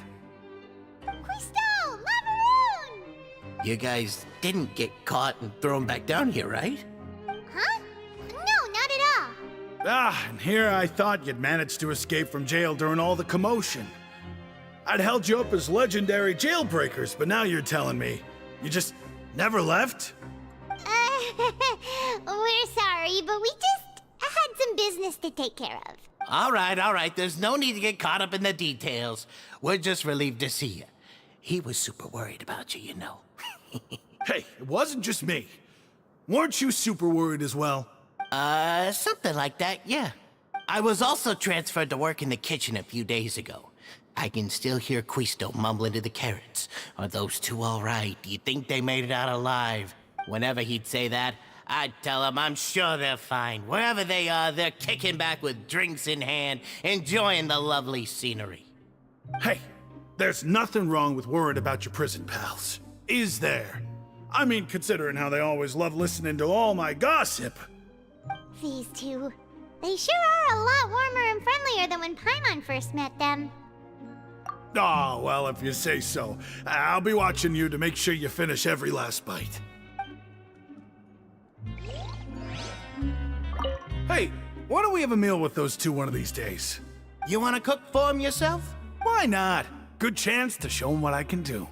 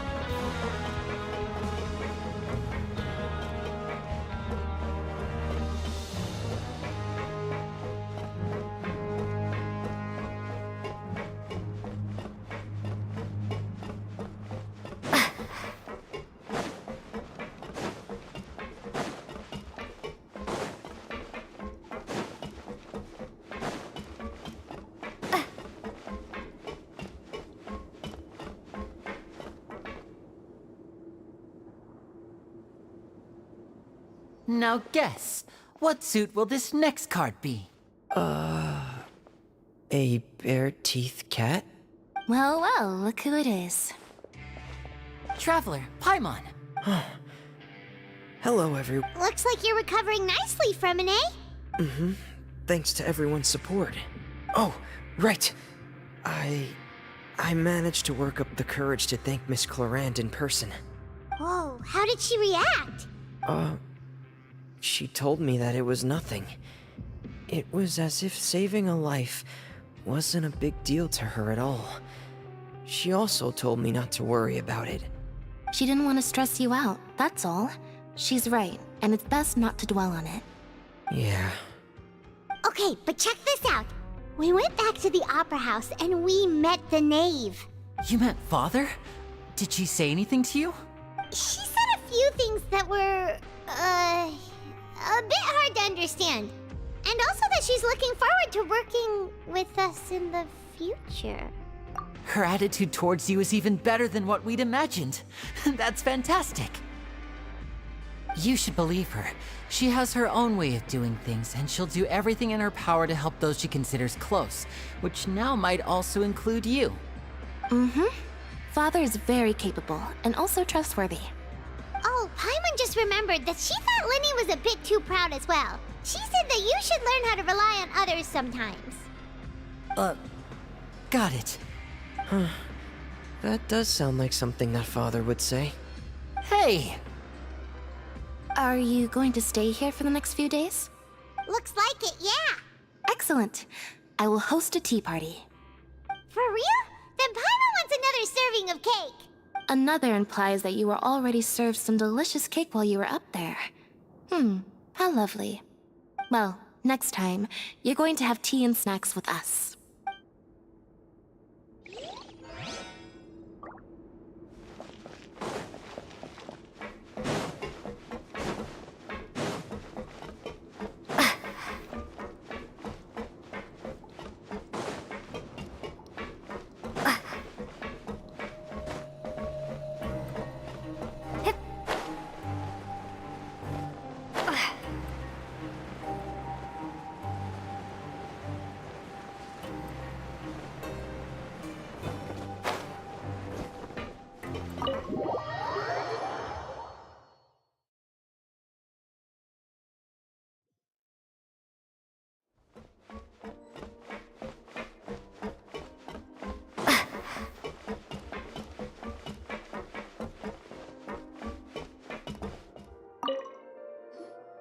Courier? Miss Sijwin told me you still haven't eaten. Yeah, I was working on something, so I forgot. That's no excuse for... Huh? What's you two? Courier, Lurvine, we're back! Hello there. It's been quite the mess here recently. How have you been? And you? Are you still taking the secret passageway from the infirmary to work on the ship? Yep. That is still top secret, though. So don't say a word to anyone. It can be a bit annoying when there are lots of people in the infirmary, but I still prefer taking that route over the one from the Duke's office. I mean, the infirmary does make it easier for you to slack off. Oh yeah? Then why are you also here so much? You two really are just using your jobs as a cover for your relationship, aren't you? Not at all! Courier, the rumors about us are literally everywhere now. Please do something about it.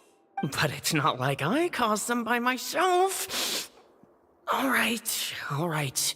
I'll try to do something about it when I can find the time.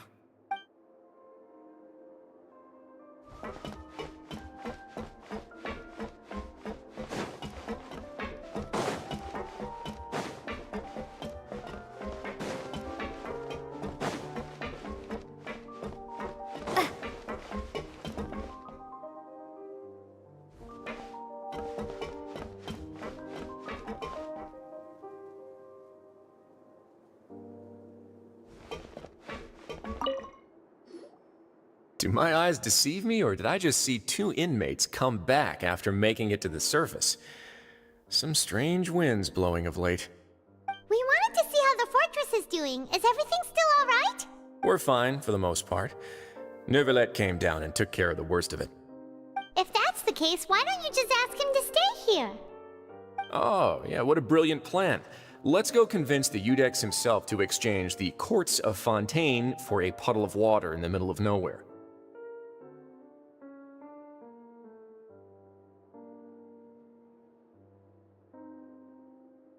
He came here in a hurry and left without even stopping for a cup of tea. He did remember to take Miss Sigewin's gift with him, though. He sure sounds super busy. Miss Cloran has left as well. She also took her gift from Miss Sigewin. Were the gifts milkshakes? Nervalette got the milkshake. Cloran received lipstick instead. Those aren't even remotely alike. Well, it's Nervalette's own fault for making Sigewin worried about his health by working so much. But besides that, our head nurse is still pretty fond of picking out beauty products for the ladies. Oh, and I have some gifts here for you as well. Are these from Sigewin too? Nope, they're from yours truly. You've already wrapped up your work at the fortress, so you can return to the surface at any time. You haven't yet served your full prison term, however, so you may continue to use your cell until your term is up. For real? Then we could stay here for a really long time? You may access the cafeteria for free. Hooray! Just remember to come complete your paperwork once it's time for your release.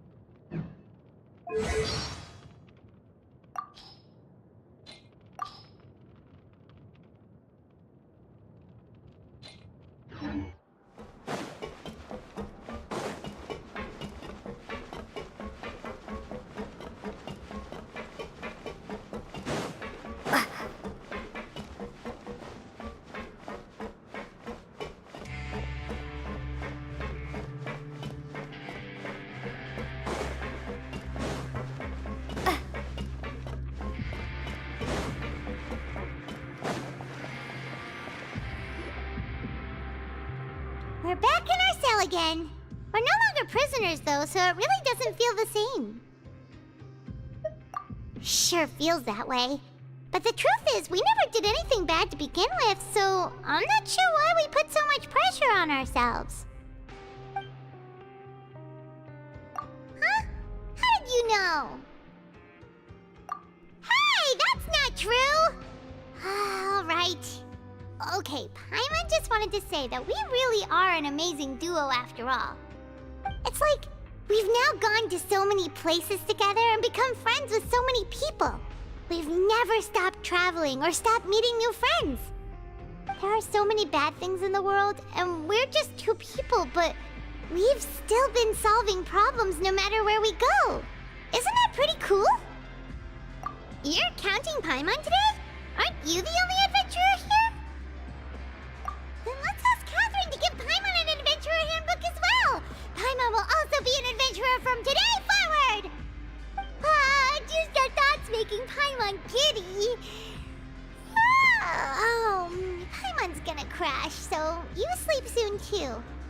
The last time we fell asleep here, we woke up to a whole mess outside our cell. The primordial seawater nearly rose up. That was so scary. We should be safe now, right? Alright then, good night to you, traveler.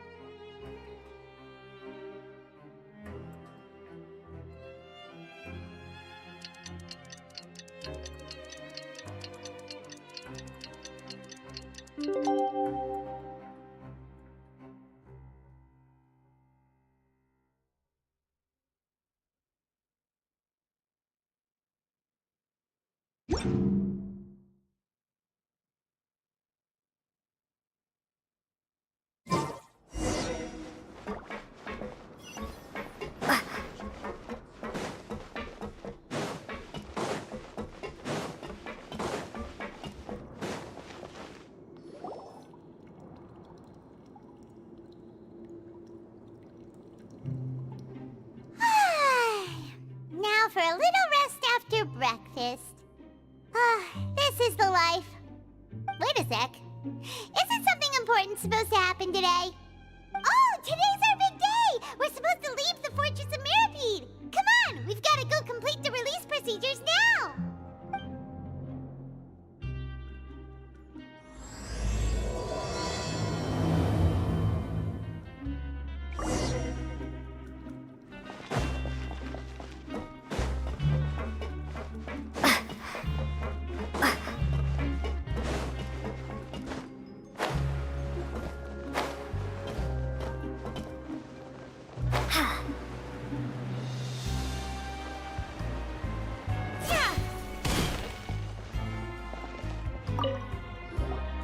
Please, sign here. This document will be effective immediately upon signing, and you two may exit the Fortress of Mirapede via the regular channels. It's been so long since we've been to the surface. Let's hurry up and... Huh? What's happening?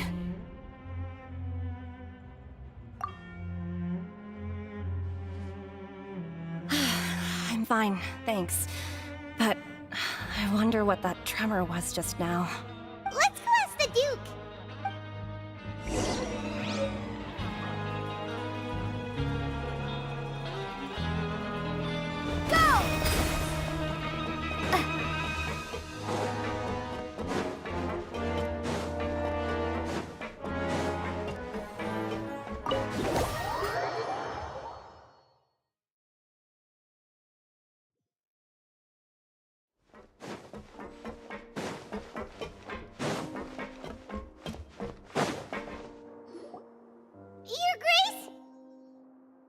Ah, good to see you two. Is there something you wish to see me about?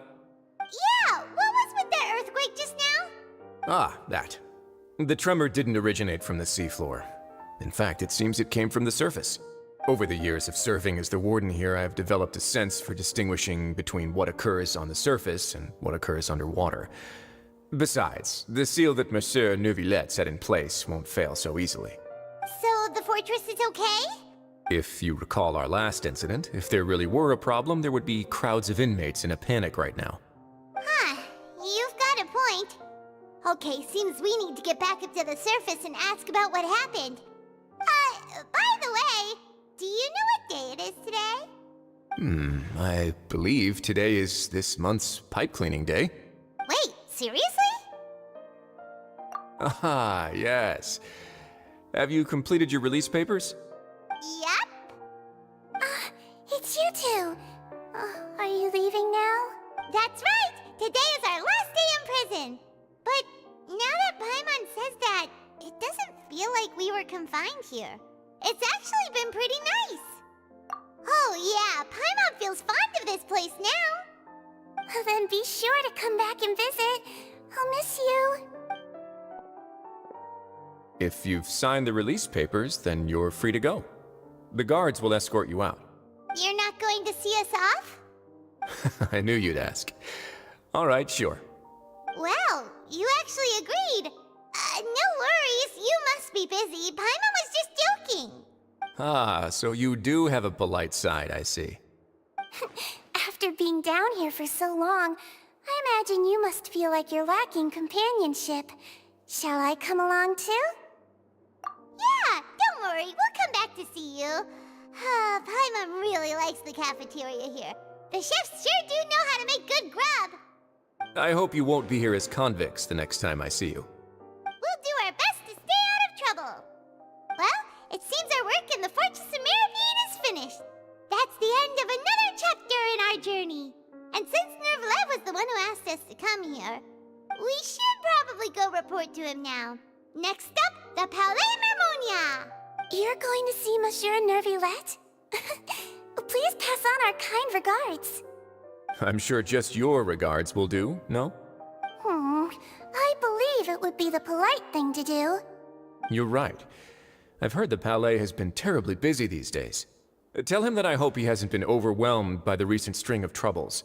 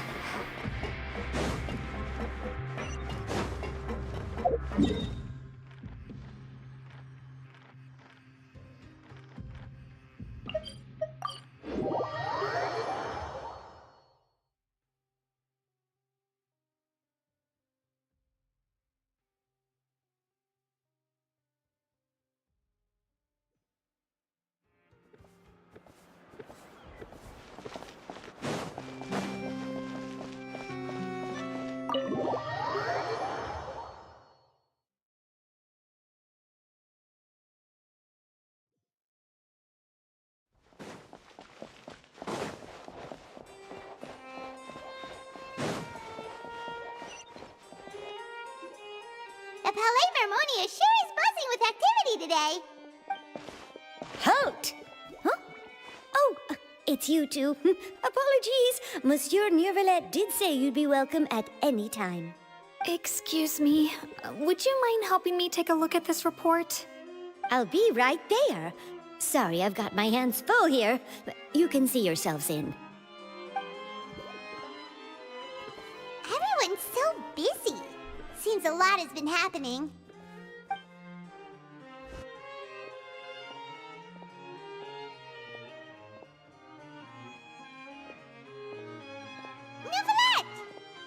Hello.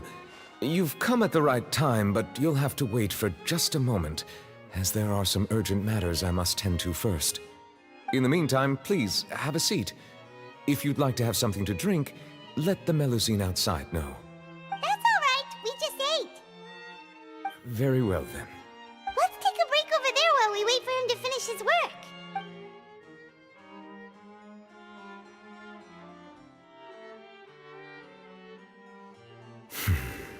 All right. That should wrap things up for now. Are you done with your work? Yes, sorry to keep you waiting. Today should be the day you were released from the Fortress of Meripede, and it appears that you've managed to complete all the release paperwork. That's right, and we came here to see you right away.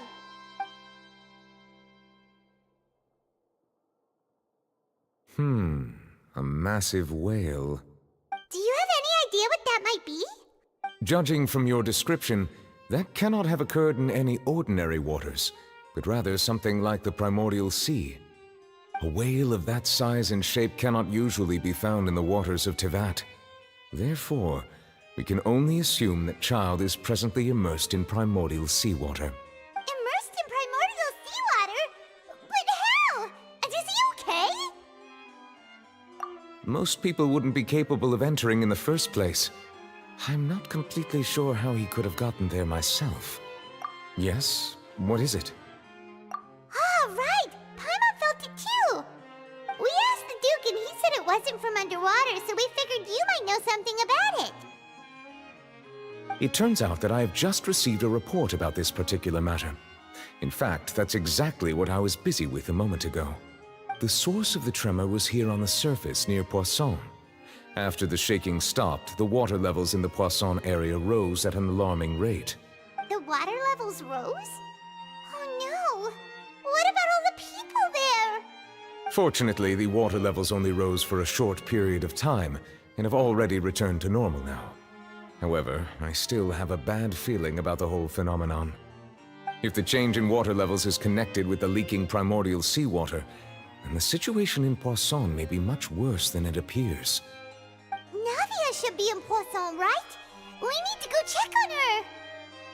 I would also like to go there as soon as possible, but I'm afraid I can't leave just yet. We must immediately formulate disaster prevention plans for the surrounding coastal areas to avoid potential catastrophes. I'll have to ask you two to go to Poisson first. I'll meet you there to check on the situation once I've finished things here. There's no time to lose! Let's get going! Please be careful.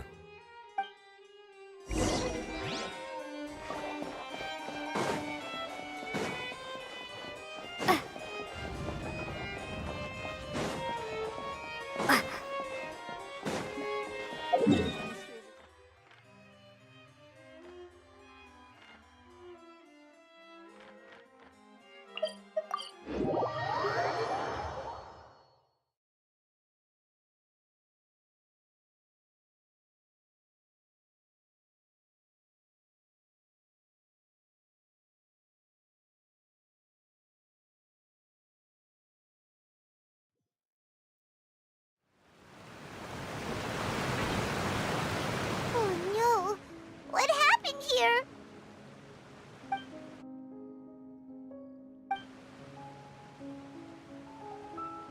Navia should be around here, right? We need to make sure she's still... Paimon means we need to check on her.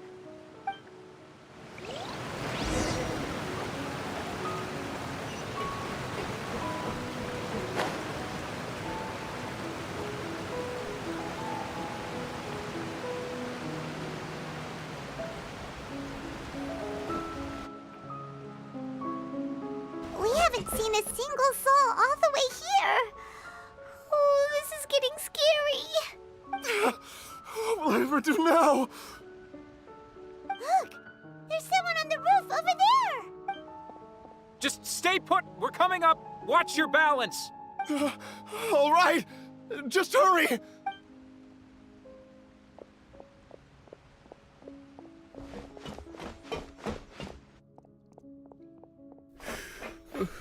I'm not young anymore.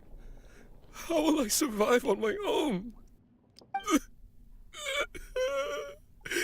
My Desiree! Oh, he looks pretty sad. My leg! My leg! How could this have happened? It hurts! Just hang in there. Help is on the way.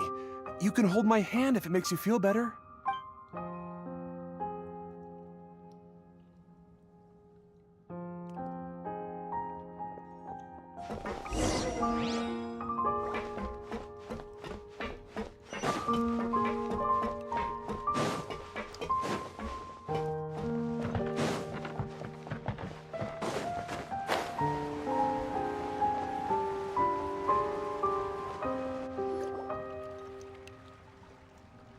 Oh, it's Navia! She's over there!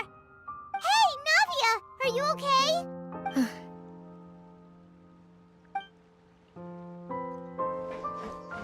You're here. We heard there was a situation in Poisson, so we came as quickly as we could! Yes. As you can see, the water level suddenly rose. It caused quite the disturbance, in fact.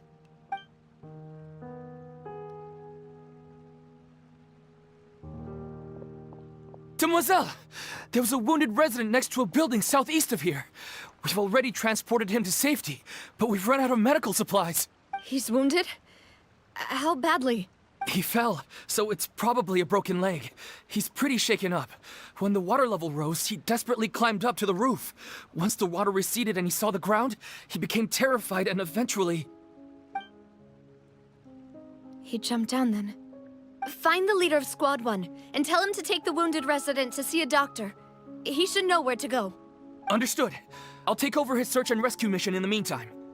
All right. You'll be... I'm sorry. Where were we? The situation in Poisson? Ah, right. Allow me to explain. A little earlier, we suddenly heard a loud noise. At first, everyone thought that something might have exploded on an aquabus. But before we knew it, water started pouring out from everywhere. The rushing water seemed a little odd, almost like the unique color of primordial seawater. Some people didn't realize the danger and thought it was just ordinary water. Everyone on the street who happened to be close to the water didn't have a chance to escape. As the water levels rose, they suddenly disappeared. Those who realized what was happening started to flee in a panic, desperately trying to get to higher ground. Many were injured in the stampede, and some people fell from significant heights.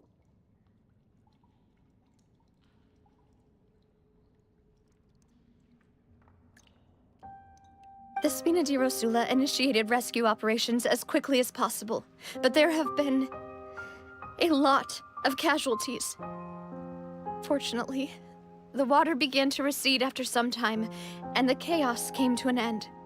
The water that flooded the area contained primordial seawater, so the lower levels of Poisson are still hazardous. To ensure everyone's safety, I've asked the people there to leave as soon as possible. No one knows if this could happen again. All we can do for now is try our best to help evacuate the residents. We still haven't completed the head count, but we'll have some numbers soon. How awful. And all of this just came out of nowhere. It was quite frightening indeed. I only wish that everything that just happened was a bad dream. Is there any way we can help, Navia? Thank you for being so willing to help in a moment of crisis like this. You don't know how much it means to me. I really can't express how grateful I am. Don't say that, Navia. That's what friends are for. Demoiselle! We've got a situation here! I'll be right there. Sorry, I need to go for now. And out she goes. Seems it might be a while before she can take a break.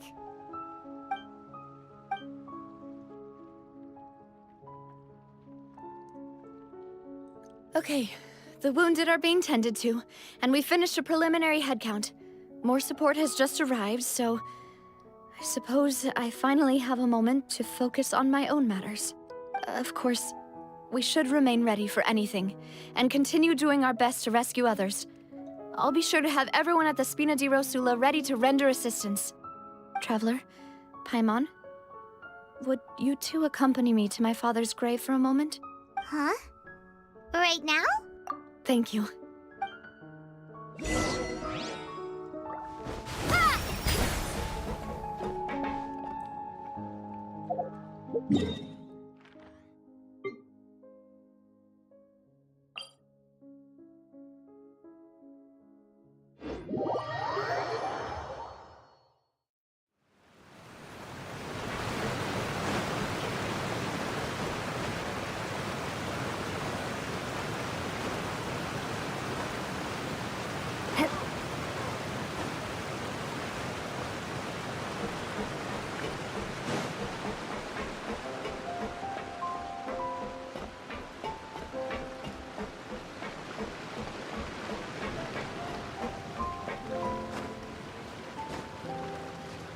Ah!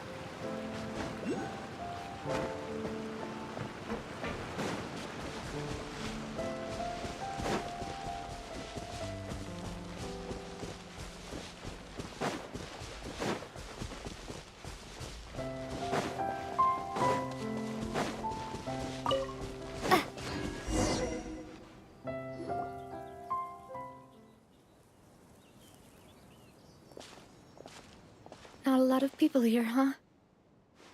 Well, given the time of day and the whole situation in Poisson, Paimon doesn't think there'd be a ton of people here visiting graves. Right. That's how things are now.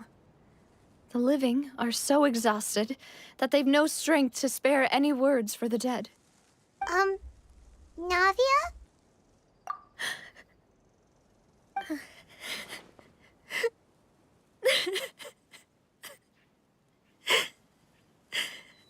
Navia, what's wrong? Sorry. I just... Malus and Silver, they won't ever come back here again. What should I do, Papa? Huh? What happened to them? Everyone agreed on the rescue plan, but still, I was the one who initiated it. They were helping evacuate the residents, but they couldn't leave in time. And they were caught in the seawater.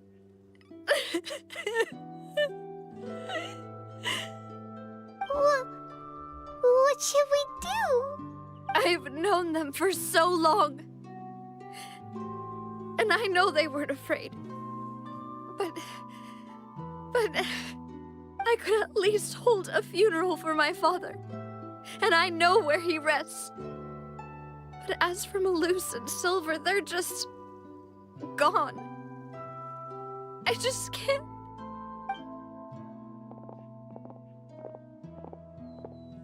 Everything looks so clean after it rains. Even the gravestones.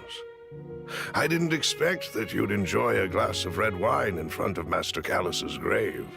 I can understand. Besides, the scenery here isn't half bad. See, it's not just me. I always want to bring something when I visit Papa. Perhaps we might even have a picnic. He wouldn't be angry, would he? How could Master ever be upset with you, Demoiselle? Yet the cemetery is the home of those who have passed, is it not? Everyone ends up here sooner or later, no matter who you are. Buying yourself a plot in advance, are you? No need yet. But when I do, I hope you'll let me be buried beside Master Callus, Demoiselle. Hey, stop joking around. I'm quite serious. That way, it'll save us both the trip to see each other whenever you visit your father's grave. That makes sense. In that case, could I be buried on his other side? After all, besides you, Demoiselle, the two of us could certainly be considered Master's closest companions, no? Personally, I believe we fill those shoes just fine.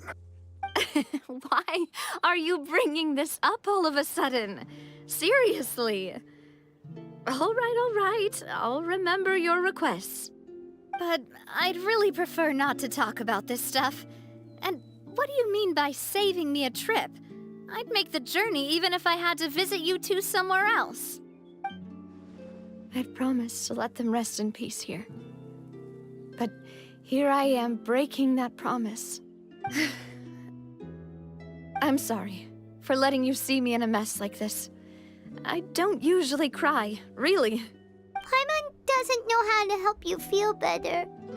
But, well, she understands how you feel. I had always thought I could make my wishes come true. But now that I think about it, that never solely relied on me. Many things can only be accomplished with someone else's help. Malus and Silver have helped me so much. But by contrast, I could do nothing for them. I'm so sorry. You can spend as much time as you need here, Navia. We'll stay with you. Thank you. Right now, you don't know how much that means. By the way, you can have a look at this. It's a list of victims from the incident that took place here. Obena, Khan, Burnett, Giverny, Francine, Karina, Daisy Ray, Joinville, Julianne, Esson, as well as Malus and Silver. So, everyone else is safe. But still... It's okay. I know what you're thinking. And you're right. We lost Malus and Silver. The overall outcome indicates that the cost was worth it. Right! Don't think that way, Navia. One person might be saved at the expense of another, sure, but that isn't something we should ever consider a trade. Malus and Silver were not the price for saving anyone.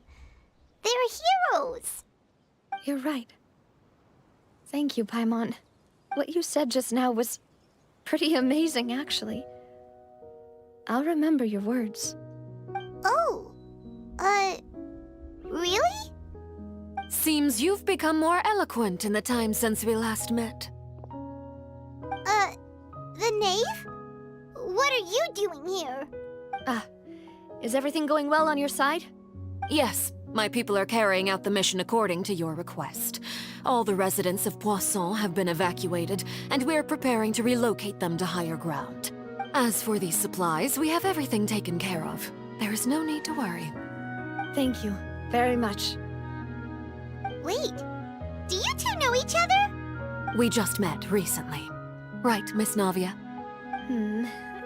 Usually, I would call this a coincidental encounter. But that doesn't quite fit this time. Besides, it never even crossed my mind that a Fatui Harbinger would come looking for me.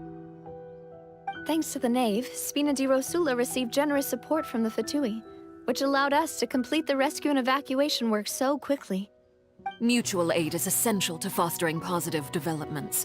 We were already in the area, in any case, so it was nothing. That said, I must say that you're a lot sharper than you let on. I'm sure you understand what I mean. I apologize for all the ways in which I tested you previously. We've never worked with a Fatui before, and it's extremely important for us to know who we're working with. My subordinates have reported that Fatui soldiers have been observing water levels and taking head counts in various locations. I hear that they've also prepared a large amount of emergency supplies. I'm quite surprised. This is nothing to brag about, nor do I intend to. It is simply the way of powerful organizations to act forcefully, whether they are doing good or ill. You've witnessed that firsthand, in any case. As I've told this traveler before, I know of the prophecy, and I intend to prevent the impending disaster. Lending your organization a hand was a natural first step in accomplishing that. As such, do not be troubled by this token of our sincerity. Perhaps one day, you'll also be able to help me in the same way. Without your help, there would have been many more casualties. I won't forget your kindness. Furthermore, I sincerely regret what happened to Malus and Silver. I only wish that my people could have arrived a little earlier to prevent this from happening. Don't say that. You and your subordinates did everything you could. As Paimon said, Malus and Silver didn't choose to sacrifice themselves for any specific person. And they weren't the price paid for other salvation. They chose to become heroes themselves. I've never liked hearing people put it that way. It's like trying to relieve pain by saying some noble-sounding words. But right now, there's nothing more suitable. They really did become heroes. You're right. I'm sorry for your loss, Miss Navia. Water is life to Fontaine's people, and it also spells disaster. It's no wonder that people always say that prophecies represent fate. Fortunately, I've never been one for such opinions. So, you're one who will try to change fate, then? Of course. That is why I'm going to Hotel Bouffe de Thé. I still have some things to take care of, and the children need my attention.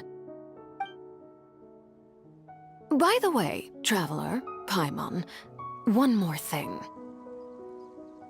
Alright, then we'll just... Huh? This isn't right. Paimon thought you would ask us to walk with you for a moment so you could tell us something in private. That is a clever and useful conversation technique, which I do like to use when necessary. But there's no need today. It would not hurt to have Miss Navia listening in. Traveler, I'm sure you remember that I said we could work together when we had the chance. You and I both know that there may be issues with the Primordial Sea. Previously, it was the Fortress of Meripede's sluice gate, and this time it was the water levels in Poisson. These are both signals. Indeed. Allow me to share the latest intel I've received from the House of the Hearth's intelligence network with you. During some recent investigations, a child claimed to have discovered some ruins near Poisson. The ruins date back to ancient times, and seem to be worth investigating in many ways. Judging by the dating of the ruins, they may be related to the prophecy and the coming crisis. The situation is becoming more urgent, so any pertinent information will prove extremely precious. My people initially came to prepare for ruin exploration. Unexpectedly, this disaster struck, and at present, we're all busy prioritizing the rescue effort. So that's why the Fatui were already in Poisson. I wanted to take the children along, but unfortunately, Linny, Lynette, and Fremine have all been dispatched to higher ground to assist affected residents. Linny told me that outside of the house, the person they trust most is you, which is why I want to give you this task. The House of the Hearth's members see each other as family, but Linny, Lynette, and Fremine said that they also see you as such, even though you are not from the house. I'm sure you already understand how earnest they consider their friendship with you to be. Oh, that somehow makes Paimon feel kinda happy.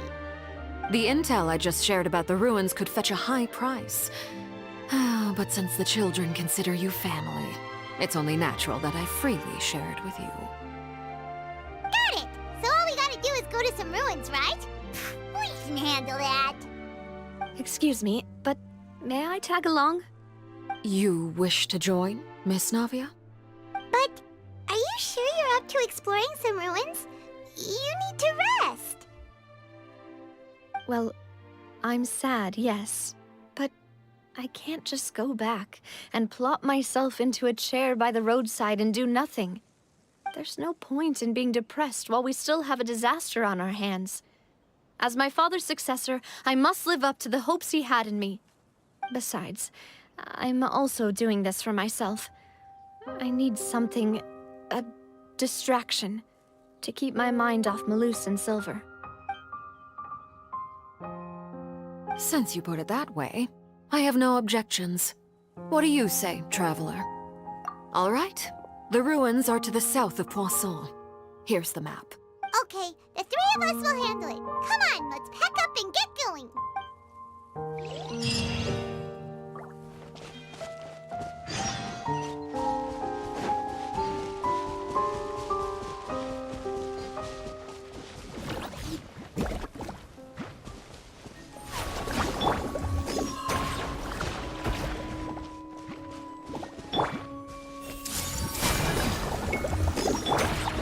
There is no escape!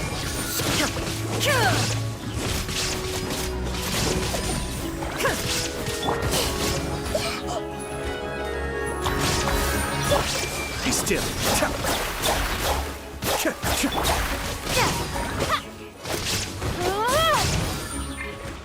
Illusion shattered!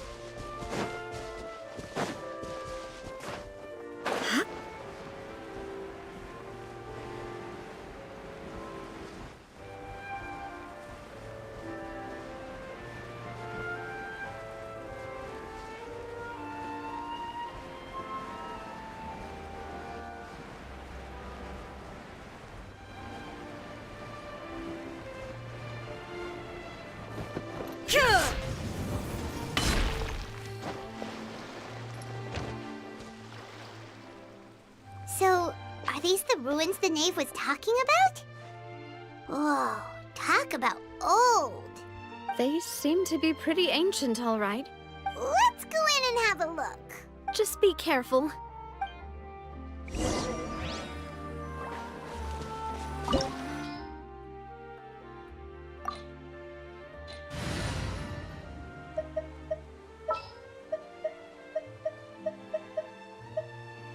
For justice.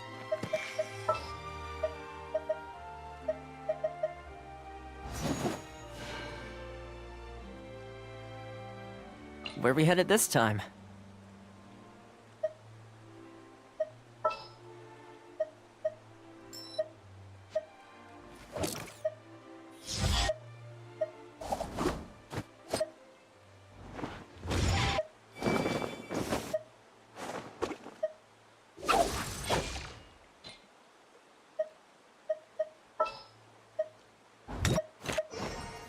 There's still a long road ahead.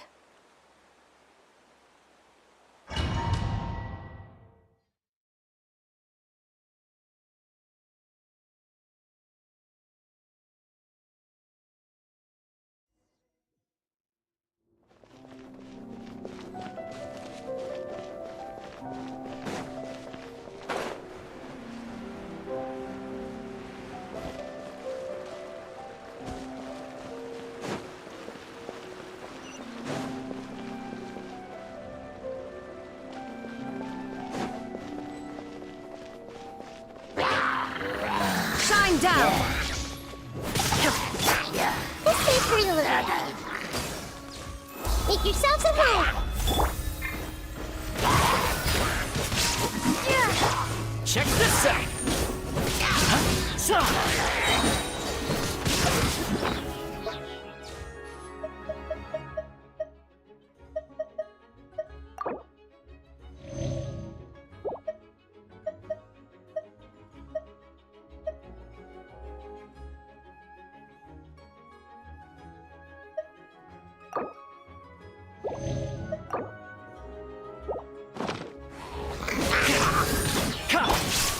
I see everything.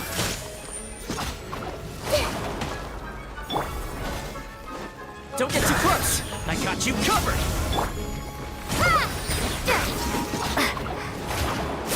Bombs away!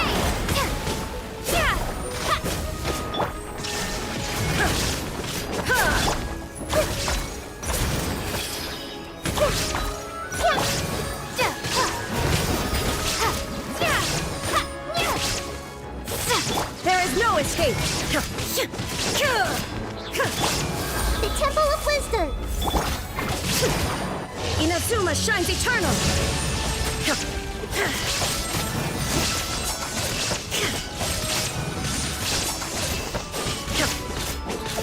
Shine down! Nada Kundala.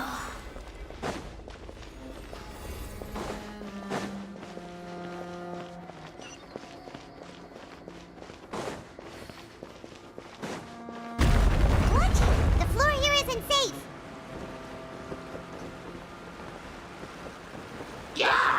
There is no escape!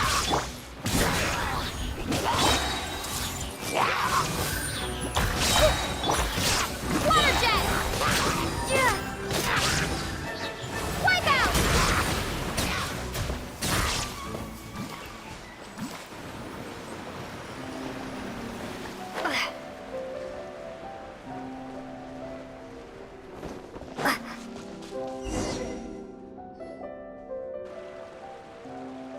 This place has also been contaminated by primordial seawater. Yeah. And a lot of it, too. A Fontanian would most likely dissolve the moment they fell in. Right! You can't go down if there's primordial seawater. It's too dangerous, and it won't be any help for you to just stay here. Don't get by my wrong. We're not saying you're useless. It's just that... No, you're right. I can't do anything in this situation.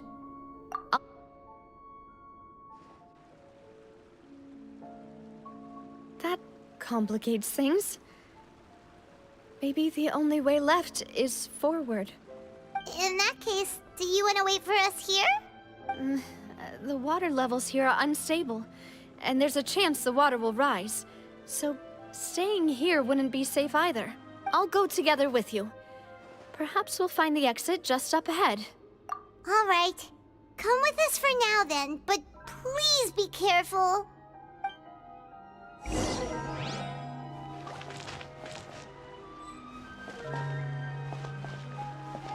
Oh no, it's a dead end!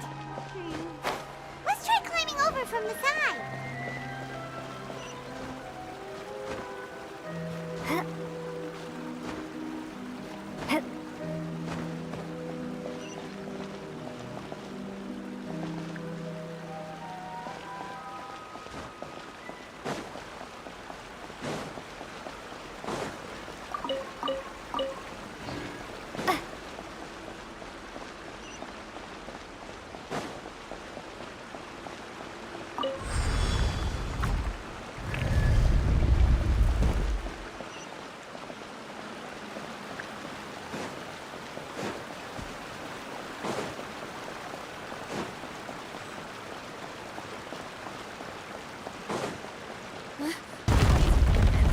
Wrong with this bridge!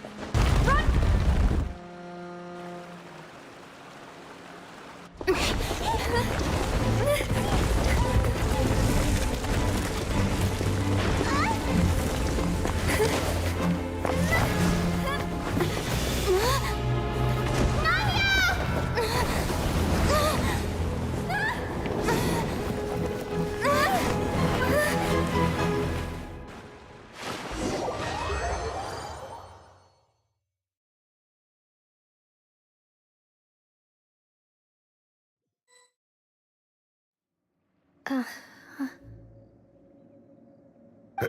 Demoiselle? Huh?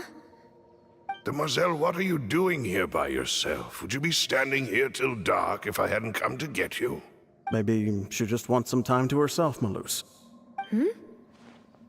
Oh. Was I sleeping? Yes, it would appear so. I must be tired. That's quite possible. However, you were the one that suggested we go out for a walk. Oh, right. I nearly forgot. It must have slipped my mind when I dozed off. I haven't had a nap today yet. This is a familiar feeling, yet something's a little strange. Is something the matter, Demoiselle? Oh, no. No, I'm fine. I was just trying to recall why we came out for a walk. Do you remember Mr. Giverny? He'd requested our help before with foreign merchants who had a debt dispute with him, and we'd resolved the matter not long ago. We were headed to see how things were going with him at the moment. Ah, right. Yes. I remember now. Oh, Miss Navia. Ah, Mr. Malus. And Mr. Silver, too. It's good to see all of you. How have you been? I've been great. Thanks to your help, those bothersome merchants finally realized that I wasn't the one they were looking for. Why, I wasn't even the guarantor for that person. They were knocking at my door day and night. Even my neighbor, Obina, was getting fed up with them. Sometimes force is required to calm someone down and get them to listen to what you have to say. That's right. Oh, by the way, Burnett, what was it that you wanted to give to Miss Navia again? Oh, yes. One moment, I have it right here. Miss Navia, these are some flower seeds that I prepared. Please take them. They're a very good variety, and they'll become very big and beautiful once they bloom. I don't know what we would have done without your help, so this is a little token of our appreciation. Did you cultivate them yourself? Thank you so much. I'll certainly take them. Malus, we do still have some empty flower pots at home, right? Why, we can have as many pots as you'd like, Demoiselle.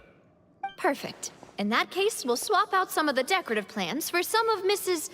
Burnett's flowers. Very well. Wait. Something seems to be off here. Excuse me, madam. If I'm not mistaken, your name is Burnett, correct? That's right. Is something wrong? No, it's nothing. This is the first time we've ever met, but your name seemed familiar to me. I must have heard it when I was discussing things with your husband previously. I've heard this name before. Sometime recently, I'm sure of it.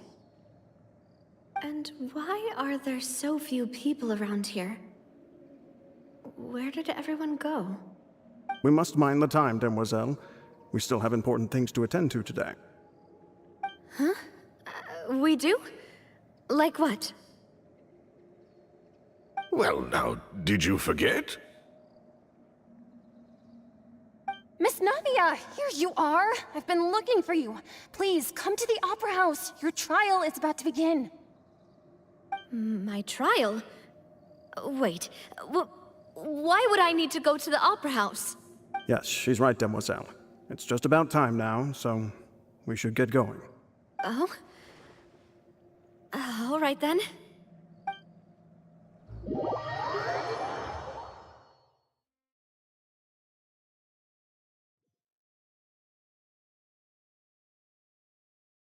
Look, it's Navia! She's here! And her two attendants are with her! Goodness, everyone's finally here. There sure are a lot of people here to see the trial.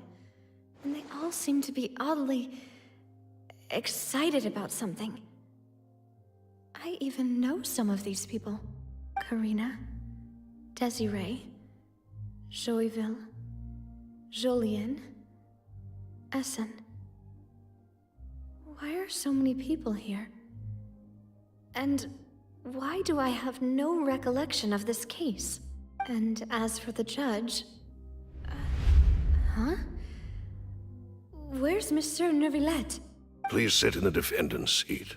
Don't worry, Silver and I shall accompany you. All right. But are you sure you can stand behind me? Typically, it wouldn't be allowed, but today is an exception. Hey, what kind of place do they think this is? Come on, do they have any idea what they're doing? Seriously. Enough with the whispering! Could someone please tell me where Monsieur Neuvillette is? And why I'm standing trial? My dear Miss Navia, have you not yet realized what you've done? In that case, allow me to explain. As all here know, you are Master Callus's successor, the head of the Spina di Rosula, someone held in high regard by every soul in Poisson. After you took over the Spina, you treated all of us just like the late Master Callus had. If anyone in need reached out to you for help, you responded. Not only you, but your butler, your subordinates, nearly everyone in the Spina di Rosula fought for the well-being of those in Poisson. Wait a moment. Aren't you just proving that I'm a good person? Yes, correct. Absolutely right. And that is why you stand accused. You have helped so many people get through so many difficulties. You are one with us. We are inseparable. We are one big family, all of us who are from Poisson, inextricably linked. And with you being so important, we couldn't possibly do without you. Therefore, this fair and honorable court shall declare you guilty, and you shall stay here. You will be together with us forever. Huh? What are you saying? Everything you have said is correct. I have indeed done a lot for my hometown, and I would be willing to be with you all, but what is the purpose of having me stand here like this? What is there to discuss? Ah, well, if that's what you think, then I have no further comments. How wonderful, Miss Navia!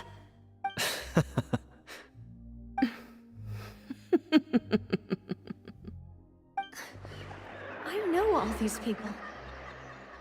Why are they laughing? I seem to remember now. Yes, I get it. This trial is... Wait just a moment. This isn't right! Malus? What was that, Mr. Malus? Our conclusion is very clear and unanimous. Let the court judge her now. She's guilty! Stay here, Navia! You're one of us! Demoiselle, don't admit guilt. This trial means to keep you here forever.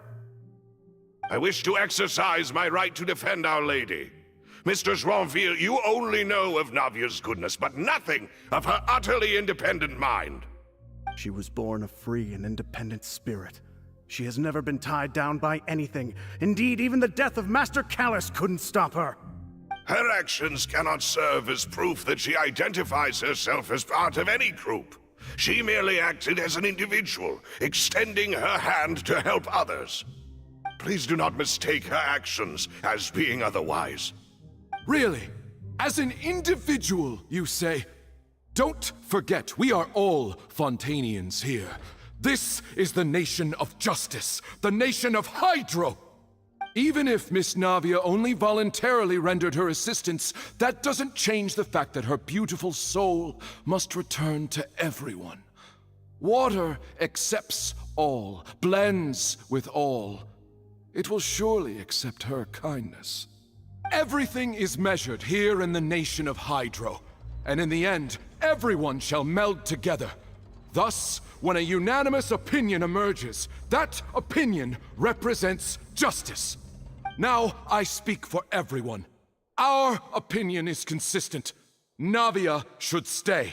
We and Navia are one. And you would call this justice? Preposterous. You are merely jealous that Demoiselle still has a chance to exist as an individual. Have you forgotten how much you all once longed to become individuals, to become independent?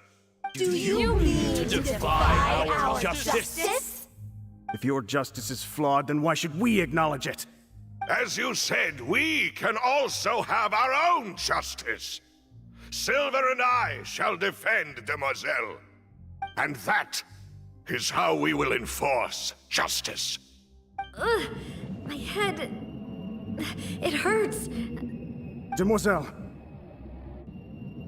Silver, it hurts. My head is spinning. All I can see is stars swirling in front of me. I remember now. Everything that seemed odd from the very beginning.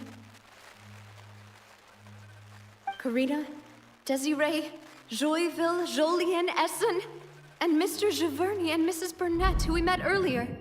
Even Malus and Silver.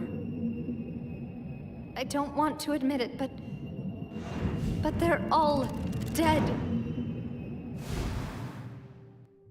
Don't be afraid, and don't admit guilt. We will protect you to the very end.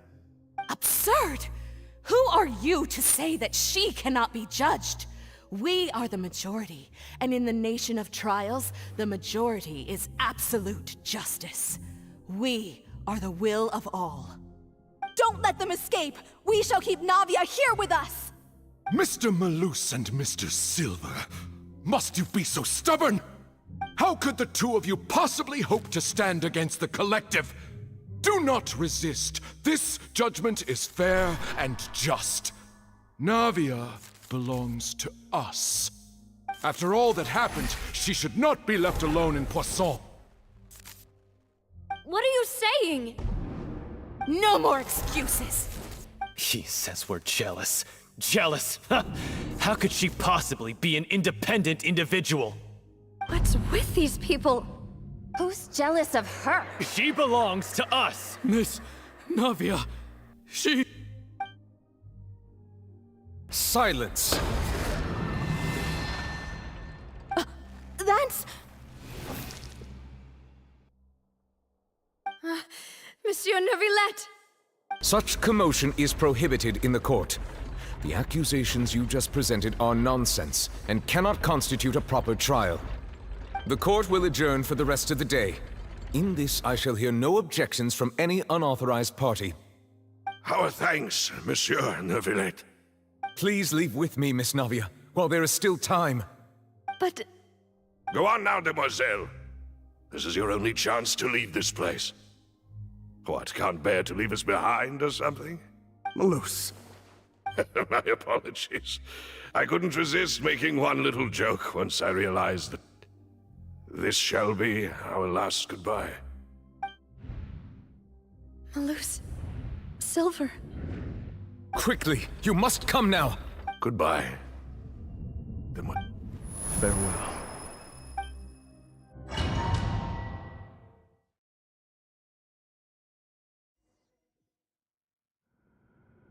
No, wait! Just a second! Navia? You're awake. Good. I must have been dreaming. Malus and Silver were still alive, and they were defending me at some insane trial. It looks like you're all right. Did all the sad feelings cause you to have a nightmare? Paimon could give you a hug. The ruins you were exploring suffered a cave-in. When I arrived, I found you falling toward the water. You were just about to be dissolved within, but I... What is it? I think I saw 2 Oceanids protecting you. It was only for a moment, perhaps even a fraction of a second, but they gave me the chance to retrieve you. Were it not for their intervention, I would not have been able to rescue you before your consciousness dissipated. Wait, did you say Oceanids? You mean like what happened with Vache? Perhaps those 2 Oceanids were the people you saw in your dream. I always told them that they didn't have to protect me. To think that they'd keep doing so even after death. Please come with me.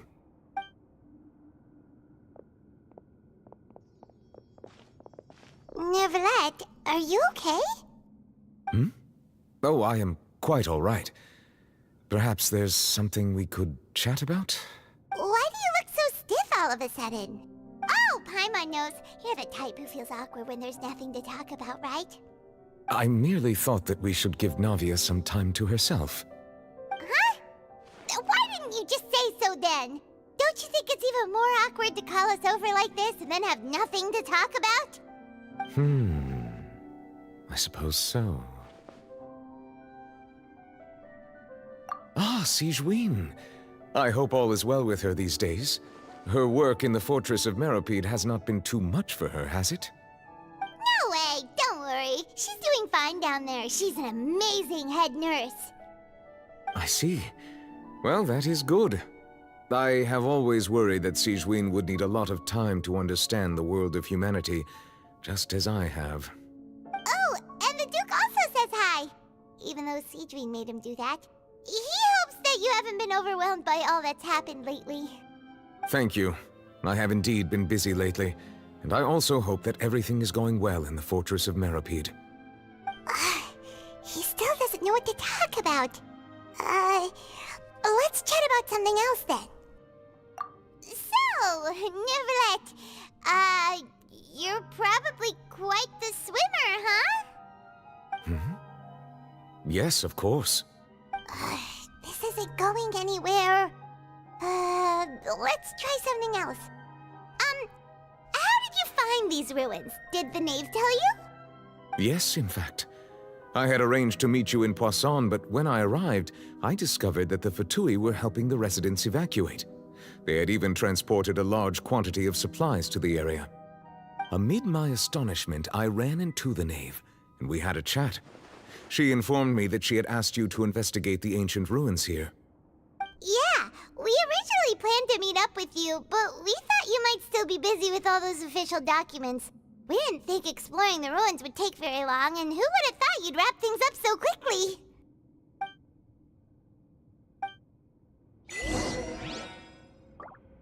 Water jet! I'm sorry to have kept you all waiting like that. I'm feeling much better now. I guess we should get going again. Will you come with us, Monsieur Neuvillette? Yes, if you wouldn't mind my company. All right! Another one joins the party! Let's get going then!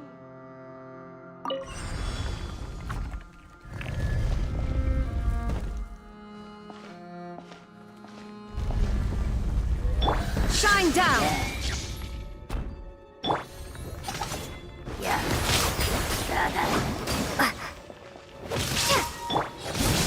Here's backup! Make yourselves at home!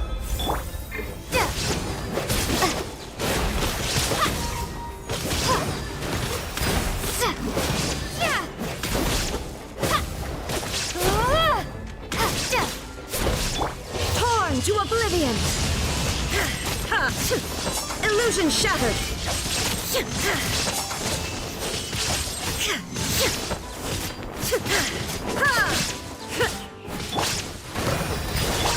Fire it up! Commit it to memory!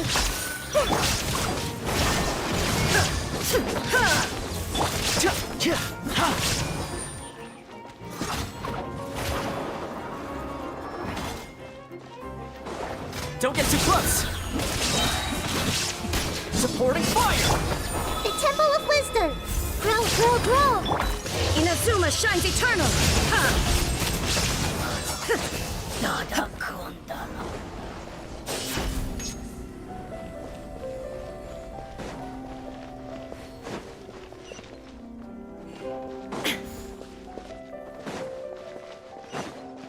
Oh no! Another unstable path! Watch your step!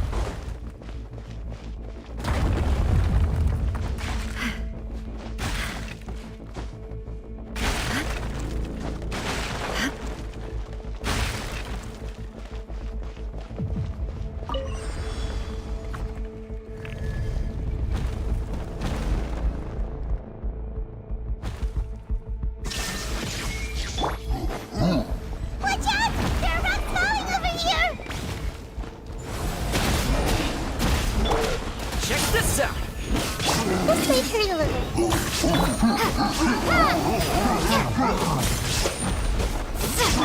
Shine down!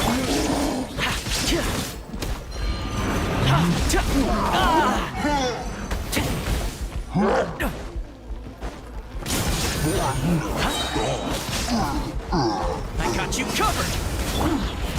Illusion shattered!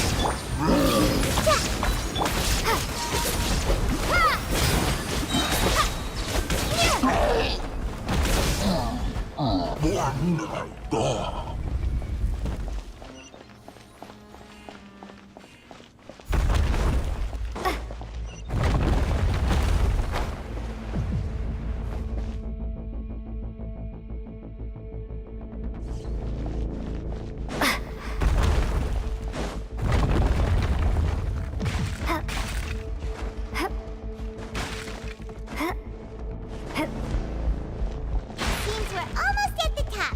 Keep it up!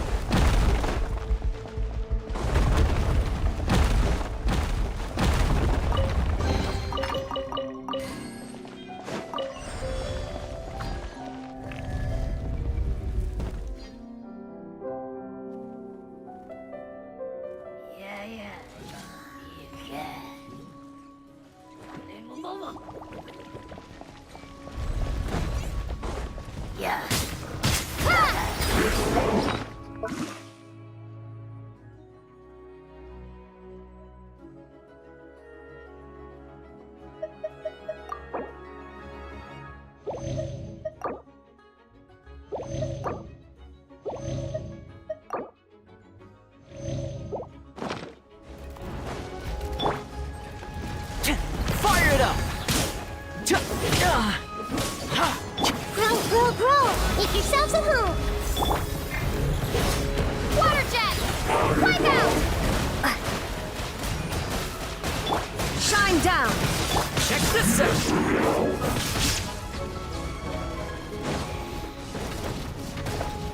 I couldn't save everybody. Illusion shattered! Torn to oblivion!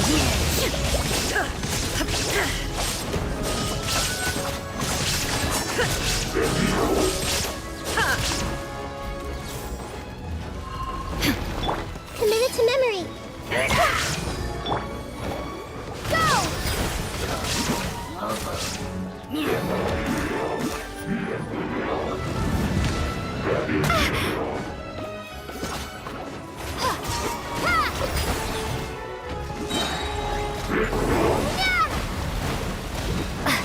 Shine down!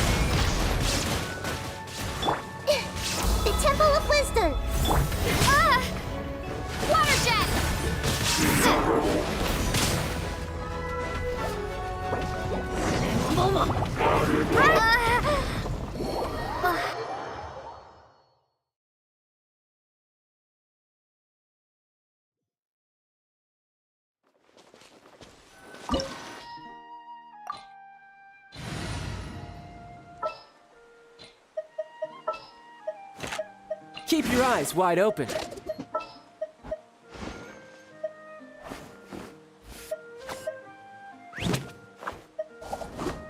Chivalry will never die. There's still a long road ahead.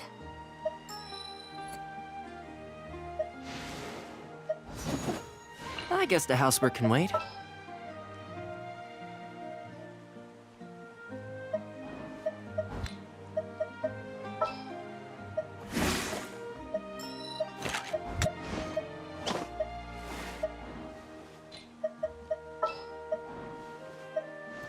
As you wish.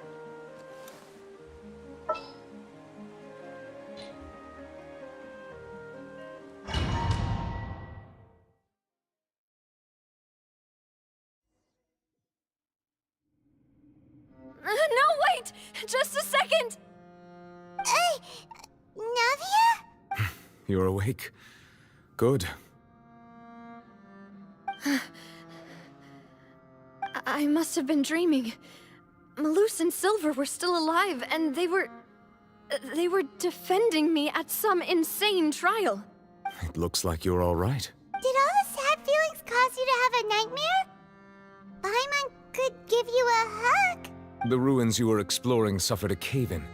When I arrived, I found you falling toward the water. You were just about to be dissolved within, but I... What is it? I think I saw 2 Oceanids protecting you. It was only for a moment, perhaps even a fraction of a second, but they gave me the chance to retrieve you. Were it not for their intervention, I would not have been able to rescue you before your consciousness dissipated. Wait, did you say Oceanids? You mean like... Perhaps those 2 Oceanids were the people you saw in your dream. I always told them that they didn't have to protect me. Please come with me.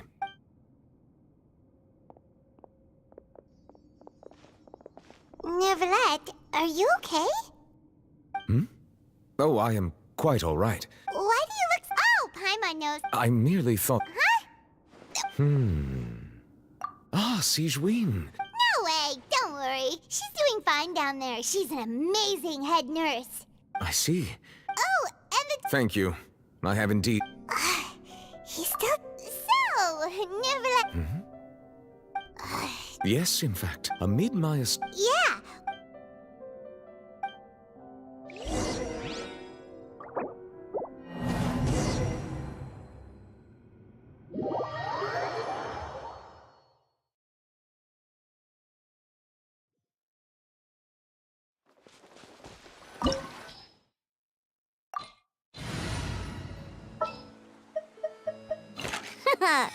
Leave it to me.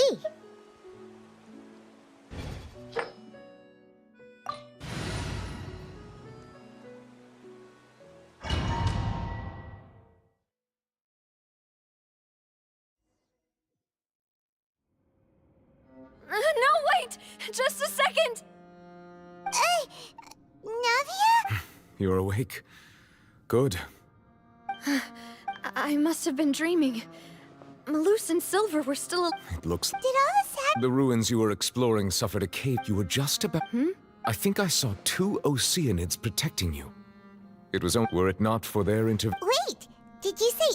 Perhaps those 2... I always told... Please come with me.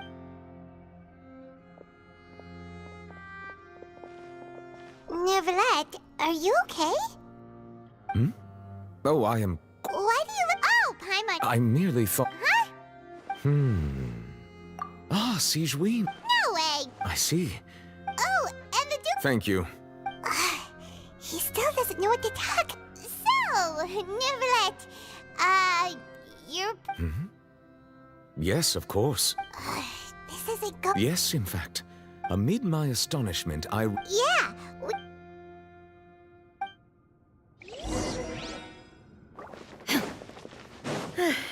I'm sorry to have kept you all waiting like that. I'm feeling much better now. I guess we should get going again. Will you come with us, Monsieur Neuvillette? Yes, if you wouldn't mind my company. All right! Another one joins the party! Let's get going then!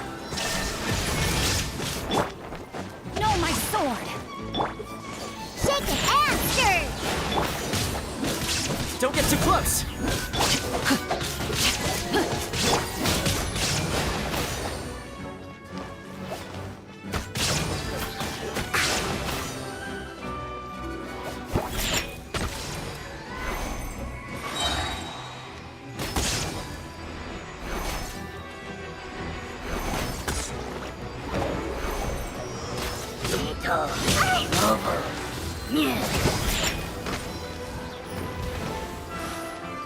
handle your drink. Shine down. Fire it up!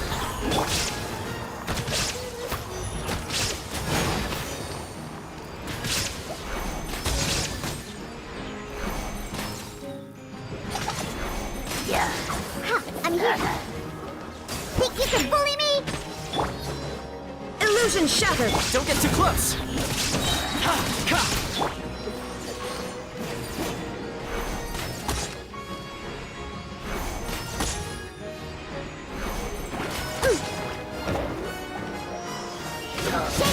Where'd that come from? Think you can bully me? Fire it up!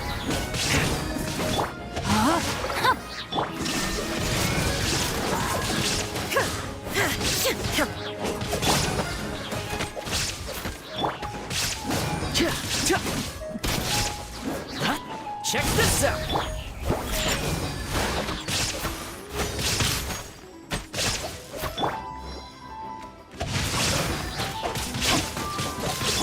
There is no escape. Fire it up!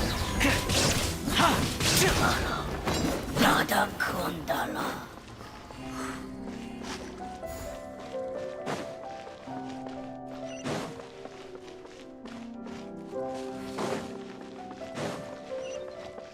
Oh no, another unstable path. Watch your step.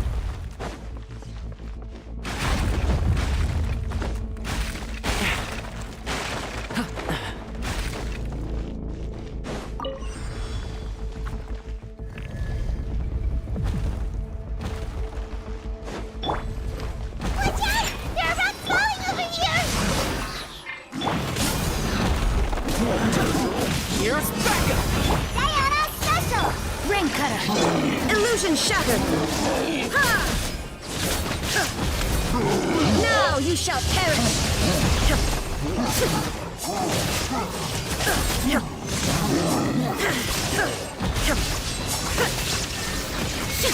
Fire it up! Think you can bully me? Body and mind.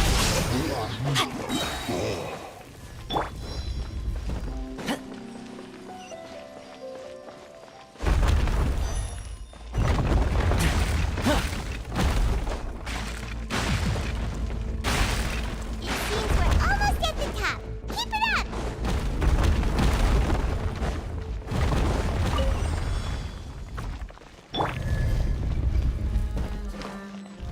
Scratch! Yeah. Check this out! Ha! Look at you, Food! Supporting fire! Witness the power of God. Torn to oblivion.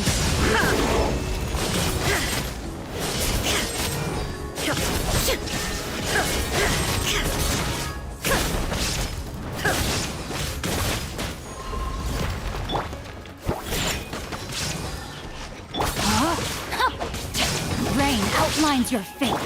Fire it up! Ring cutter.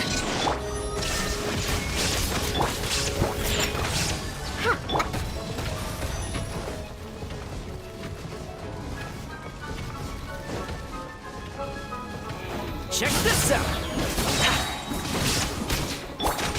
No, my sword. Shine down.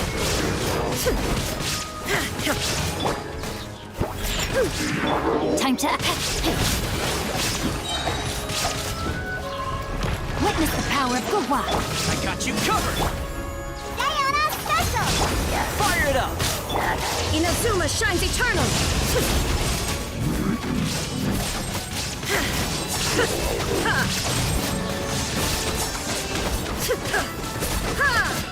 There is no escape. Don't get too close! Rain outlines your fate. Go! Think you can bully me? Shine down.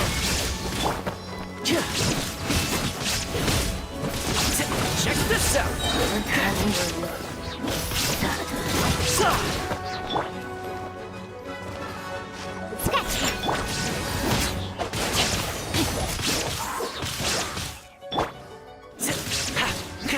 Fire it up! No, my sword!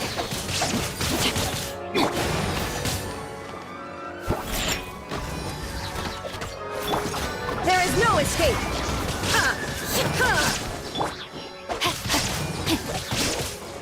Don't get too close! Shine down! Shaken and stirred!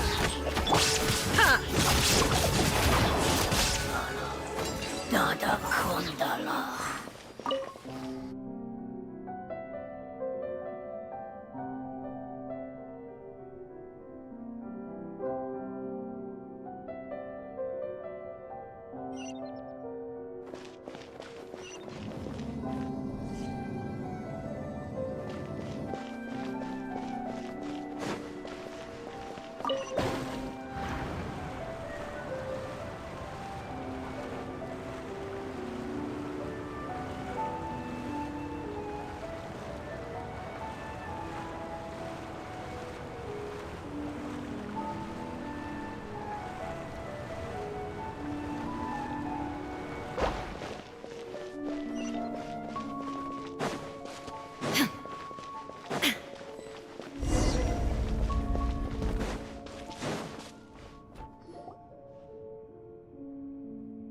Looks like we've reached the end.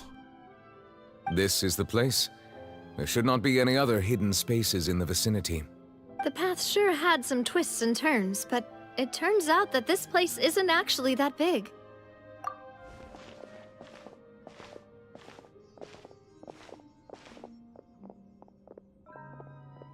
Stone slates. It seems like they were put here as an offering.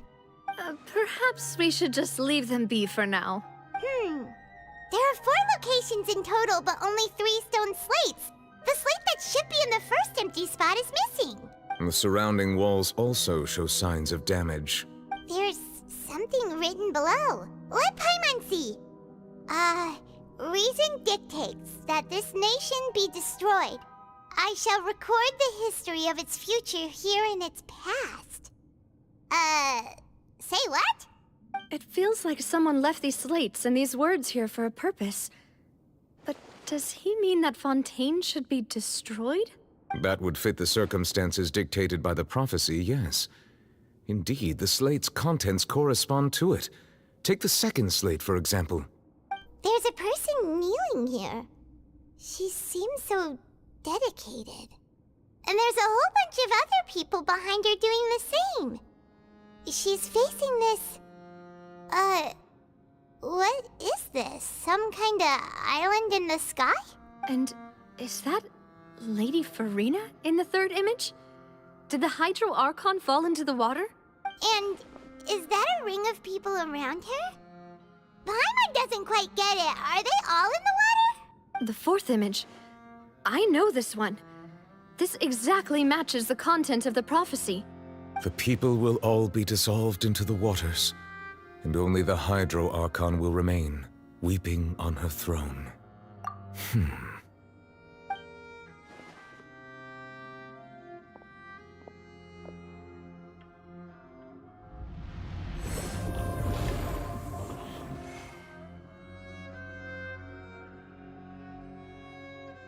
More information should be hidden in these slates, but I fear I cannot easily uncover it, most likely due to us missing the first slate. I am very sorry. Don't blame yourself, Monsieur Neuvillette. Deciphering ancient stone slates isn't one of your duties. Ooh, Paimon's getting the chills just looking at these slates. This says that it's the history of the future, right? That means the prophecy's sure to come true. I really hope it doesn't mean that. Still, Paimon feels like these images are kind of weird when you look at them together.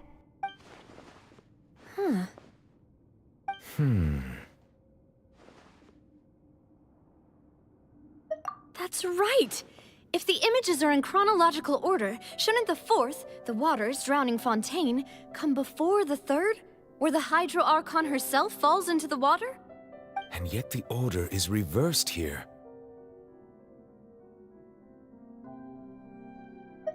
If we go by timing, Lady Farina only emerges in the third image. That means that the person in the second image might be the previous Hydro Archon. Egeria, then. I had never met her, but her appearance here does match the records.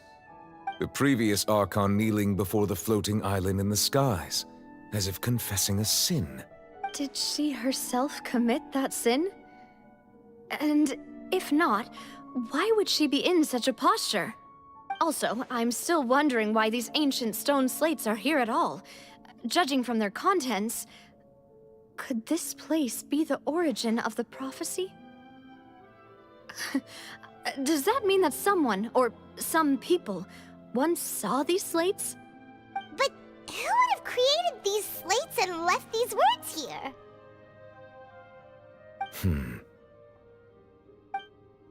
It seems that any further clues will have to come from Farina. In that case, there's no time to lose. There's nothing else to be gained here, so let's head back first. Yeah, we'd better get somewhere safe for now.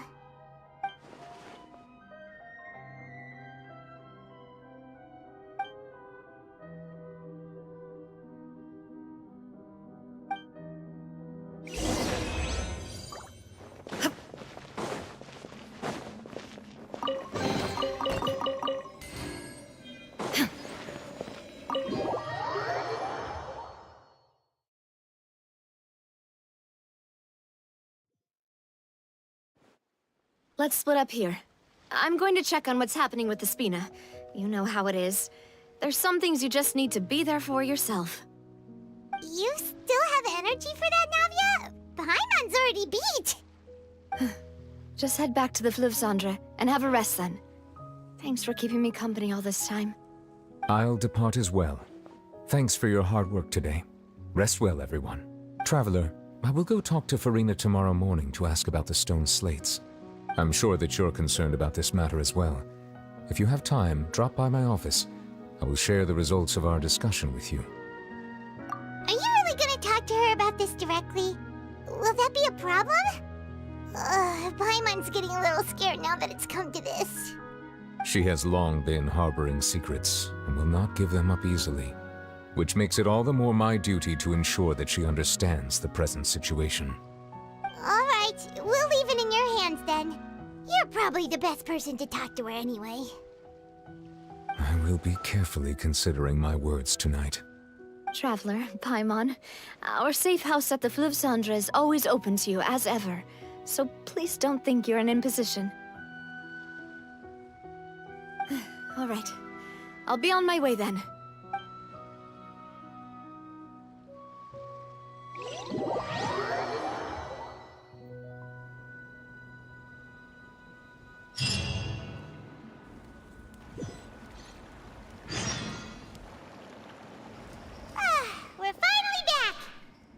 Welcome back. We've got a special menu prepared for you two tonight. Yay! And there's good food too! Navi, no, the boss is the best. Ooh, desserts! Nice, these are all Paimon's! Paimon's already starting to forget what happened today. Oh, that voice. Is that who I think it is? Huh? It's you two. What are you doing in Fontaine?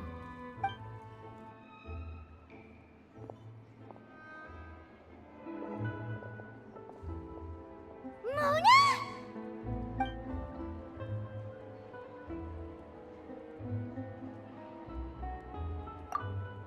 Seriously, nobody just uses a scry glass whenever they've got time to just see who they'll meet on the road. Still, we didn't expect to see you here. Wait, you're not a Fontanian, are you, Mona? Well, I have some business to attend to here, so I booked a hotel in the city.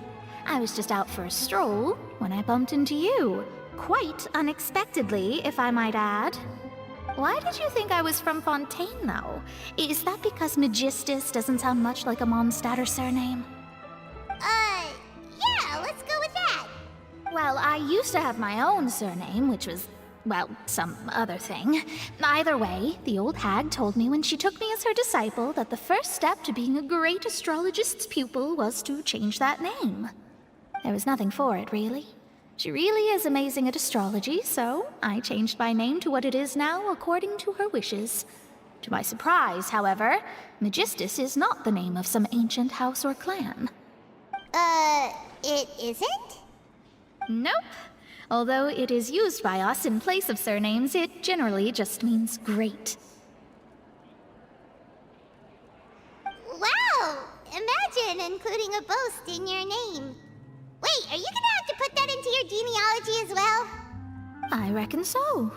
In any case, I'd give my disciple a name like this as well, if I were to take one. Astromancer Barbeloth Trismegistus. Whoa, that's a long one. Does it also mean great or something? My name means Mona the Great Astrologist. As for the old hag, hers is, in plain speech, the thrice-as-great Scholar of the Stars. Just take it as a title specific to astrologists. Thrice as great? That's so petty. I know, right? That's just how she is. She used to call herself Magistus, actually, but when she took me in, she changed her name to Trismegistus. Talk about excessive. Magistus is thus the calling card of our school, so to speak, which makes it about the same as a surname. It's all right if you don't get it.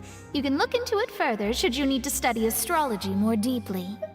That sounds terrible! But anyway, you're not Fontanian, are you, Mona? You're from Mondstadt, right? Well, I was born in Mondstadt, yes. My parents migrated to Dorman Port, and I traveled with the old hag for a while, after which I settled down in Mondstadt City. Oh, that's a good thing then. At least we know you won't be dissolved by Fontaine's waters. Speaking of that, I'm sure you're aware that a bunch of things have happened here in Fontaine, right? I know you're not a local, but I'd avoid getting too close to any water that looks strange all the same. There's something ominous about it. Well, the water, I mean.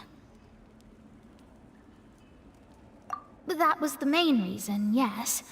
Just a while back, the Steambird invited me to take part in a panel and speak about the circulation of the prophecy as an astrologist. The invitation was sent quite early on. I don't think anyone expected Fontaine to be in this much trouble. What do you make of that prophecy, Mona? Just tell us what you think as an astrologist. Your word would go a long way to make things more certain and less scary. What I can tell you is that I'm an astrologist, and that this prophecy concerns the fate of Fontaine, even that of all Tevat. Ascertaining this is akin to reading the fortune of the whole world. I'm afraid that this is not something that just anyone can do. If I could do it, you would no longer call me an astrologist, but a visionary. But on the flip side, the prophecy is so huge and powerful that it must surely come from a powerful visionary. Its contents involve the fate of the world.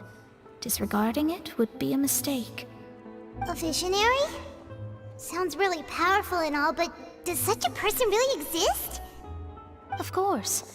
The old hag could do it, and I'd bet there are others amongst those Hexenzirkel colleagues of hers who could do something similar. Huh? Are you sure? All right, I'll help you. It isn't often that I see you with such a serious look on your face. I'll tell you once I hear back from her. Thanks, Mona. You're amazing as always. Oh, well, this is something only I can do after all. So yes, your praises are quite welcome. That's the greatest of astrologists for you! Of all the people we know, you know the stars the best! Indeed, indeed. That's the spirit. Oh, sorry. I came to see what all the commotion was about. If there's anything you need, do not hesitate to inform the Spina di Rosula. Oh, whoops. Guess we were getting a little too carried away there. Well, I'll go tend to my own business now. If I receive any news, I'll be sure to come find you two again. And there she goes, quick as rushing water. And here we are with the Spina guy giving us suspicious looks. Right, but we were able to recruit Mona's help, didn't we? Our Fontanian friends will thank us someday.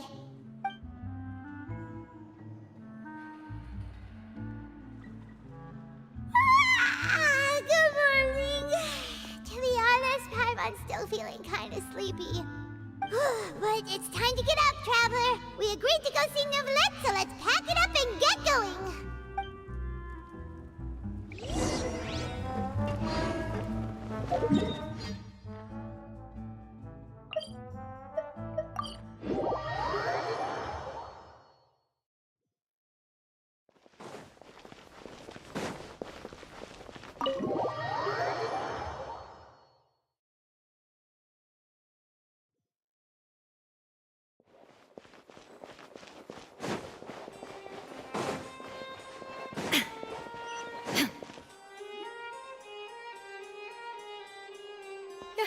You're here!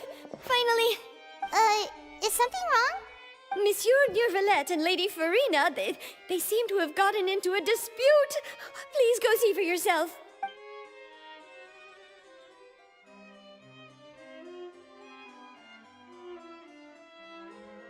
Like I said, I've already explained everything!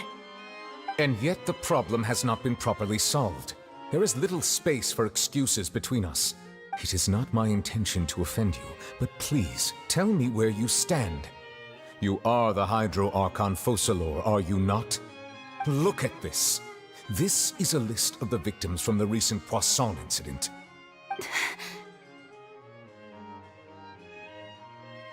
You mean...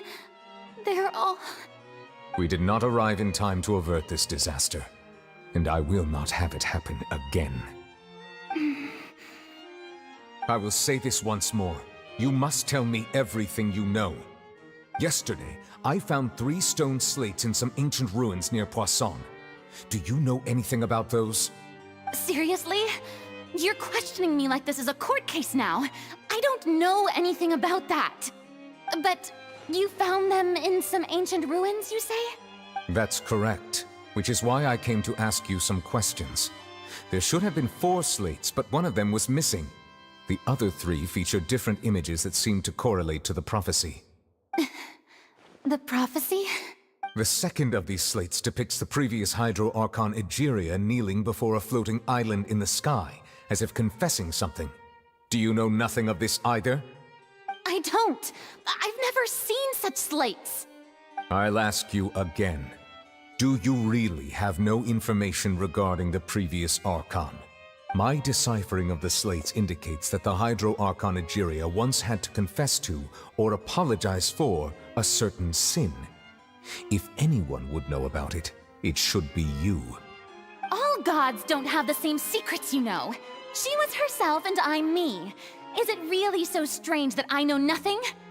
I understand your concerns, but I'm sorry. I just don't have anything to tell you. Forgive me for saying this now, Lady Farina, but I have long known of your various secret investigations into certain matters.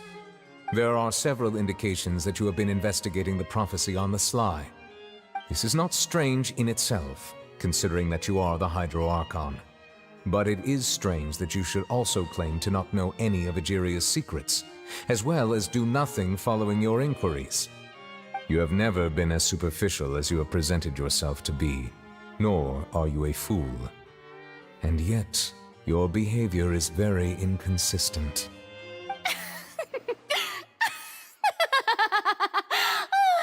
So you've been watching me all this time, have you?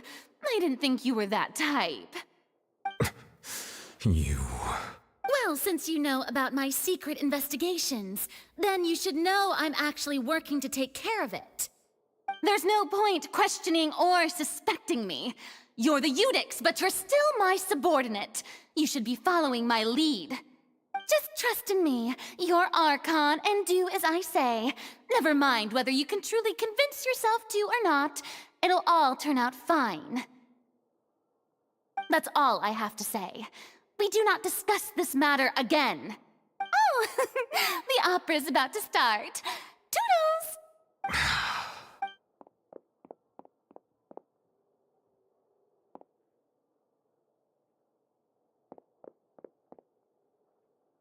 Did Farina not notice us standing by the door? Wonder what's up with her.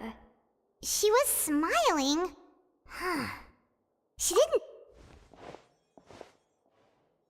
I assume you've been outside for a while now? Oh! You noticed! Seems Farina didn't even realize we were here. She was in a great panic, though I cannot discern the reason. Our discussion reached impasses time and again, a state of affairs that we cannot allow to continue.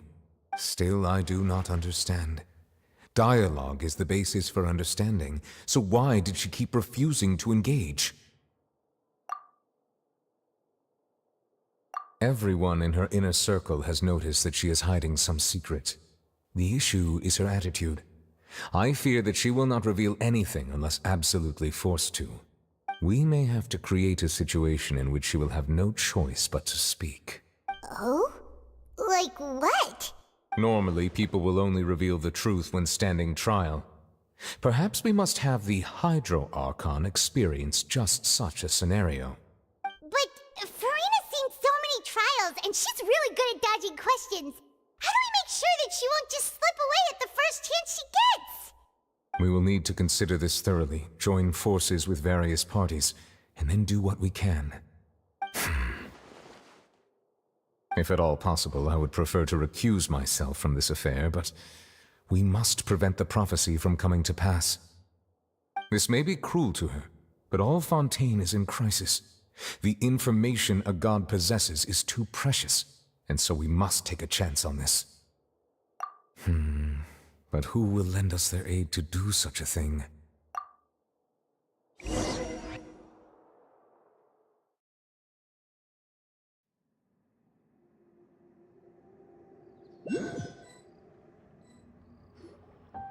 Well, that's everyone, huh? Speaking of which, it was pretty smart of you to think of hiding here. Poisson was just involved in a disaster, so it's presently devoid of people. That naturally makes it the best choice. And here you are drinking tea like it's the most natural thing in the world, huh? That's what family should do. Sit and enjoy a leisurely time together. It's nice to enjoy tea here, you know? Care for a cup? Lend me your ears, everyone. Or perhaps one of you might like to start us off. How about you, friend? Me? No, I don't think I can. Then, how about you, good sir? I fear that I will cause the mood on this boat to become as somber as it is in court. Well then, I guess we're lucky we've got a local like me to organize things. Wonderful, the spotlight at last. I guess I'll be facilitating things from here. That was a little long-winded, don't you think? Oh, you might be right. Anyway, to cut to the chase, our friend here, the Traveler, has brought us together to discuss something. As for what that is, well, let's start by saying that we'll be pooling our efforts together to create a series of traps. Oh, how intriguing. Well, it's just an expression, really. One that I just learned from Chlorand, and used on the spot. So, let's invite her to explain in detail. A round of applause, please. Huh? Didn't you say that you would be facilitating this? Oh, come now. Your work doesn't involve much public speaking, right? This is a good chance to practice. You might even pick up some fancy oratory tricks to impress your boss with in the future. I see. And what does my boss say? He is glad that you consider him your boss. Do go on.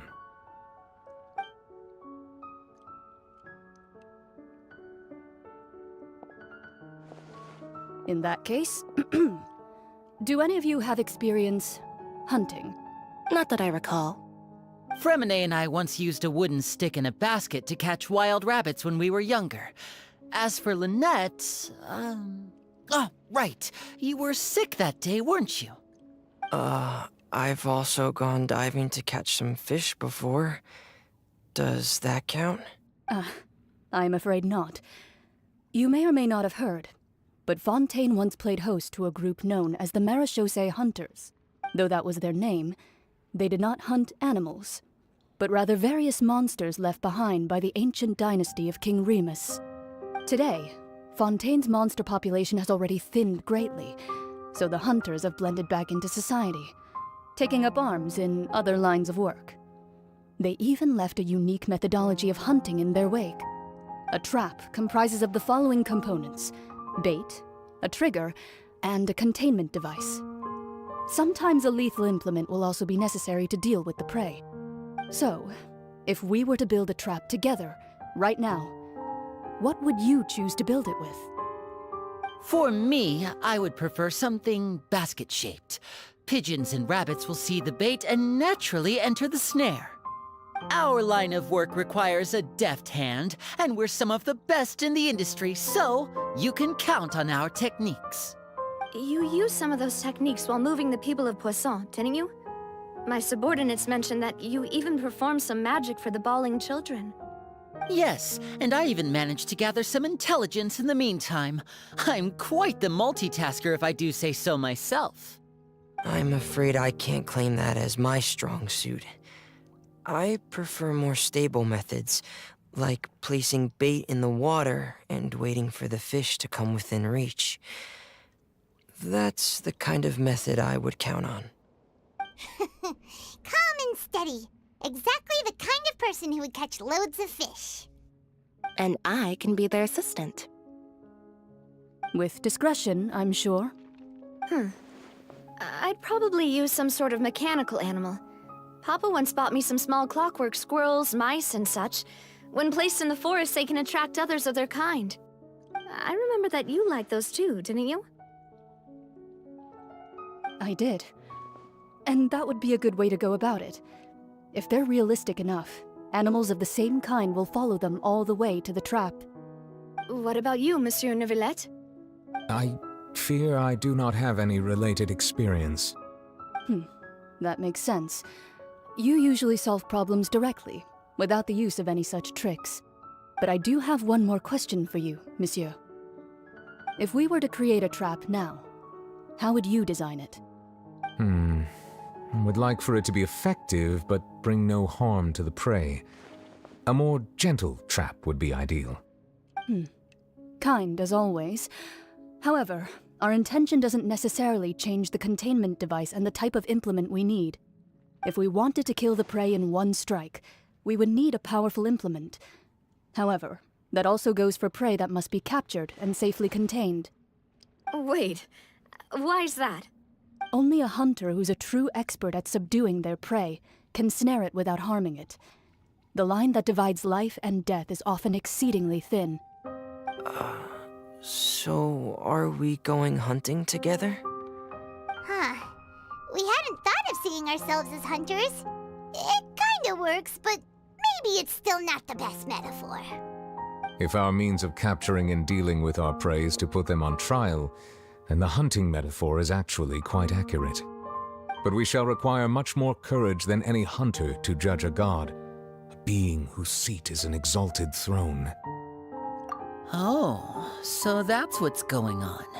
Sounds very interesting.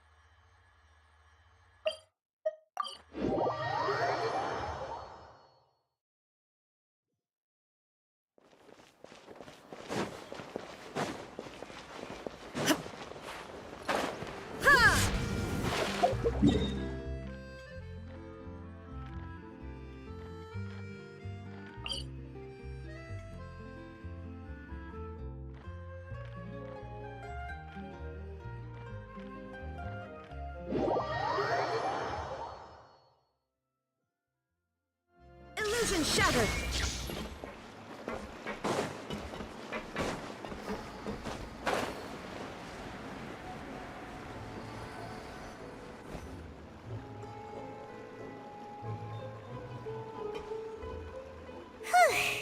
It's been a tough few days, hasn't it? So much has been happening. Paimon didn't think the meetings would go on for so long, but everyone seemed pretty fired up, huh? Paimon thought they'd be at least a little frightened. Well, Fremine was, now that Paimon thinks about it, but everyone else just looked a little surprised. Well... It's hard to say. Paimon doesn't have any experience with this sort of thing. But with you around, Paimon sure will do great. After all, you're the most reliable person in the world, aren't you? Did you just pour some tea? Paimon didn't notice you doing that at all. Then what's that? Paimon's never seen that cup before. Don't be frightened. I'm just joining you two for tea. I merely refrained from saying anything till... Who's that voice? But there's no one here. Aw, have you forgotten me already? Wait, you are familiar. You're the voice we heard from the sky in Sumeru. The voice from the sky, I fear that description is wrong. Though, not completely wrong. You're feeling lost now, just as you were feeling previously. I sensed that confusion and thus came to you. Guiding people is an irresistible hobby of mine, after all. Consider me a passerby, just accepting a commission from my friend's disciple on a whim.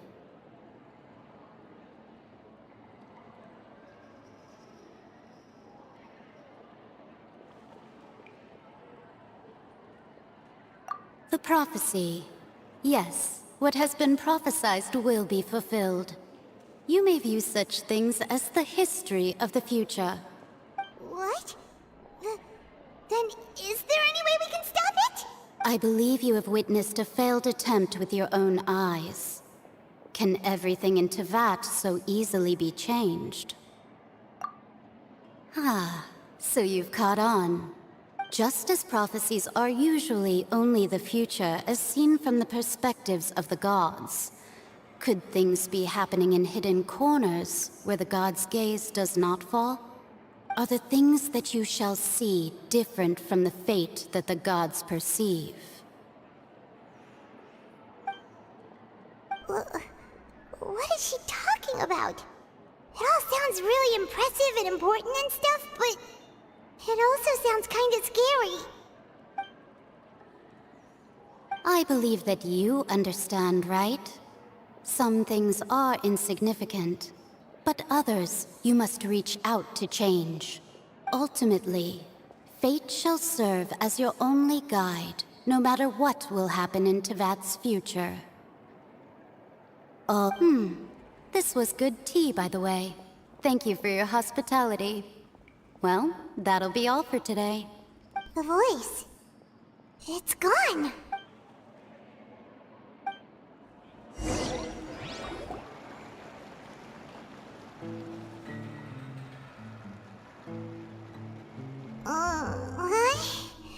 Paimon hears someone talking. Alright, coming! Hey, it's you who's getting lazy, okay? Well, I see I've walked in on some lively banter. Luna! Fine, just fine. I went to take part in that Steambird panel. It turned out to be more interesting than I expected. Not all Fontanians are pessimistic about this. One journalist mentioned that sitting around and waiting for the end to come would be wrong, and that they should make their own rescue preparations. I agreed, so we had a brief chat with her. Did she have pink hair by any chance? Why, yes, it was Charlotte. I assume you've heard of her, no? That daredevil journalist? I'm in full support of her view. Prophecies are very important, but how can people allow their lives to be commandeered by just a few words? That's right! Paimon's glad to hear something sensible for once. Ah, yes. About what we had discussed before.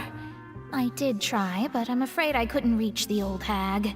I'll try again tonight, but I wouldn't get your hopes up. Huh?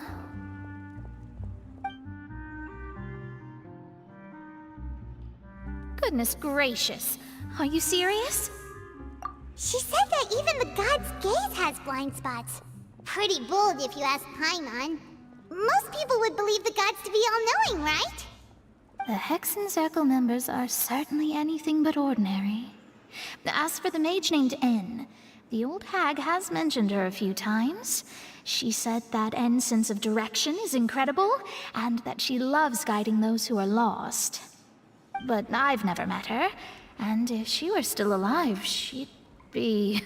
well, suffice it to say that the hag's at least a few hundred now, and N's been around for longer than that. Whoa. The Hexen Circle sounds like a scary group. But they must really stay in shape to live so long. Their abilities alone are pretty terrifying. If she came to see you personally, then the problem you're facing must truly be of great importance. Well, it's not like Paimon could understand anything she said. Yes, she was quite cryptic, but I suspect she means that there is still a way to turn things around. She didn't say when or what that would be, though, so... perhaps it is something that you cannot know right now.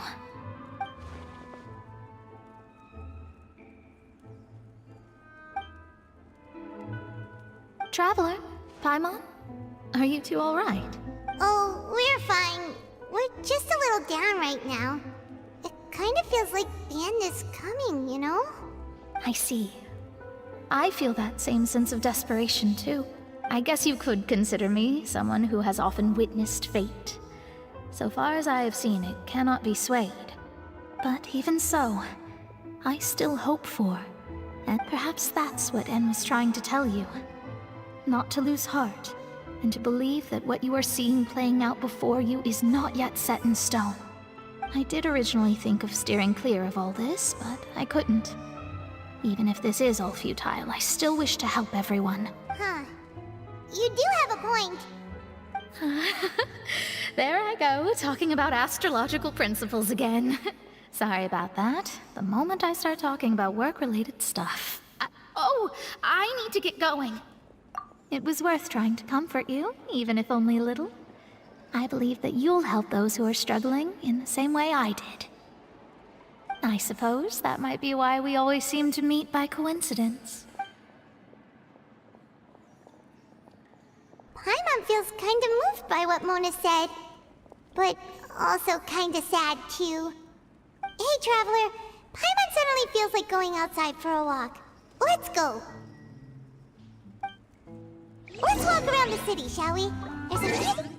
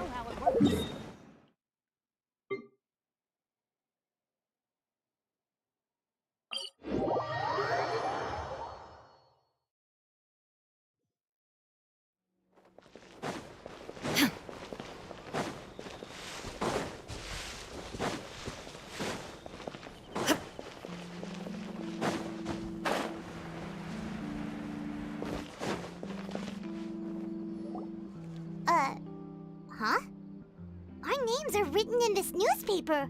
Let Paimon see.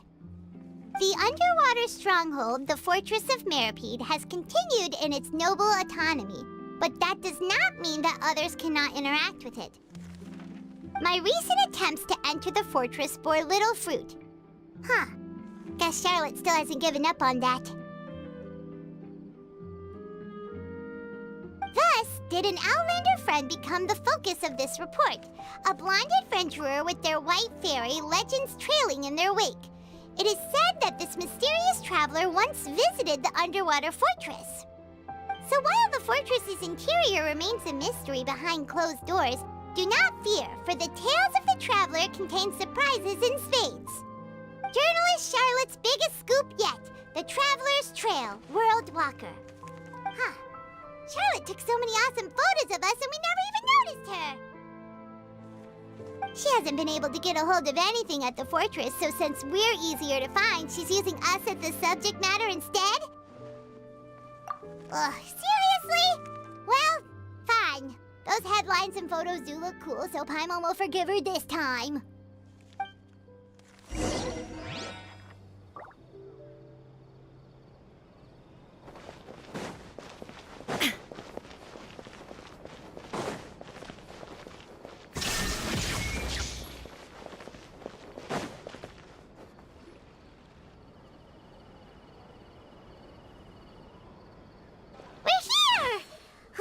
Paimon's hungry. Should we go in and get something to eat?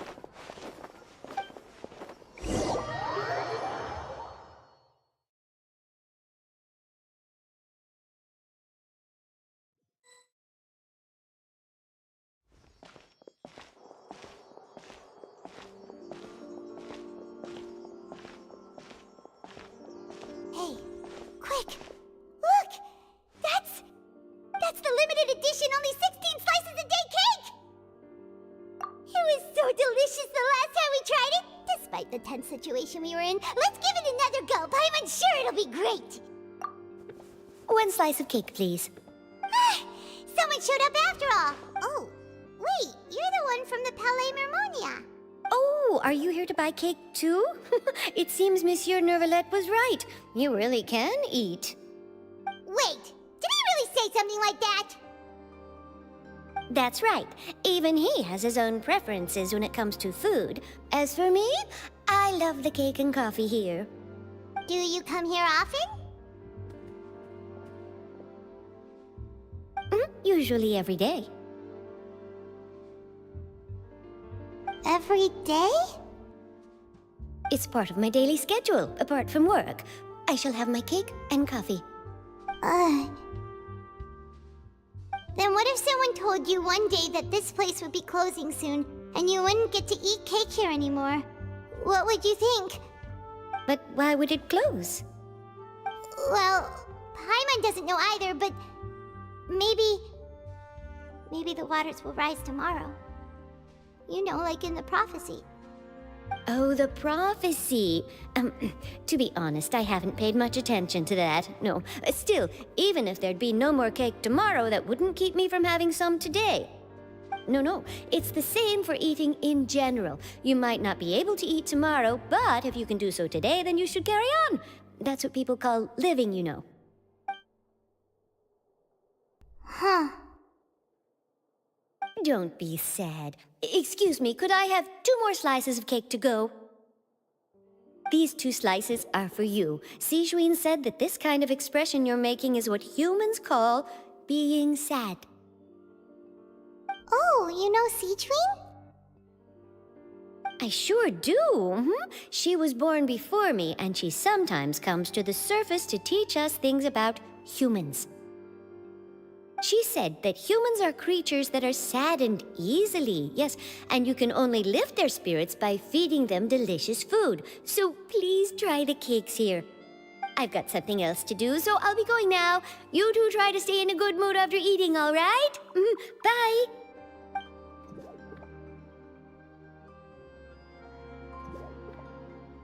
And there she goes! All right, let's dig in. Paimon's sure this cake will be delicious. It's more delicious than last time! the flavor gets even better with a sip of tea. It sure would be nice if we could come again tomorrow. Sure would be nice if we could always eat delicious food here.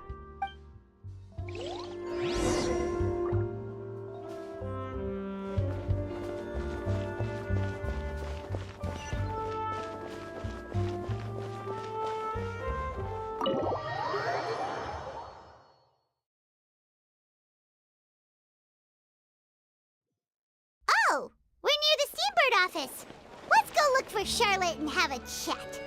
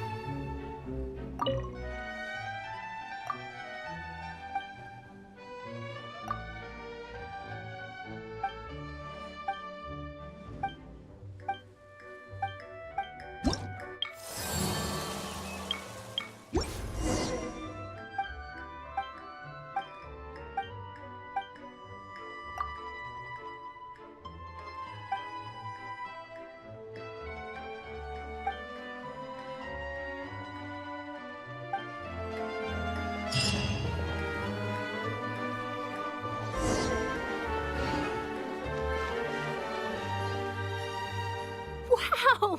If it isn't the Traveler and Paimon! Oh, have you seen the article I wrote about you? Ha!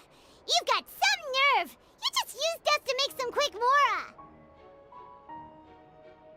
Oh, you needn't worry about that. I heard that you were in Poisson some time back, so I sent you a letter to discuss just that. It appears you didn't receive it, though. It's all right, though. I've set aside the amount intended for you. I've even set the table with some food. Really? Oh, you're the best! You're almost a little too easy to win over, Paimon. If I were a journalist with ulterior motives, you'd be in trouble now, you know. Oh, Paimon knows you're not like that. Still, what brings you here all of a sudden?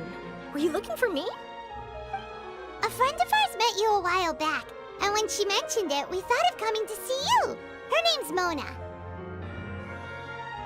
Ah, so you know Miss Mona as well. She's a guest columnist for our paper. Really good one, too. She's so young and already such a brilliant astrologist. So she mentioned me? What did she say? She said that you're a real daredevil of a journalist. Nice.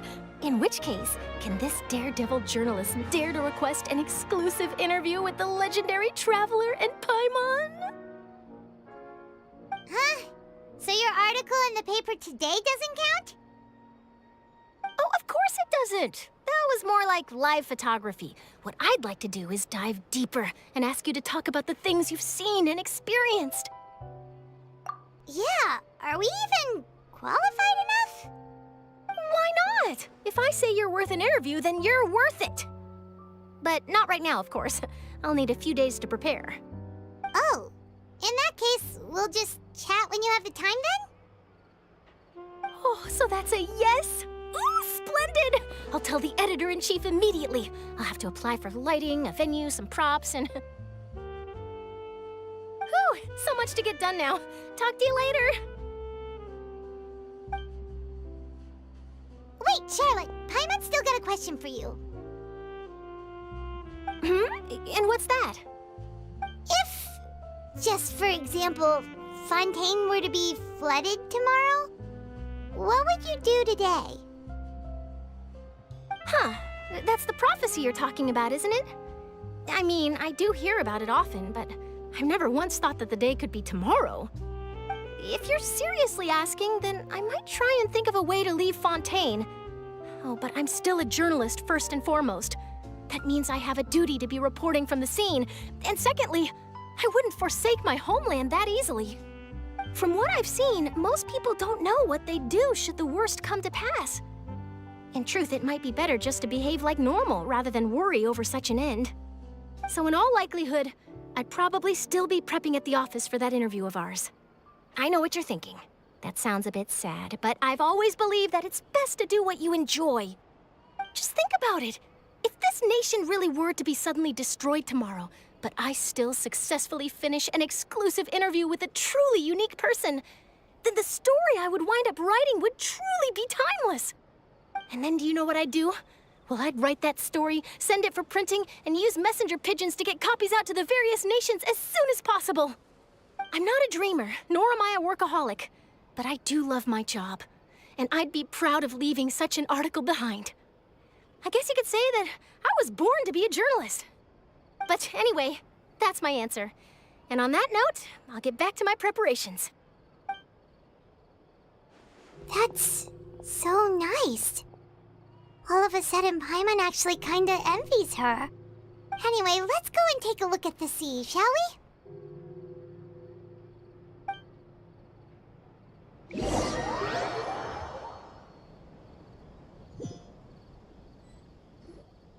The sea breeze and scenery can be a pretty soothing combo, huh?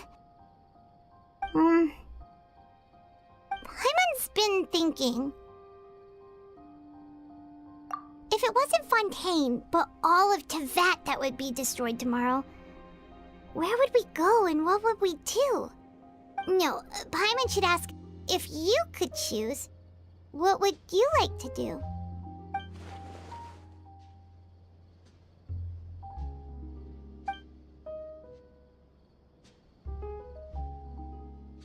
We've always been moving to the next destination, so we haven't spent much time thinking about these kinds of things. We didn't have to either, with us always being on the road and whatnot.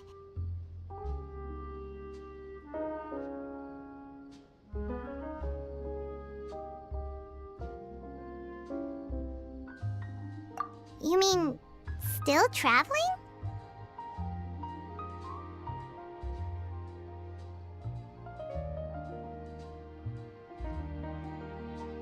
Huh.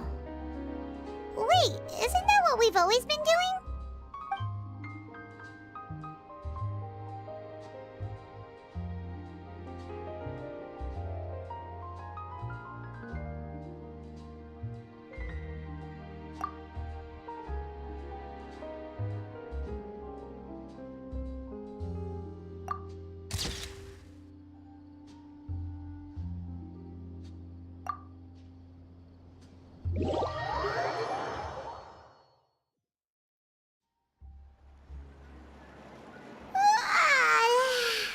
Feels like you'll grow mold if you stay here long enough. But it's still better than the Fortress of Meripede, that's for sure. It's not only damp there, but salty too. Ah, so the two of you are still here. Wonderful. Oh, you're from the Palais Mermonia, aren't you? Yes, I'm Isadora. Monsieur Nervillat sent me to look for you two before. I heard that afterward you went to the Fortress of Meropide. Not at all. I'm well aware that you're friends of his.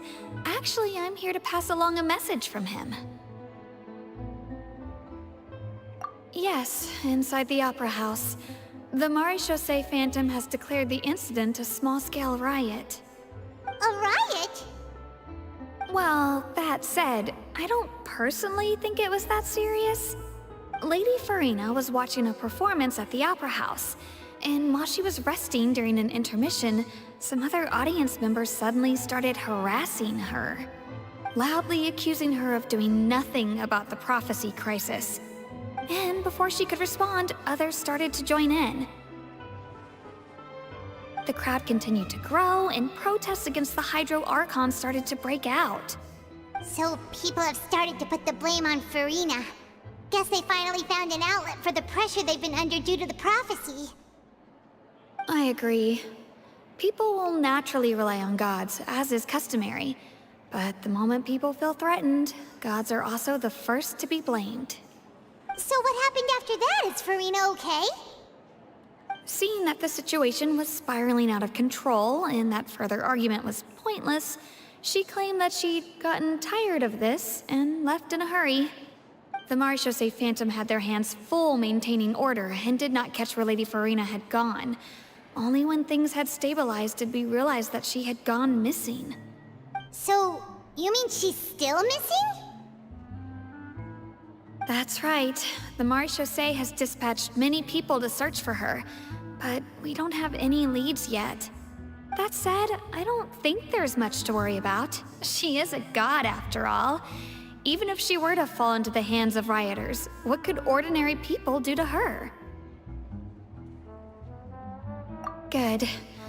Monsieur Nervillet sent me to tell you about the situation, but he didn't say anything else. Don't worry, this is more than enough to go on. Thanks for keeping us informed. Ah, is that so? Well, alright then. In that case, you two take care. I'll be heading back to the Palais now.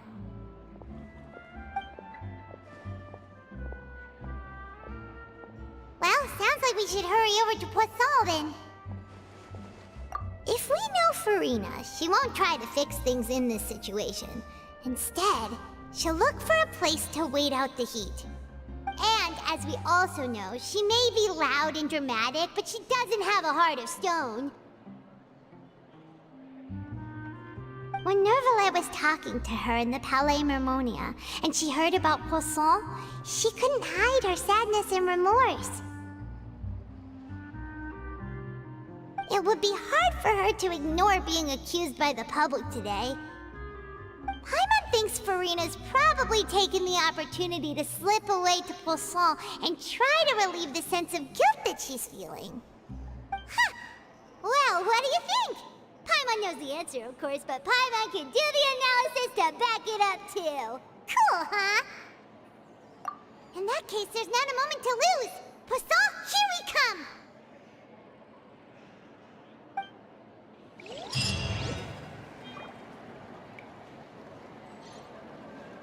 Shine down!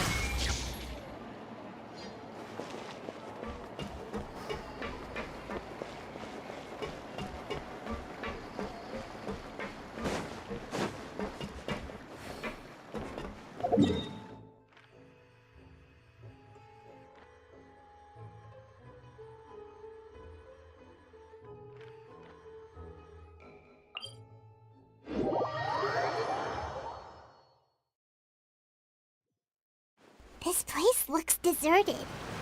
Guess all the survivors must have evacuated already. All that's left here are signs of devastation. Could Farina really be here? Let's try to find her as soon as possible.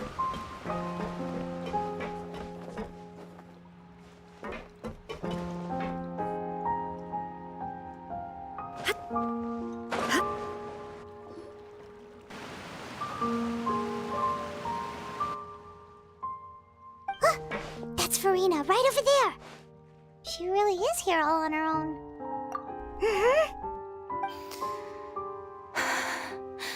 Should I just give up? This is all meaningless. What was meant to happen did happen after all. Everyone's dead. I'm sorry. I am so sorry. Give up, Farina. There's no point in holding out. I'm sorry. But what can I even do other than to repeat meaningless apologies over and over? Who's that? Don't worry, Farina. It's just us. So it is you, blonde traveler from another land. Why, I almost thought you were someone from that mob of my ignorant subjects, come to kneel and beg for my forgiveness. Farina, you were crying just now, weren't you? The tear stains on your face are obvious. What do you mean, tear stains? Oh, I remember. The show at the Opera House earlier this morning was so moving. I'm still trying to process it. Who did that uncivilized rabble think they were, disturbing my enjoyment of the arts? They even dare to tout their Archon. I must teach them a lesson. I can just imagine their twisted and frustrated faces once they realize that I'm nowhere to be found. Oh, and I'm sure Nouvellette and those people from the Maréchaussée Phantom are freaking out right next to them, too.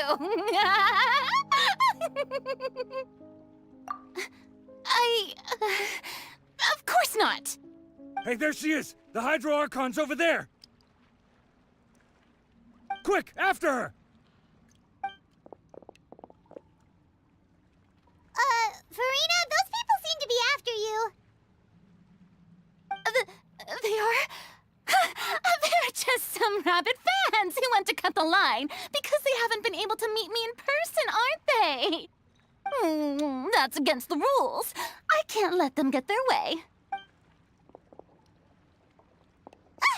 Furina just ran off! Quick, we have to catch up with her!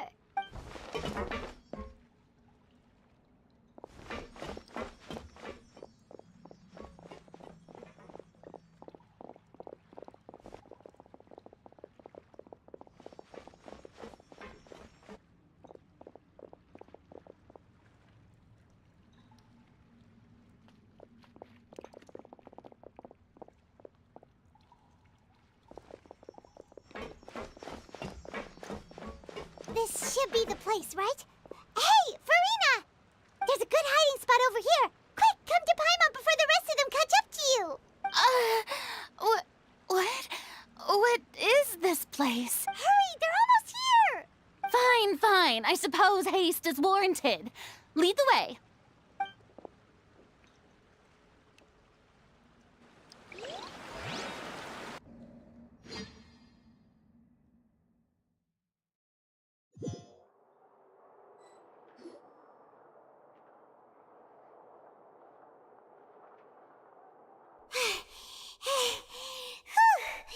Paimon's exhausted.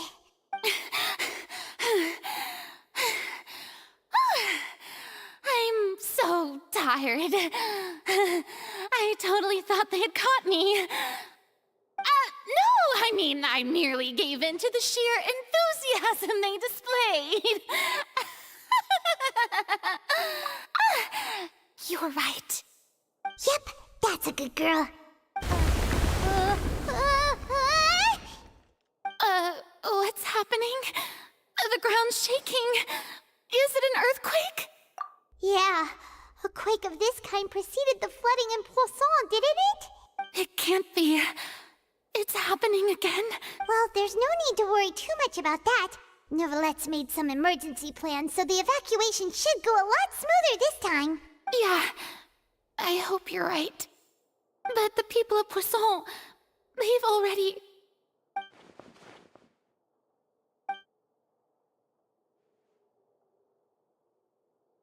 It's true. I've been investigating the prophecy for hundreds of years. I once had informants all over Tevat, searching for clues and feeding information back to me. I've tried all kinds of ways, too, to hold back the sea. Anything to keep the coastline from advancing. But all my efforts proved to be futile in the end. Really, the truth has been clear to me for a very long time. We cannot make an enemy of the divine. No matter what we do, the will of the heavenly principles will have its way, and the prophecy shall be fulfilled. Give up. I do love the sound of that phrase. It would mean finally coming to terms with fate, but also for me to finally be free. Indeed, I've thought about giving up so many times, especially after we almost lost Poisson. Fate is really unreasonable, isn't it? It has no heart and obeys no rules. The prophecy has only just started to come true, and so many people have already lost their lives. But just now, it all became clear to me.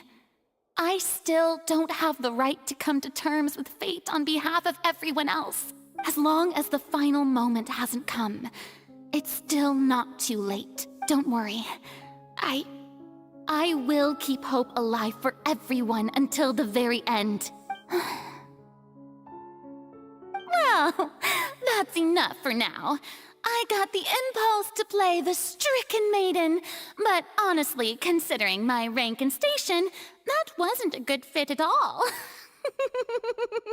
Don't take any of what I just said seriously.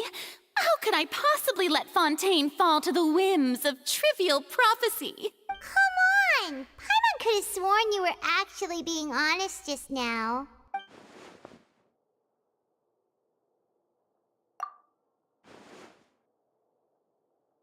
Share my burden. That's impossible. It was fated right from the start that this would be my duty alone. A witness. Yes, I've heard that you came to Tevat from beyond the stars, yes. In other words, you never belonged here. And if Tevat is, in its entirety, a show on a stage, then you're just a spectator, aren't you? If that's the case...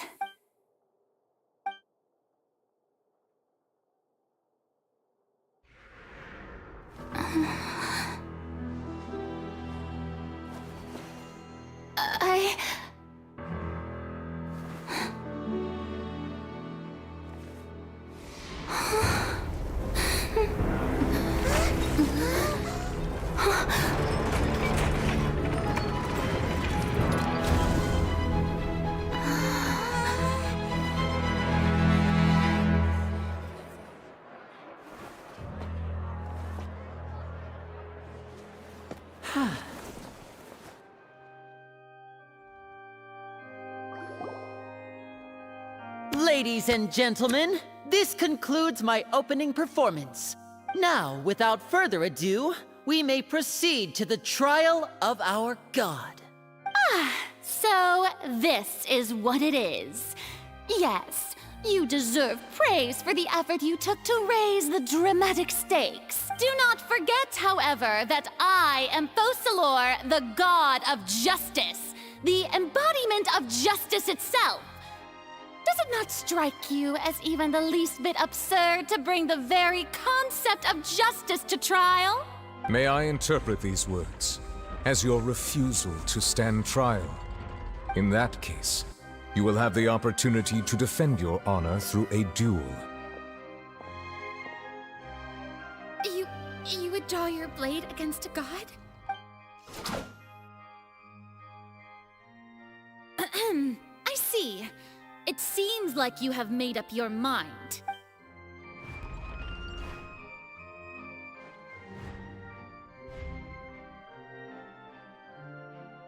Paimon can't believe it.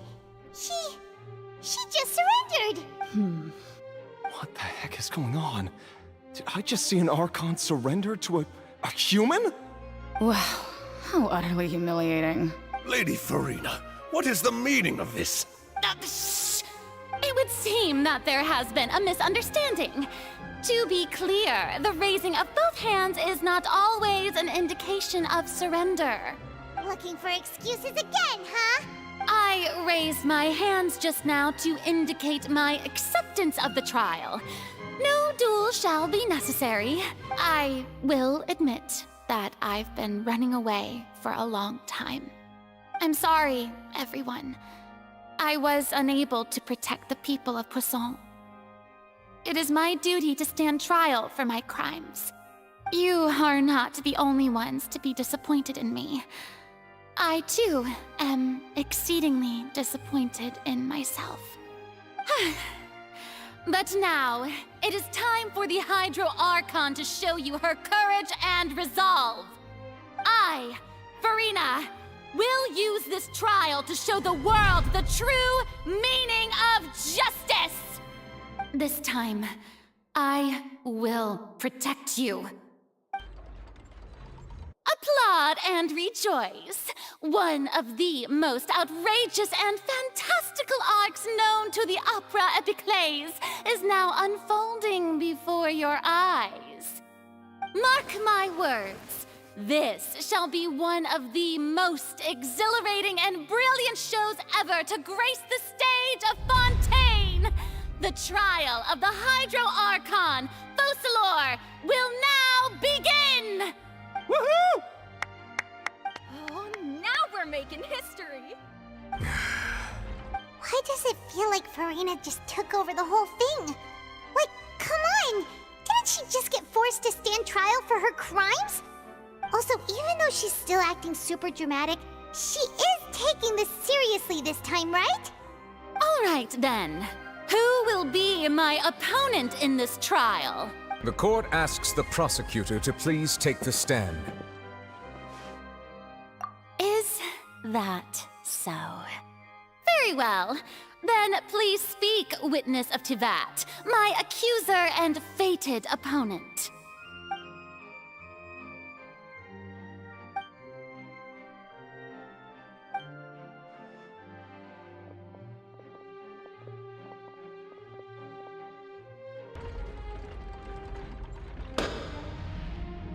Also, please allow me to ask, as a final question before the trial begins, just how much work did you do to force me onto this stage?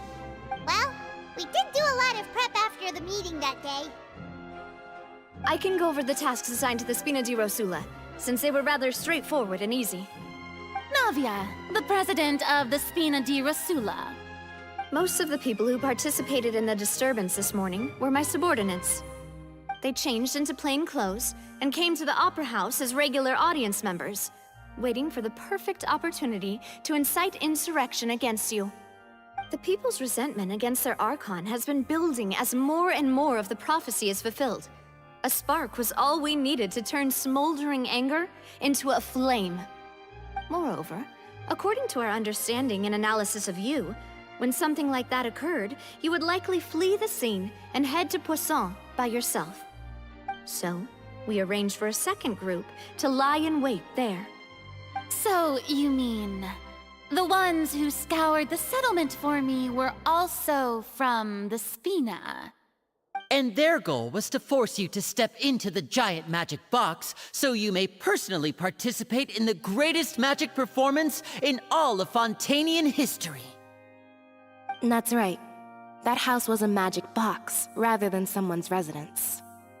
As the super ultimate version of the setup that I used when I first performed at the Opera Epiclese, the volume of the box was increased by a whole order of magnitude, and the distance it traversed was the entire gap between Poisson and Araneas.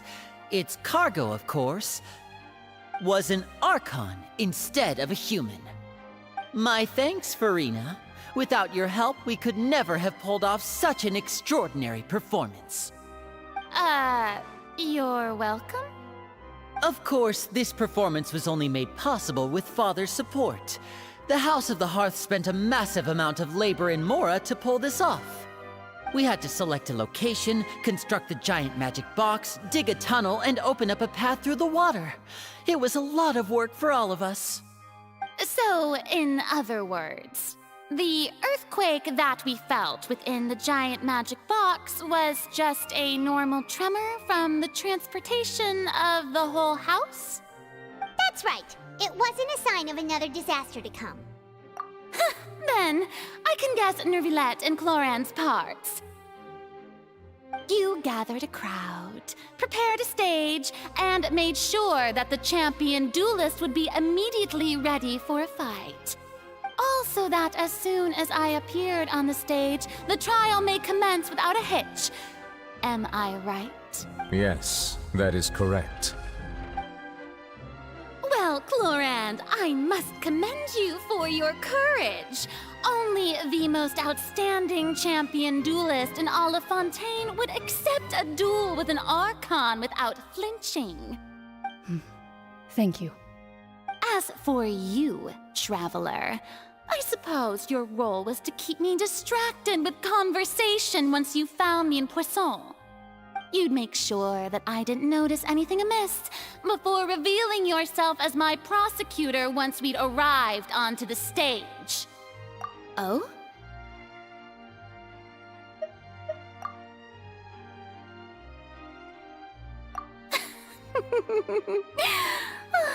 Is that so?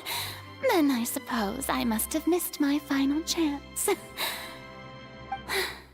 It's fine. It matters not. What's done is done.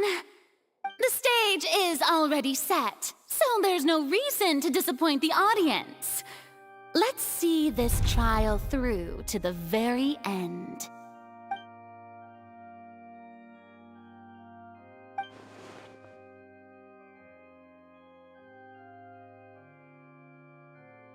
Madam Prosecutor, please allow me to pass this along. This is a document that Miss Charlotte applied for and received permission to share with you during the trial.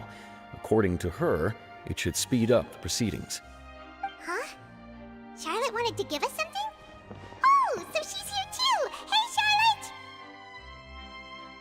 Oh, let Paimon see.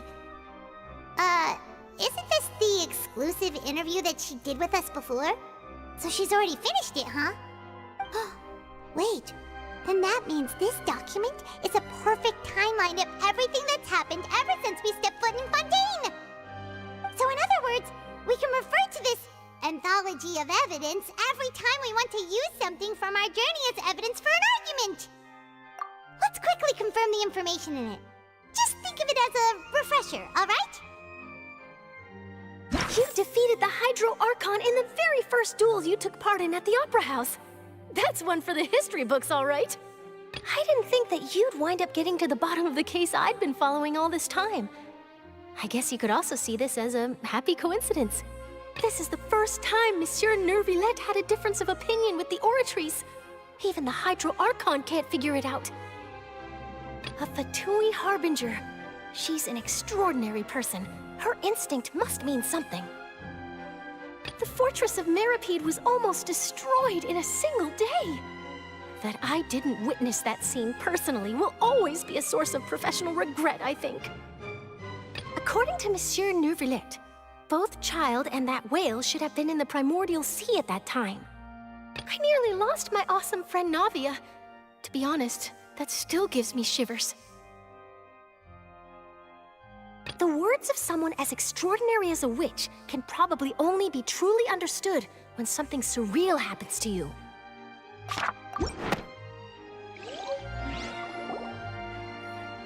The prosecution and the defense are both in position. The trial shall now begin. Oh, come on, Neuvillette. There's no need to repeat all the unimportant legalese. Just fast forward to the part where the prosecution lays out my offenses. As the defendant and the lead actress of this performance, I still haven't even been informed of my supposed guilt in all of this. Of course, it is only natural for humans to struggle to understand the actions of a god. However, you will need more than that to convict me of a crime. That's true, but my charge here is unrelated to your conduct as an Archon. Instead, I would like to charge you as a fraud, who's never been the Archon in the first place. Wait, what was that? Lady Farina's a fraud? Hey, I came here thinking that we were going to try the Hydro Archon for forsaking her duty, but did I hear that right?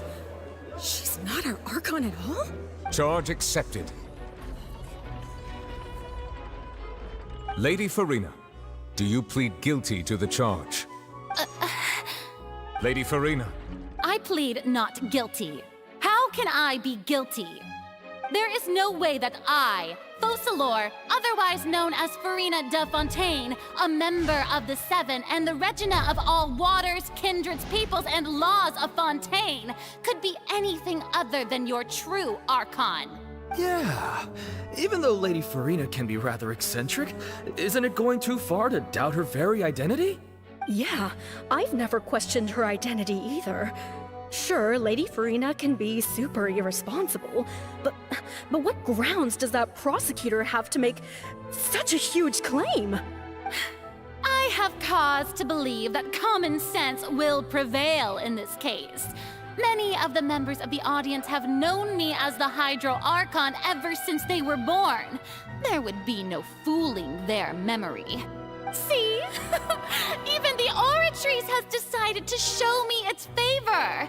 Are you sure you want to commit to a charge that will never be upheld? If you wish to drop the case, I can promise you as the god of justice that you will not have to face trial for making a false accusation. We will treat everything that's happened as a dramatic spectacle and move on with our lives. What do you say to that? Huh. An argument with near impossible odds, huh? We have to not only refute Furina's claims, but also overturn the long-held beliefs of the people. Well, I tried to give you the chance to surrender. If you must persist, then let me ask. If you believe I'm not the Archon, then what manner of being do you think I am? And if I was not the Archon, then how did I manage to live for over 500 years?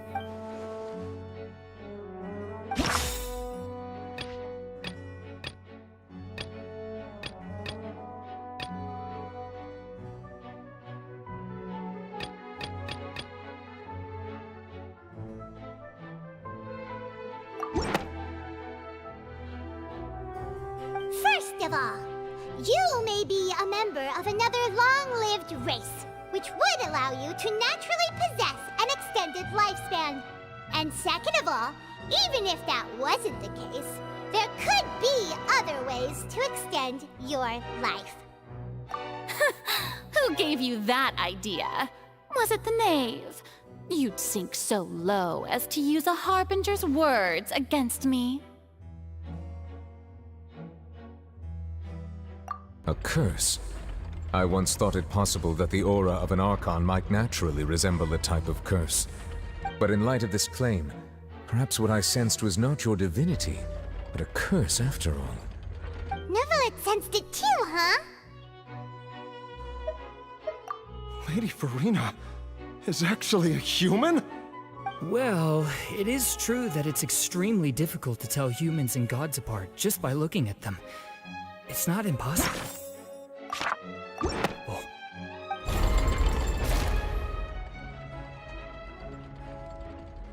Well, don't start celebrating too early now. Even if I have been carrying a curse like you said, how does that prove that I am merely a human being? Besides, everyone knows that the main difference between a human and a god is the possession of authority. Gods can do what humans cannot. That's why they're worshipped as gods. For centuries, manifestations of my authority have served the nation of Fontaine. One need only to turn their eyes towards the Oratrice Mécanique d'Analyse Cardinal in this very opera house, or consider the endemidium that is used in every aspect of life.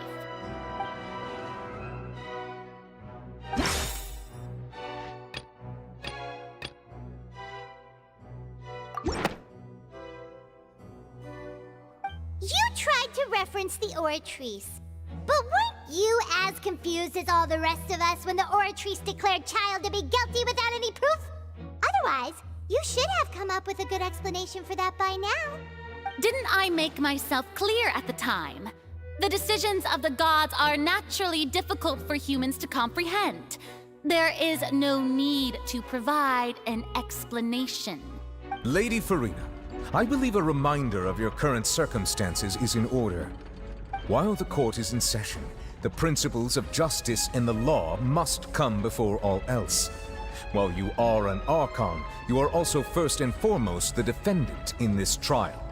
You will prove yourself unable to defend against the prosecution's charges if you continue to withhold vital information against the rules of the court.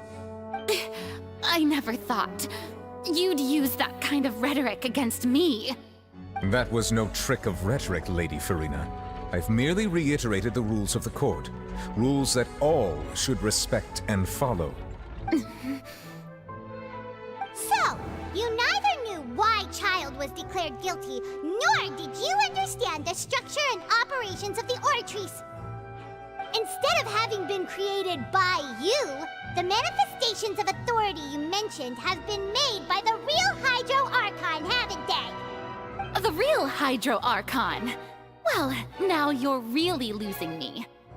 It is true that I did not know why the Oratrice gave out a guilty verdict that day. But the Oratrice handed out that verdict unilaterally, and it has been operating independently ever since it was first created. You can't argue that just because a divine creation is flawed, that the god behind it must also be no god at all. She's still throwing out all kinds of excuses. Seems like she's confident that we won't be able to produce proof that she has no power over the Oratrice. My power as an Archon. There are many ordinary citizens in the audience. How can I just carelessly demonstrate the formidable power of an Archon? If that poses a concern, I'm prepared to extend my protection to the audience. You don't need to go that far.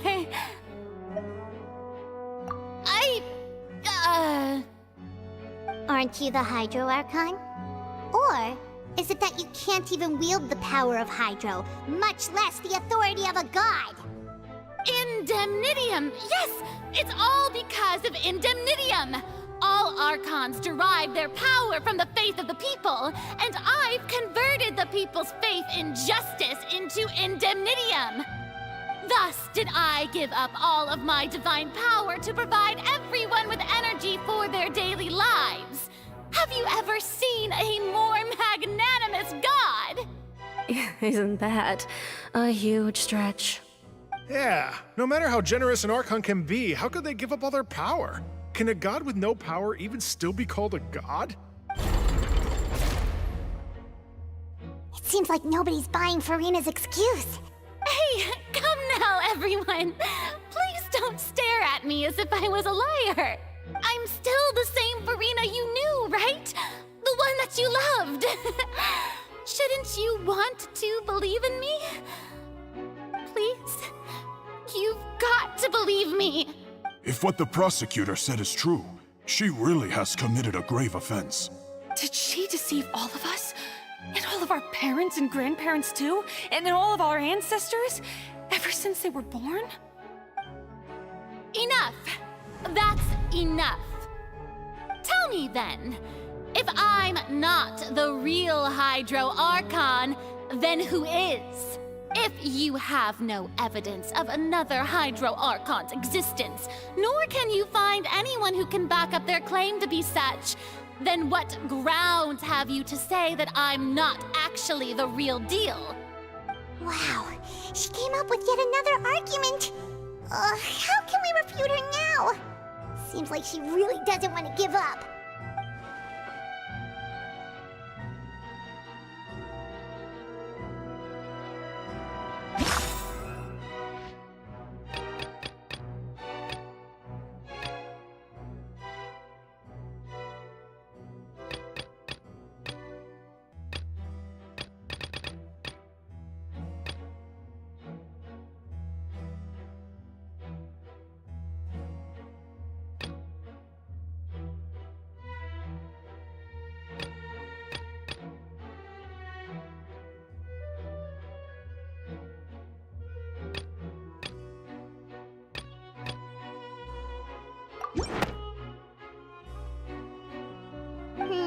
That doesn't sound right. Paimon doesn't think this clue can be used as compelling evidence to build our case.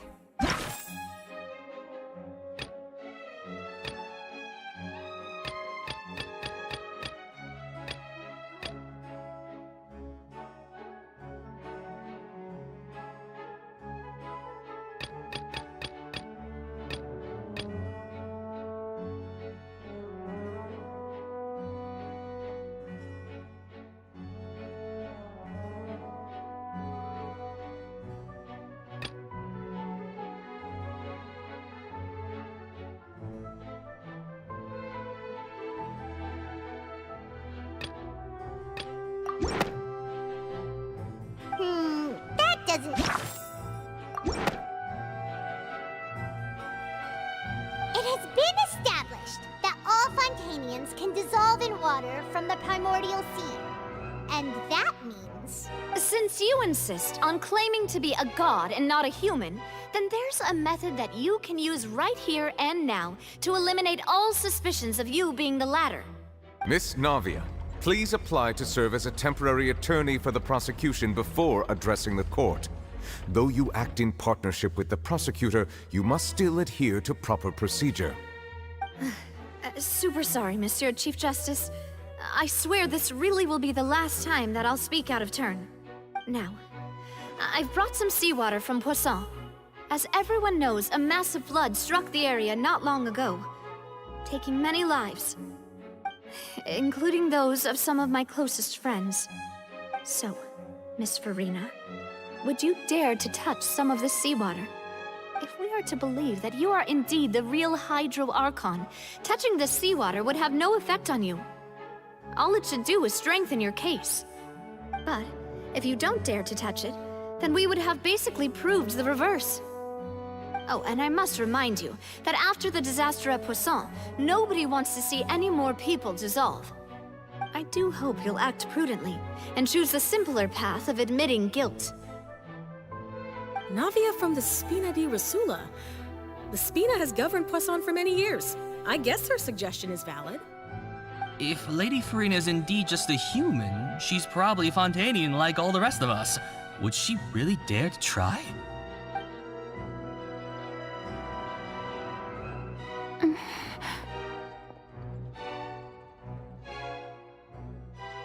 Lady Farina, this test has been unilaterally proposed by the prosecution. As it falls outside the realm of standard court proceedings, you possess the right to decline participation. Well, of course he had to tell her that. But refusing to participate is basically the same as a confession of guilt. She's just staring at the water without saying a single word.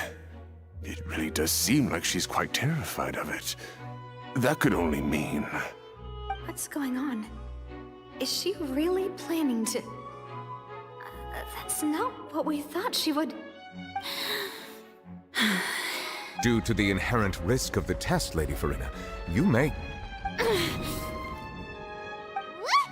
Hey!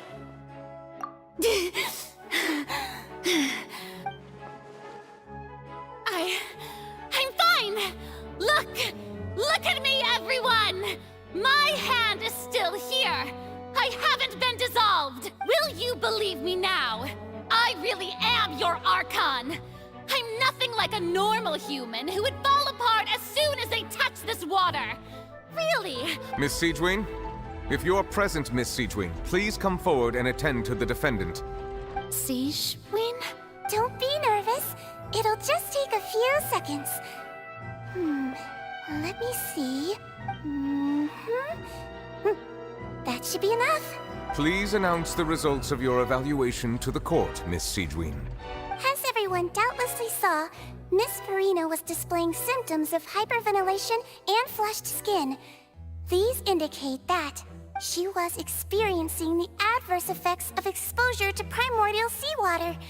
The extent to which she was affected is the same as other humans when exposed to primordial seawater of a similar concentration. Thank you, Miss Siegewin. Lady Farina, you may return to the defendant's stand. Oh wait, what did she just say? I didn't get dissolved! Shouldn't that be enough to prove my innocence? Well, considering your tendency to run from your problems, we did originally prepare a direct sample of the seawater around Poisson. However, after extensive discussion, we exchanged it for a sample that is not concentrated enough to dissolve an actual human. After all, on the off chance that something entirely unexpected might occur, we don't want anyone else to lose their life to the sea. Yeah, so out of regard for Farina's life, you secured a low-concentration sample and asked the head nurse to serve as an expert witness. It's a great thing that the direct sample wasn't actually used. Farina could have... I can't believe...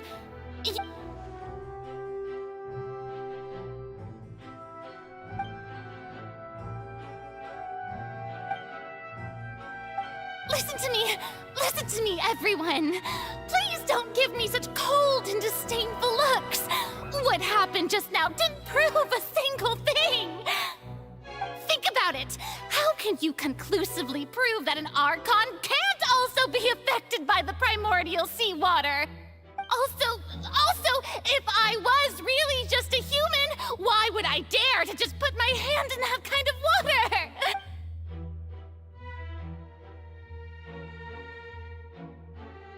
Please, everyone, anyone, just listen to me! I swear, I really am your Archon!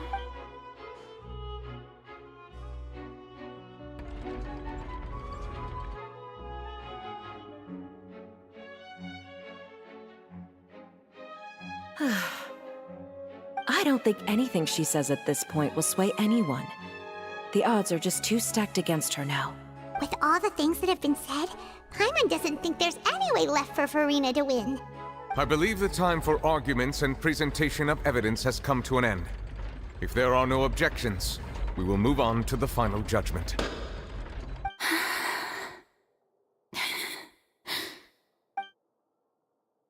I don't think anything she says at this point will sway anyone. She's too stacked against her now.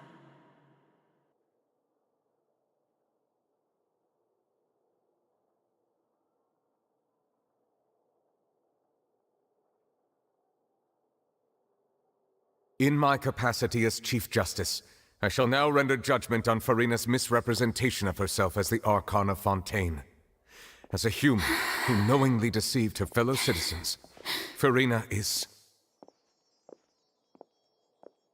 guilty.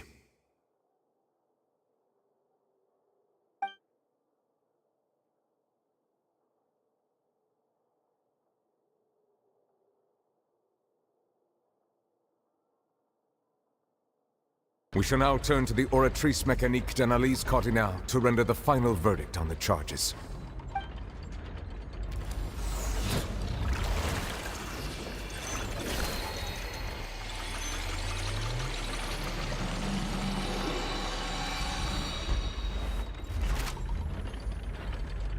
According to the judgment of the Oratrice Mécanique d'Analyse Cardinale, Furina is... Well, what's wrong? What's the Oratrice's verdict? No, the Oratrice also displays a guilty verdict. Isn't that correct then? However, the exact wording of the verdict is thus: the Hydro Archon, guilty to be punished via the death sentence. The death sentence? That's actually one of the available sentences? I've always thought that it was just a myth. The one and only time the death sentence has been handed out at the court, and it's been given to the very person we've worshipped as the god of justice? What an unexpected twist. Furina's been sentenced to death by the Oratrice? We just wanted to use the trial to show her the seriousness of things so she'd tell us the truth. How did things escalate this quickly? This outcome is indeed quite strange. According to Fontaine's current definitions of justice, as well as its recommendations for criminal sentences, is this sentence really appropriate for the crimes that have been committed?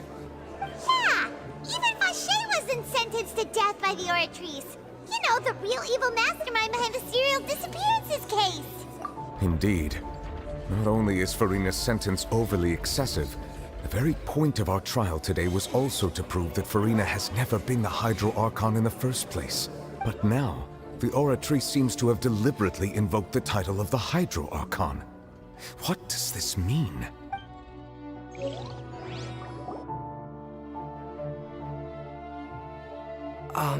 Excuse me, if I may interrupt. Is the trial still going? Fremine! You finally made it. I assume this means you've completed your mission? Mm-hmm. Any mission Father assigns to me will always be top priority. Is that the first prophecy slate? Huh. So the knave privately arranged for Fremine to try and find the missing slate. I looked everywhere and finally found it at the bottom of the sea. It took me a long time to get around some dangerous stretches of water. But has the trial already concluded? Then doesn't that mean I've come too late? Oh no. Father will be disappointed in me. Thank you for your hard work, Mr. Fremine. Please allow me to review the record left on the slate. Traveler, I believe that you have already seen the other existing slates. I would like you to come here and confirm their contents. Huh? So what do you see? What is it?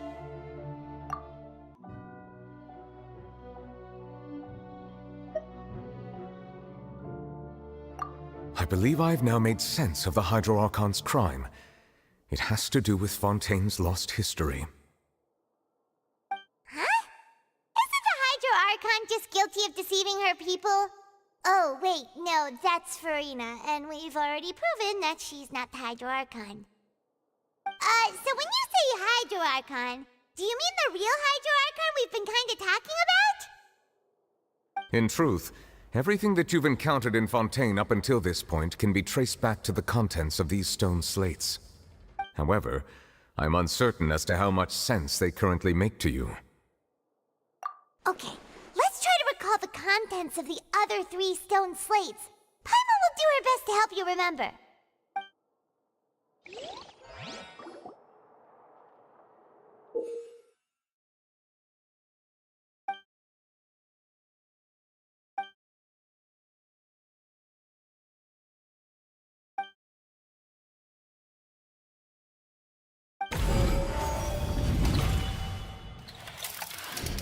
The first stone slate describes what you just said. It seems to show the previous Hydro Archon using her divine power, and then the Oceanids turn into humans. Does that mean that Fontanians are transformed Oceanids? Oh, Paimon wasn't expecting that. But if Oceanids can turn into humans, then perhaps this process can be reversed as well. The second stone slate shows Celestia floating in the sky, and the Hydro Archon and her people worshipping it together. But the heavens still brought judgment down upon them. This must be the point when the Hydro Archon and the Fontanians were branded with their original sin. Does this mean that the original sin and the Hydro Archon sin are the same thing? The third slate shows the Hydro Archon sinking into the sea surrounded by many people. That reminds Paimon, didn't we also watch that happen to someone else? Well, the fourth slate is the prophecy the Fontanians have been talking about. People dissolving into the sea, the Hydro Archon crying on her throne, and so on. We didn't believe that such a crazy disaster could happen at first, did we? But after that incident, it was just a question of when and not if.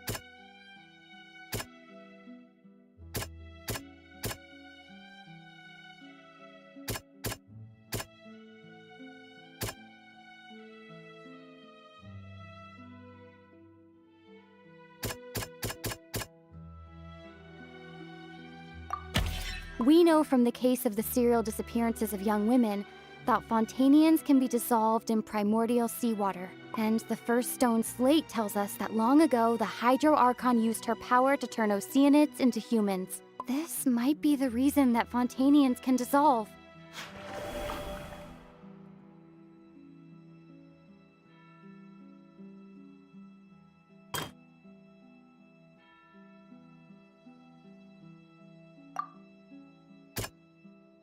That doesn't sound quite...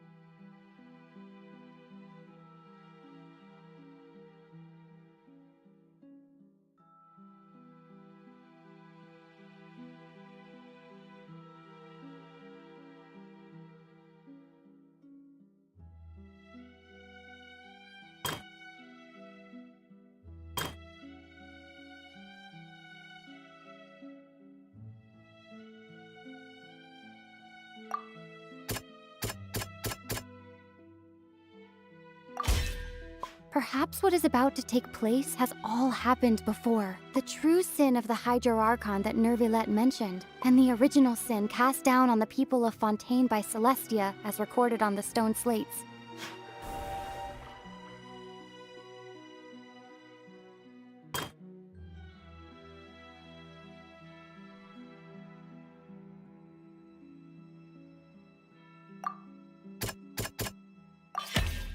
It's not as simple as falling into the sea. When Navia fell into the sea, her consciousness was subjected to judgment. The stone slates show the people gathered around the Hydro Archon in the sea. Could that be alluding to the same thing?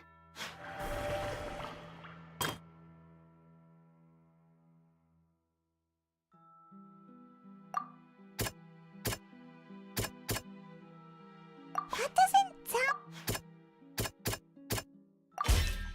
The prophecy from the stone slates found its way into society, but not many people believed it at first. The fortress of Meropide was nearly flooded with primordial seawater, which we know can cause Fontainians to dissolve. It seems increasingly likely that the prophecy may come true. If we hadn't dealt with it in time, things could have gone very badly. They'll dissolve into the primordial sea but won't cease to exist. Their essence will flow in the seawater, converge, and take the form of an Oceanid. The Hydro Archon was sentenced to death in court, shocking everyone present. Perhaps this means that her sin was actually Fontaine's original sin. Navia fell into the water inside those ruins, and she nearly dissolved. She was surrounded by the people of Poisson in a court within her consciousness, and was forced to take part in a trial meant to make her stay. The eruption of the primordial sea at the fortress of Meropide was the surest sign that the prophecy was about to come to pass no matter what. The stone slate's content can all be verified by recent events. If we combine what we know together, loads of truths should come to light.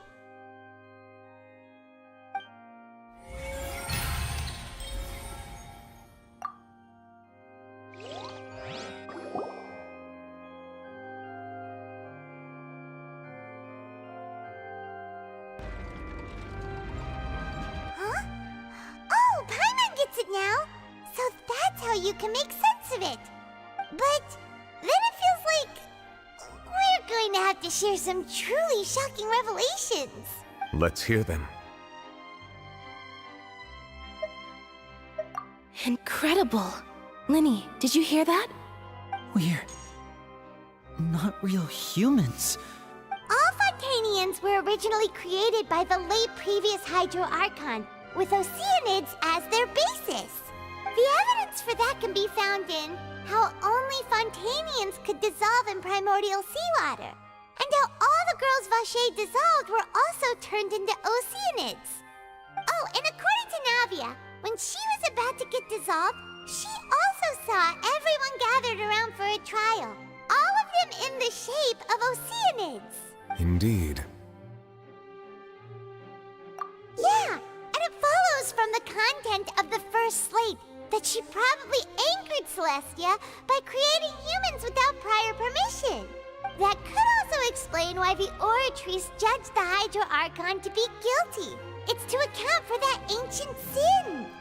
The Hydro Archon's true sin was creating us? And yet, after many hundreds of years, the Hydro Archon's creations have turned around to try to judge the Archon within the Opera Epiclese. The twists of history are often the most unexpected of all. Yeah! Isn't the image here just like when Navia fell into the sea? So wouldn't it be trying to show the image of the Hydro Archon also falling into the sea once the prophecy has been fulfilled in the fourth slate? In the end, the people will all be dissolved into the waters, and only the Hydro Archon will remain weeping on her throne. Only then will the sins of the people of Fontaine be washed away. Did Paimon get all that right? You've made some keen deductions. I must say, given how much you still don't know, it is impressive that you've already managed to connect so many pieces of the truth. However, while you were able to decode all the information on the slates, they've also been etched with an additional layer of hidden information using a different power source. When we were at the ruins, I tried to decipher the hidden information recorded in the slates. But since we only had 3 slates at the time, I was unable to come to a full conclusion. Now that the slate collection is complete, I shall make another attempt to decipher the narrative recorded within.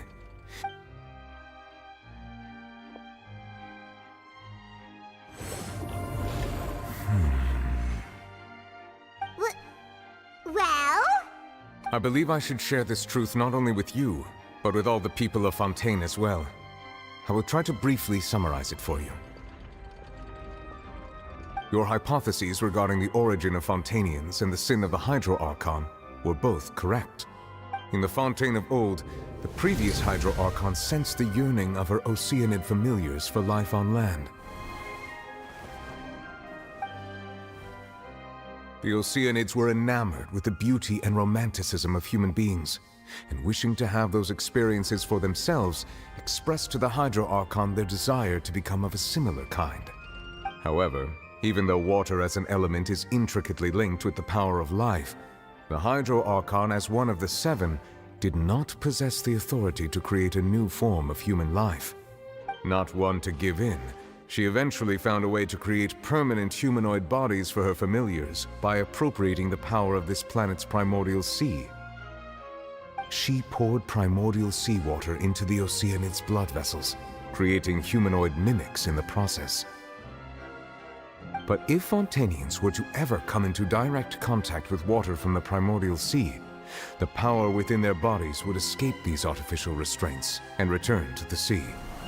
As a result, their forms would collapse, and they would be reverted to their original forms as Oceanids. Of course, the Hydro Archon never received permission from the heavenly principles to create a new human race. And thus, the Hydro Archon and all of her creations came to shoulder the original sin of appropriating the power of the primordial sea. That is the true history of how the people of Fontaine first came in. So we were all Oceanids before we turned into human beings? That's way too much information for me. I think I'm just going to pretend that I never heard a single thing. Wait, but if that's the truth, we can't let the Hydro Archon be sentenced to death?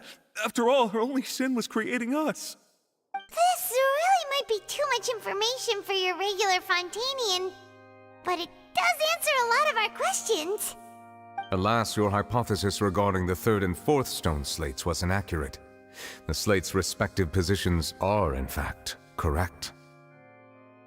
A key point of the visual on the 3rd slate is how all the individuals depicted in the water are humans rather than Oceanids. They have not been dissolved, which implies that the water depicted in this slate is not water from the primordial sea. The nation of Fontaine is the nation of Hydro, as well as the nation of trials and justice. Instead of being the literal element, the water in the scene symbolizes judgment and justice. You may also recall Navia's experience.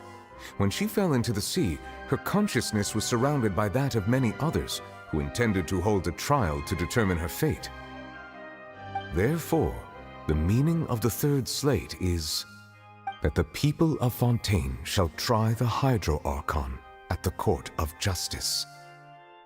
Yes, it refers to our present situation. I think I'm following now. So, what you're saying is, even though we decided to put on this trial to avoid fulfilling the prophecy, in truth, everything we've done has happened exactly as the prophecy foretold. So now, it seems, we're the ones making sure it comes true. What should we do? Huh. No matter what, the prophecy will be fulfilled. If that's the case, does that mean the scene in the 4th slate will also be fulfilled soon? Traveler, I would like to point out another small fallacy in your deductions. About the 4th slate, you probably thought that the eruption of primordial seawater beneath the fortress of Meripede served as the surest sign that the prophecy was about to come to pass, yes? However, I believe that rather than being a sure sign, That eruption could in fact only be a small warning of something far worse to come. As for the root cause of the catastrophe, I believe you've already encountered it once before.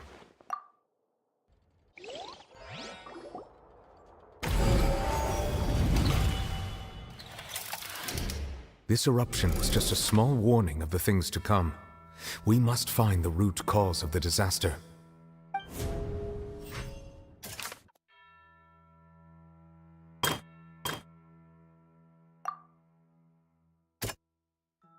That doesn't sound quite right.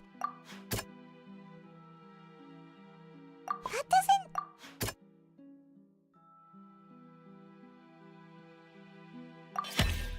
It was both dream and reality.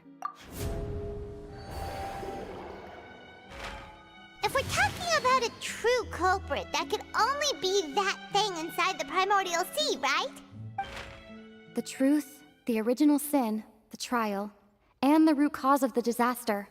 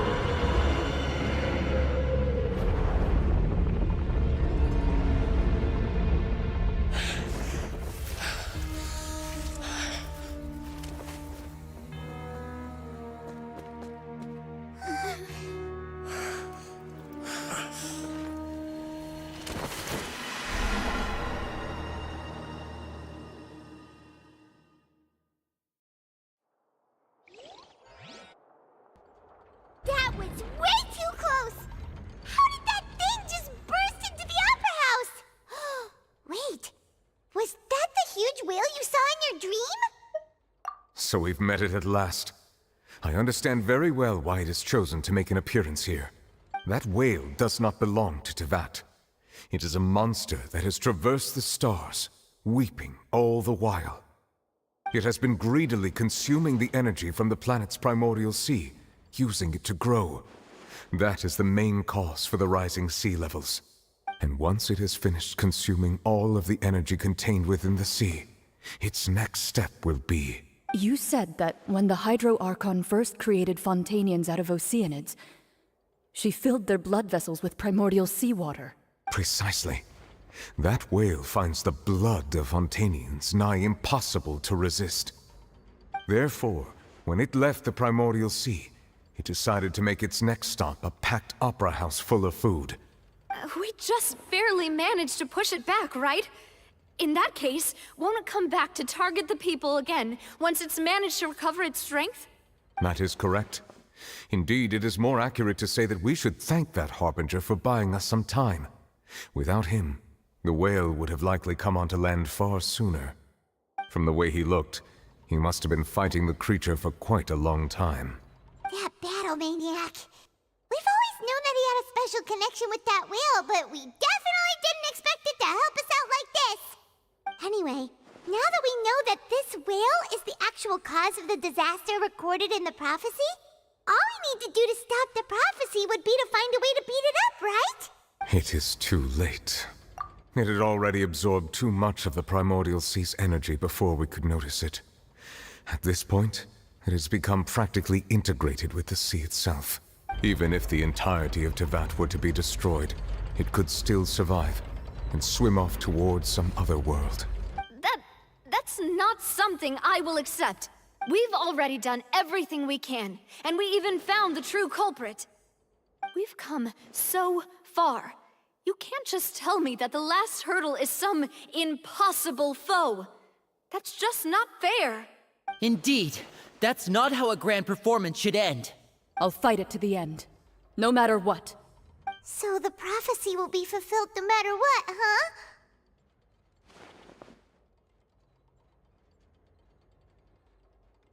The prophecy. Yes, what has been prophesied will be fulfilled. You may view such things as the history of the future.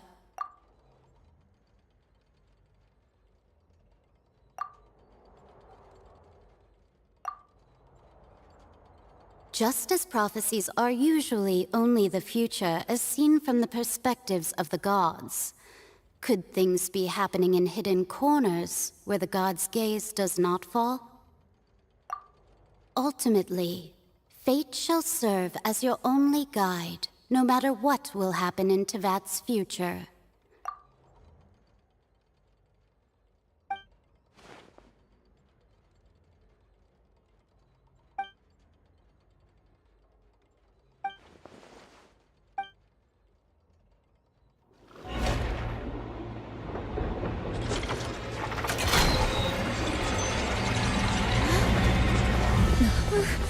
What's happening with the oratories? I believe it is preparing to carry out the death sentence.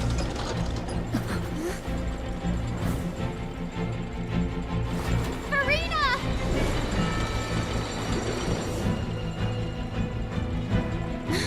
No, I still need answers.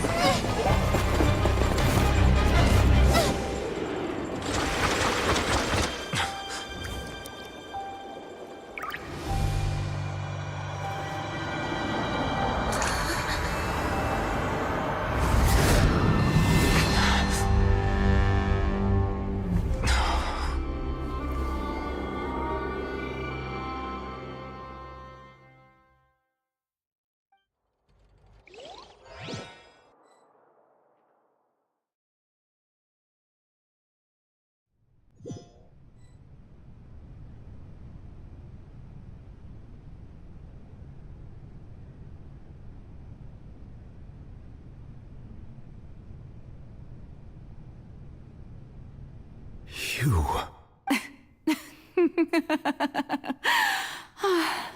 Sorry. That shocked expression on your face is just too amusing. I couldn't help myself. You are not Furina. Who are you? The sweet sound of bewilderment. Marvelous. A sure sign that my attempt to deceive everyone was a resounding success. But to answer your question, I am Focalor. Focalor? Why did you deceive us? Oh, that wasn't my goal, of course. Goodness, no. But I had to fool everyone else too, if I was to stand any chance of deceiving the heavenly principles. Deceiving the heavenly principles? It's all because of that pernicious prophecy. Dreadful, wasn't it? Everyone doomed to dissolve. Fontaine condemned to be flooded. One was not amused. In fact, one was positively bemused when that problem was thrust upon me by my dearest predecessor. That's the former Hydro Archon Egeria, for the uninitiated. It hardly gets more disastrous than a preordained national catastrophe, now does it? She knew full well that the prophecy would surely come to pass. And as one of the seven, she also knew full well that one defies the heavenly principles at one's peril. So yes, as you have no doubt surmised, it was a rather impossible situation that I found myself in. I spent a terribly long time mulling it over, alone on the ocean floor. And I was almost growing barnacles by the time I finally realized there was only one possible solution to this confounding conundrum. I had to outwit the heavenly principles, allow the prophecy to be fulfilled, ostensibly at least, while saving everyone at the same time. I'm a genius, I know. I can only assume that's why Egeria chose me as her successor. Although, looking back now, it was hardly the inheritance one dreams of. Between the task of saving the nation, the quotidian duties of the Hydro Archon, and not to mention the original sin of creating a new race of humans, I dare say she left me quite a colossal mess to clean up. But one can only play the hand one is dealt. I did not choose this, any more than I chose to be one of her Oceanid familiars. So you were also once one of the Oceanids, transformed into a human by Egeria's hand? Yes, I was. I always dreamed of becoming human. And I still do, even now. In my eyes, to be human is to be part of the greatest opera ever known.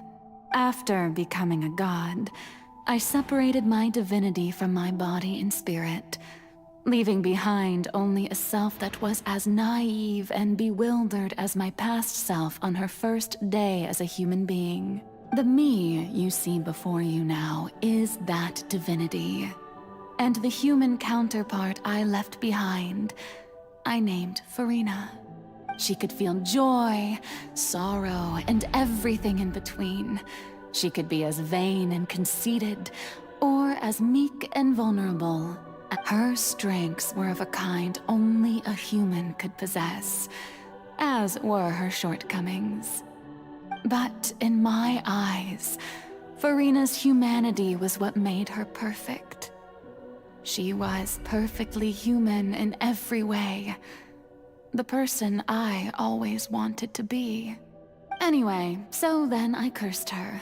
All part of the plan, of course. The plan to deceive the heavenly principles. Do you still remember the final scene of the prophecy? The Hydra Archon alone, weeping on her throne. In order that the prophecy might appear fulfilled, I invited Farina to be an actress, to play the part of the Hydro Archon in the prophecy. Under the curse I placed on her, so long as I, Focalor's divinity, continued to exist, she could not die. But nor was she free to live her life in the pursuit of happiness.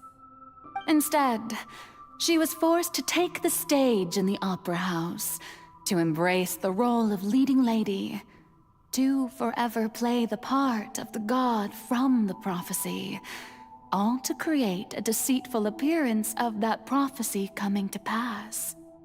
I suppose now you probably understand why your court is called the Opera Epiclese. But Farina is only human, isn't she? Even though she has had a long life, her mind is no stronger than that of any other ordinary human being. I cannot begin to fathom what she has had to endure. It has indeed. And although she is, in a sense, me in human form, I most definitely owe her an apology for it.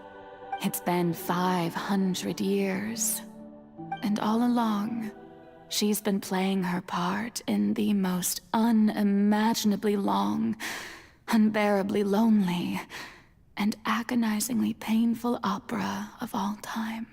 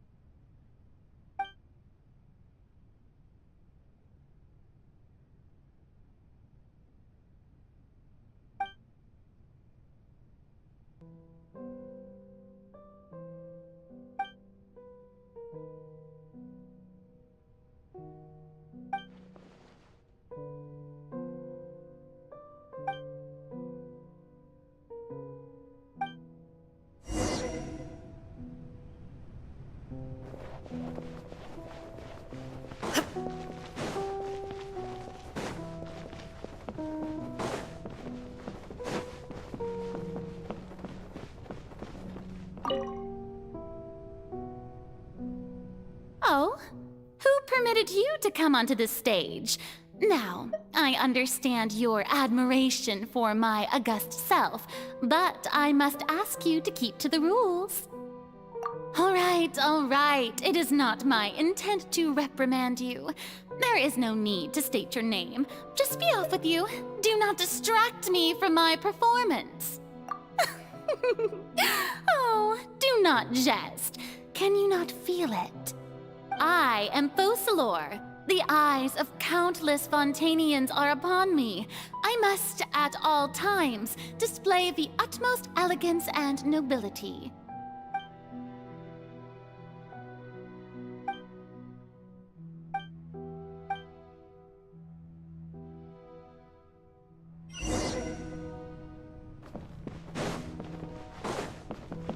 Dear audience, the performance is experiencing a technical difficulty, but worry not.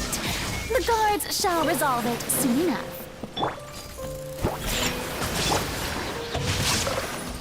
Can't handle your drink. Let me weave you a verse. Here's backup! Illusion shattered!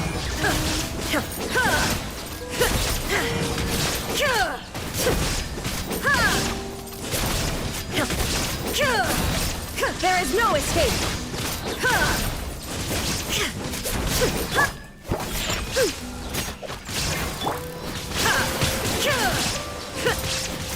Shine down! Rain outlines your fate.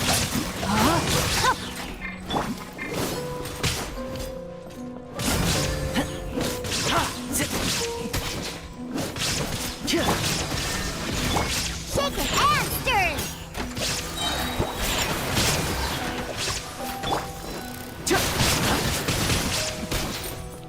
Fire it up! Look at you, Foozhound. Stop supporting fire! Witness the power of Gugwa.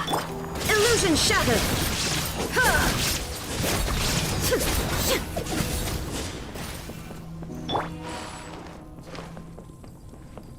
Hey, what gives?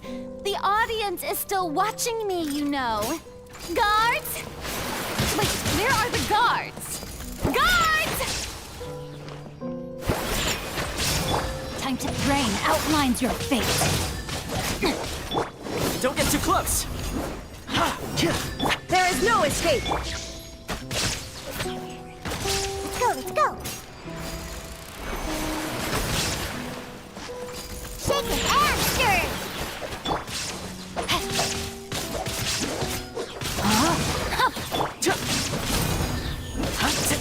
Illusion shattered!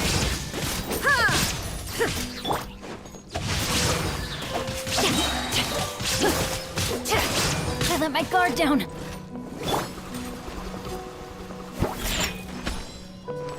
Diana Special. Rain cutter.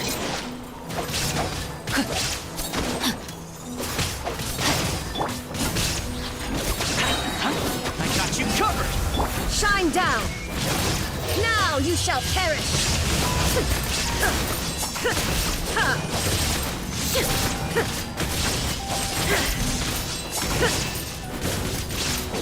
There is no escape!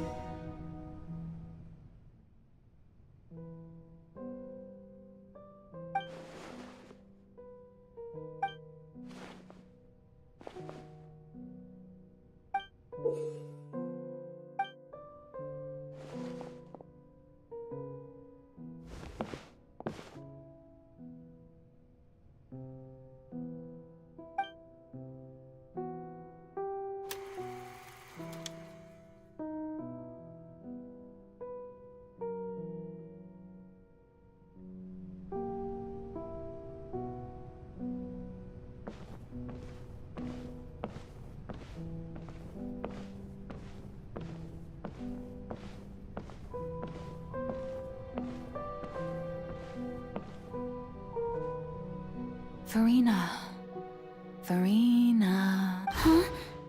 Who's that? Who's calling me? where are you? Be not nervous. Be not afraid. I am before you. Wait a moment. You're... mirror me? Mirror you, huh? You know what? That's not bad. Let's go with that. Mirror me?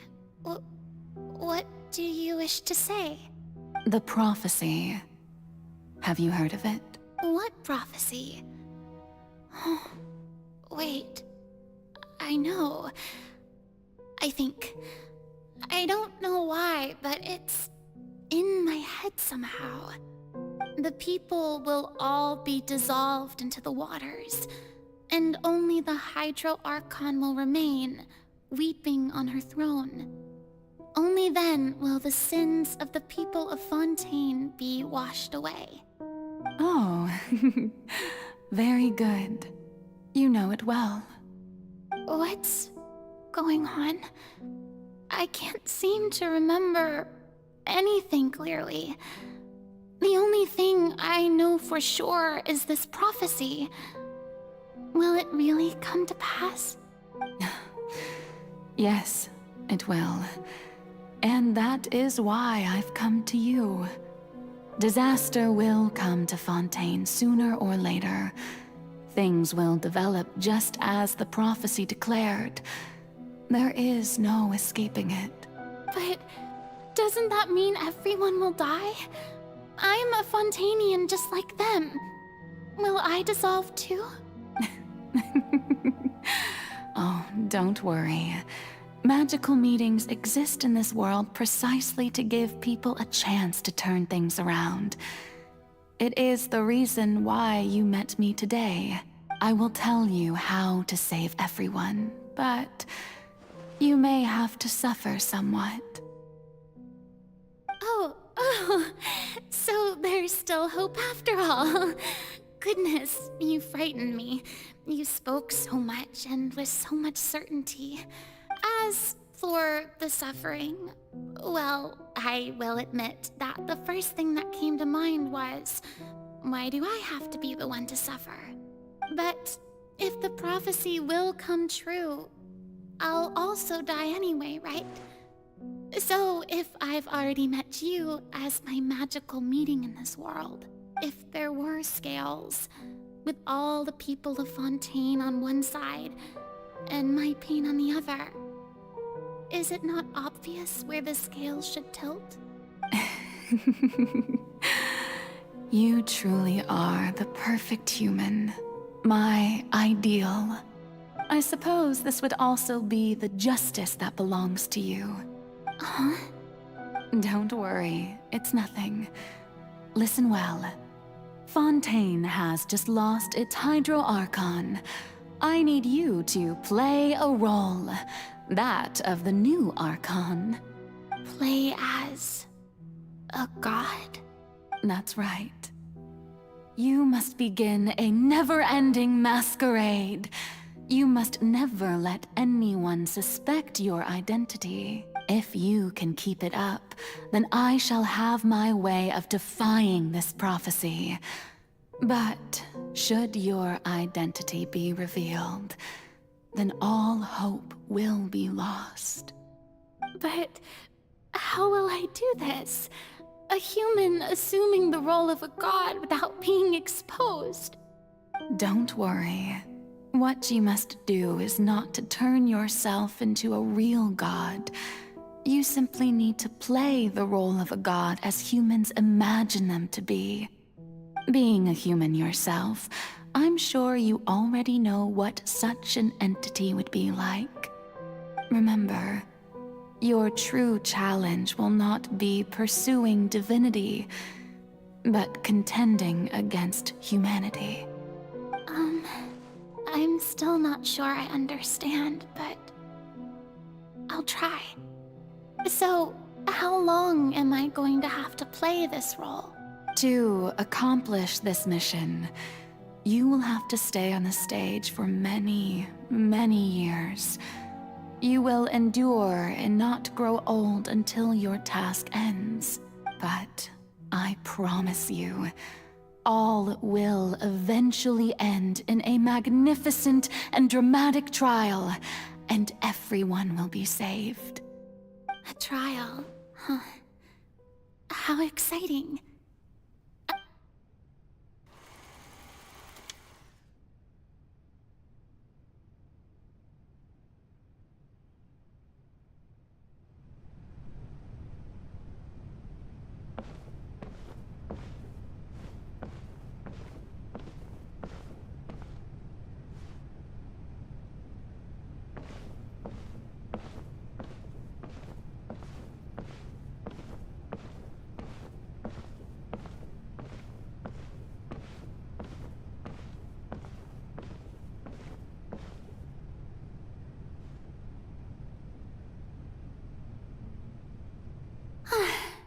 The Maison Cardinalise has announced my accession, but this is my first time facing the people.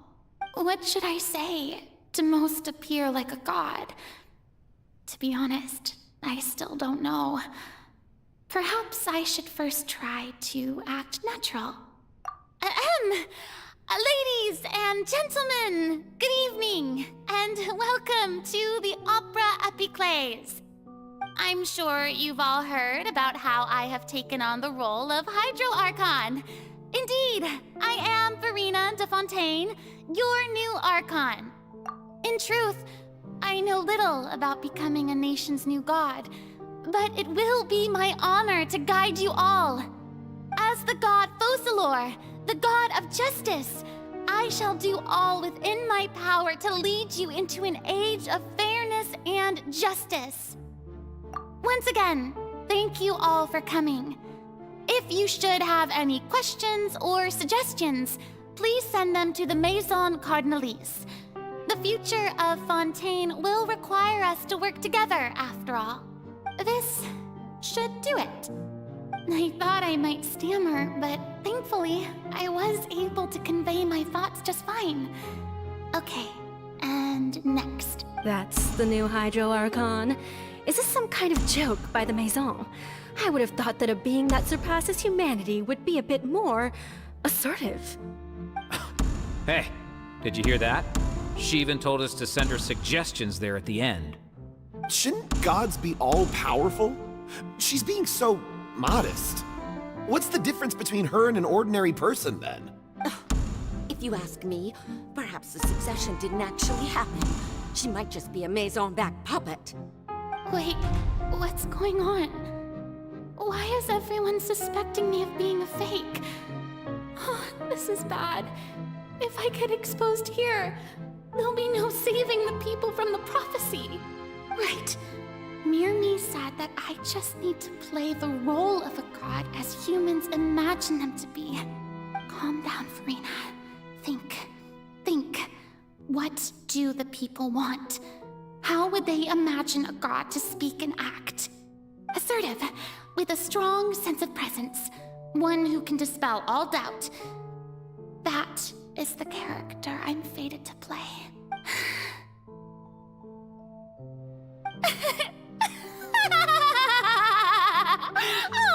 Oh, very good, my people. Only ones such as you are deserving of my rule. Now, I was wondering if some weak puppet were to one day come onto the stage and claim ownership of this opera house, would the children of Fontaine follow them? Well, it seems that you would all see right through them. Having passed my test, you are qualified to witness wondrous trials alongside my august self, here in this opera house. You may consider my previous act a door gift of sorts. I thought it was a debut that suited the atmosphere. Now then, let us be reintroduced. Ah, so that was just a performance. How could I have forgotten that we were inside an opera house? Her personality. It's quite shocking, to be honest, but I suppose it's a better look than before. Such a fascinating and bold deity. How wonderful! Our future may yet be bright after all. It seems I've turned them around. best follow this flow and restart my accession speech.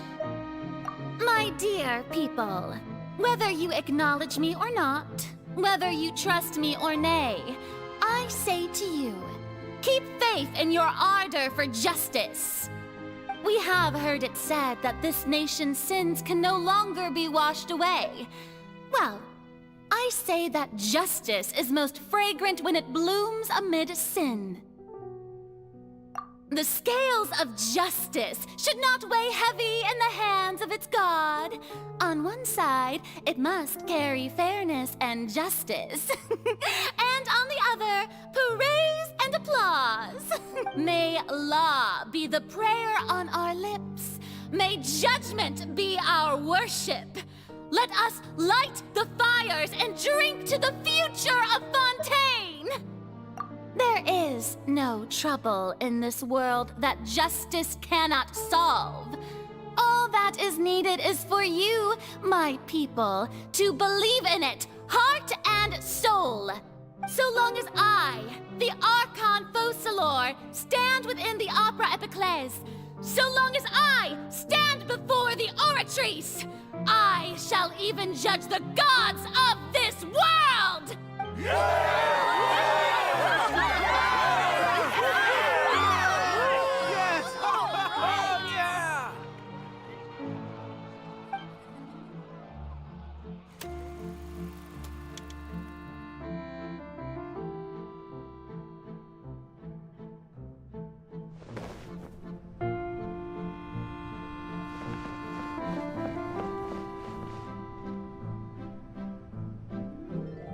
Lady Farina, here are today's case reports, as well as a summary of the follow-up for your perusal. Come now, was I not just at the Opera House in person? Leave these kinds of things to Neuvillette. Besides, none of these trials were the one that I'm looking forward to the most. If I may be so impertinent, what kind of trial are you truly looking forward to? A magnificent, dramatic, and wondrous trial. A trial to end all things. How could you hope to understand? That's true. I fear I lack the ability to grasp your divine thought, Lady Archon. No need for fright, and do not take what I said before too seriously. Go now, do your duties. The trial I await. It will come one day.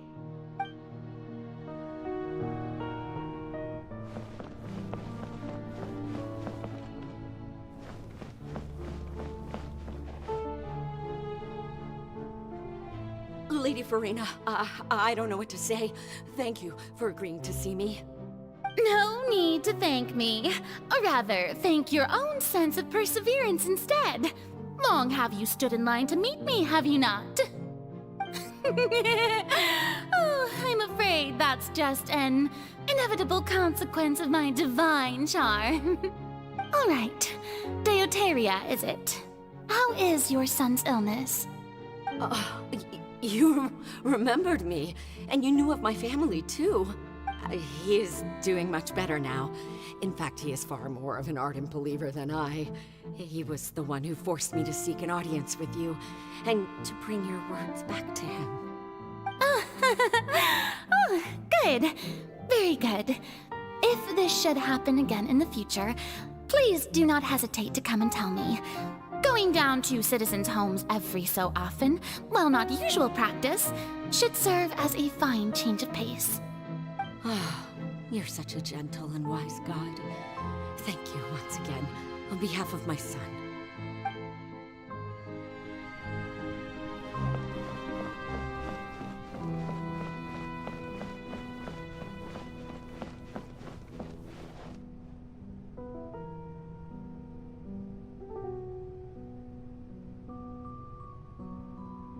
Lady Farina, here are the latest hydrological reports.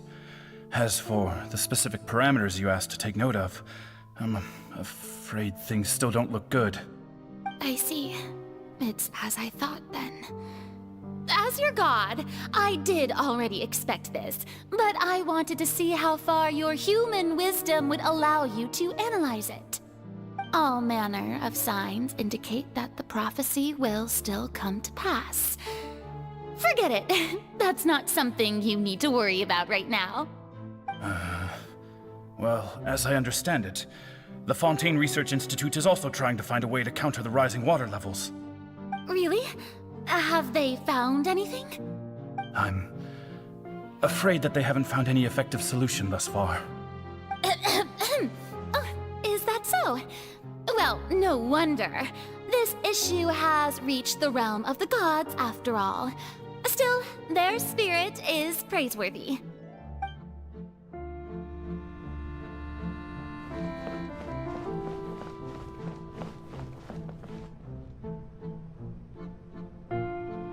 The day is finally over.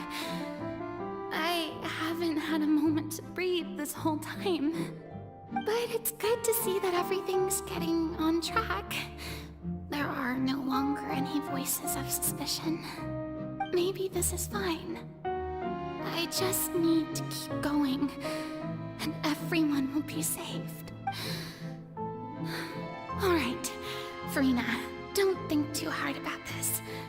You need rest. Tomorrow's a new day.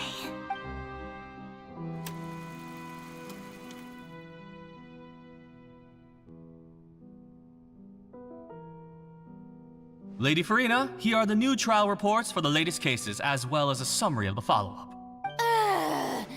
There'll be no need for that. I've seen them already. There's no need to go back over scenes I've witnessed in person before.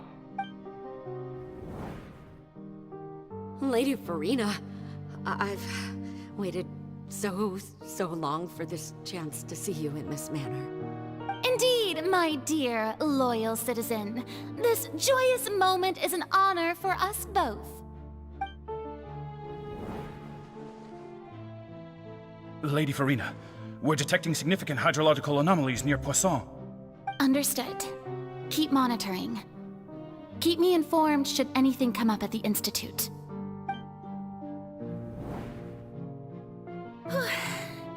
I don't think I let anything slip today. I must show the people that there is nothing to worry about. I just don't know when these days will end. I feel utterly exhausted. Best to rest early today, too.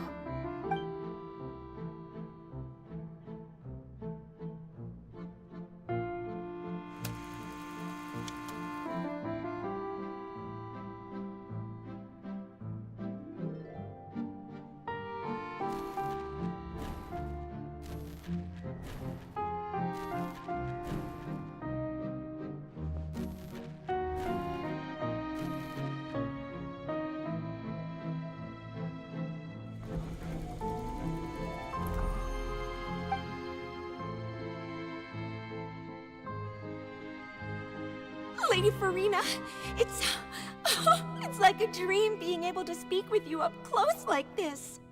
I've heard that the first member of our family who was honored to receive an audience with you was Madame Dioteria, almost 20 generations ago. And what a fine family yours is indeed. It brings me great joy to meet such a faithful believer, a descendant of a line most ardent. Surely you exaggerate, Lady Farina. My lady? What is it, good citizen? Oh, are you crying? Oh, really now? I didn't even notice. This must be the overflow of hydro from my person. Well, can't quite help being the god whose dominion is the waters, can I? No wonder. No wonder. A manifestation of your power, then. Oh, Archon, I am honored to have witnessed it. Honored indeed.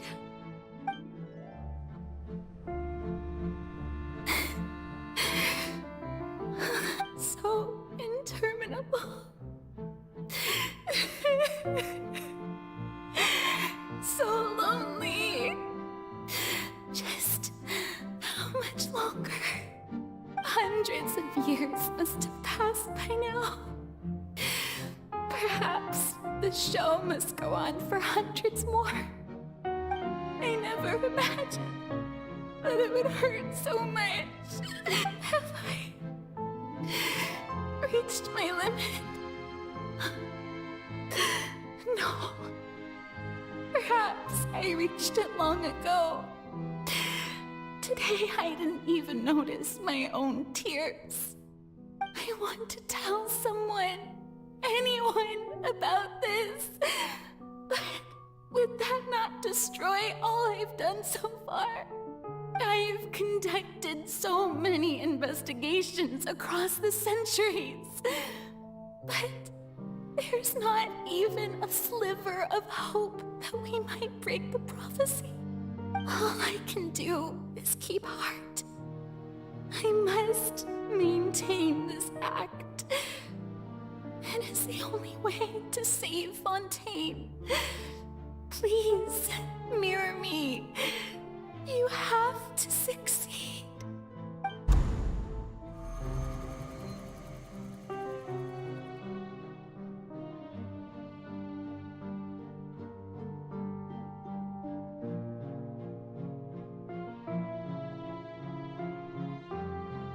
Farina, you don't have to shoulder this burden alone.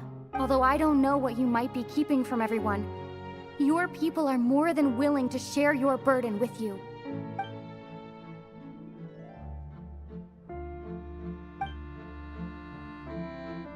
Share my burden. That's impossible. It was fated right from the start that this would be my duty alone. But even if your burden doesn't need to be shared, you can still choose to confide in someone. Just share it with me. I'm what you'd call a witness. A witness? Yes, I've heard that you came to Tevat from beyond the stars, yes. In other words, you never belonged here. And if Tevat is, in its entirety, a show on a stage, then you're just a spectator, aren't you? If that's the case... She's right. I could confide in her, couldn't I? But if things don't play out as expected, the people of Fontaine will be the ones to pay the price. No, Farina. You shouldn't be selfish. But what if it's really alright? Farina, you've worked so hard for so long. Surely it would be okay to put yourself first for once. Just this once. Is it such an outrageous thing to do anyway? To find someone in whom you can confide your frustrations and sorrows? Surely it could not hurt. If you let this opportunity slip through your fingers, it might never come by again. Think about it long and hard.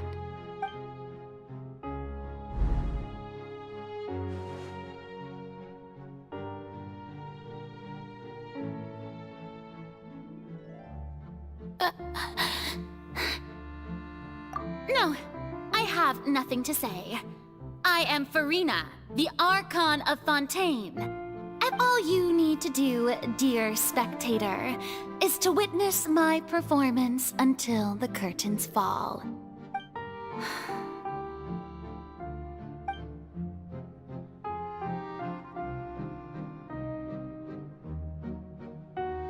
Fine.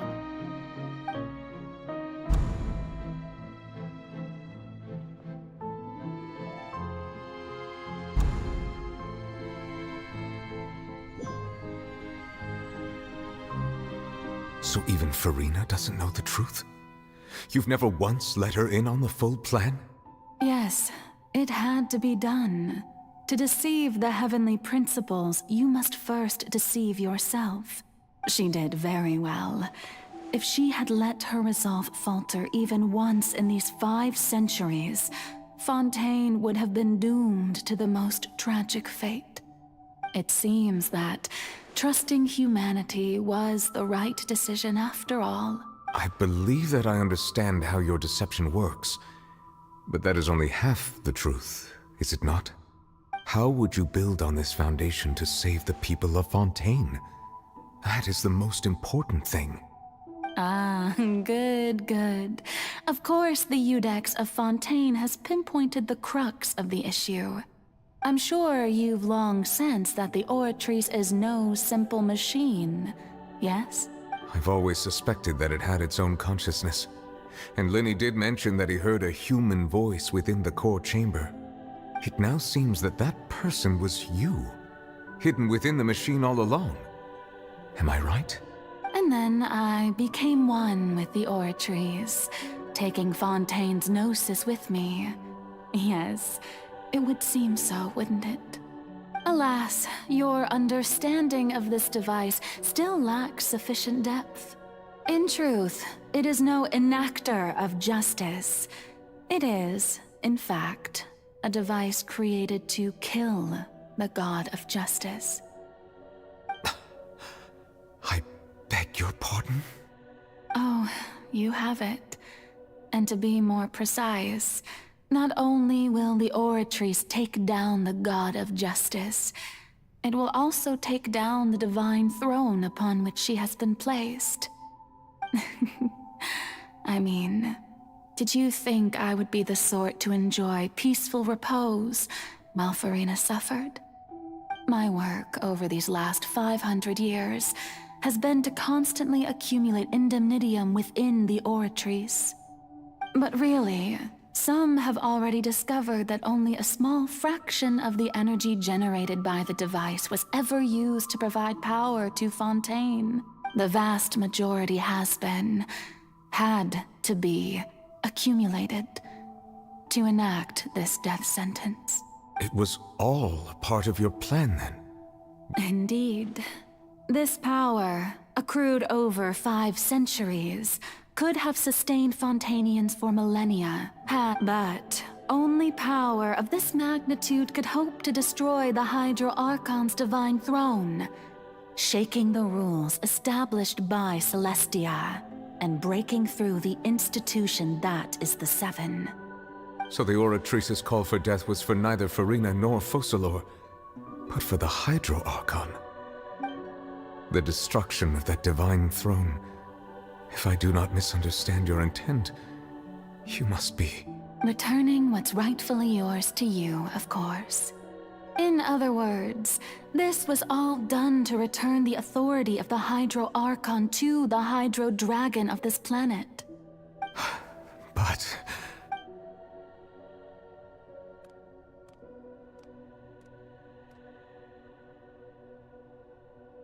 Oh, what? Getting sad again, are we? The authority of the ancient dragons shall soon be yours once more, O Hydro Dragon Sovereign. And this is the face you make. all you've done throughout the years is just so you can sacrifice yourself at the very end. I've never quite seen it that way, you know.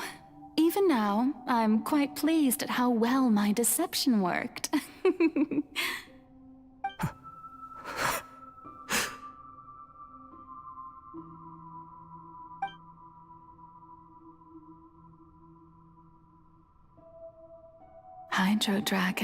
Hydro Dragon, don't cry.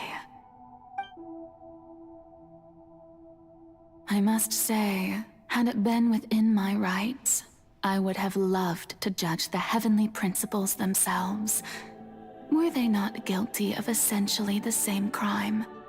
Egeria stole the power of the primordial sea, and the heavenly principles stole the power you ancient dragons possessed. I, for my part, am the god of justice. And is it not just that your original powers should be returned to you? Speaking of justice, I have always believed that justice lies in the process of pursuing human existence itself. So, if the theft of the primordial sea's might was Fontaine's original sin, then, leaving matters of procedural right and wrong aside, the descent of the Fontanians as humans and their right to exist in this world would be Fontaine's original justice. In other words, existence was Egeria's justice, and to me, justice is the continuation of that existence. Defying the prophecy and ensuring that Fontaine's people shall live on. That should be the justice enthroned over all others. At this point, we, whether it be myself or all other Fontanians, have shouldered the burden of this sin for far too long. Iudex Nervillet, the highest judge in our land, when you regain your full power as an elemental sovereign, what verdict shall you pass upon us? So when I was invited to the court of Fontaine to serve as Iudex, I see now that that was your idea too. At last, I now understand the true purpose behind this position. In the beginning, I was uninterested in human existence. But these 5 centuries of living alongside them have gradually brought about mutual understanding between us. And I have even attempted to feel as they feel. You are a devious one, Focalor. Things being as they are, surely you know that I could never declare them to be guilty.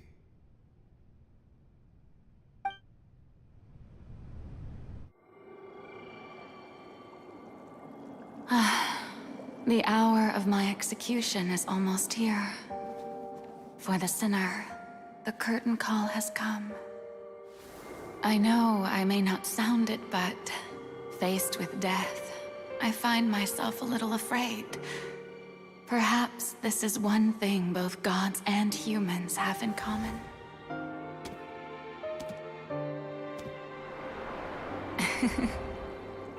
Farewell, Nervillet. I hope you've enjoyed the part you played these 500 years.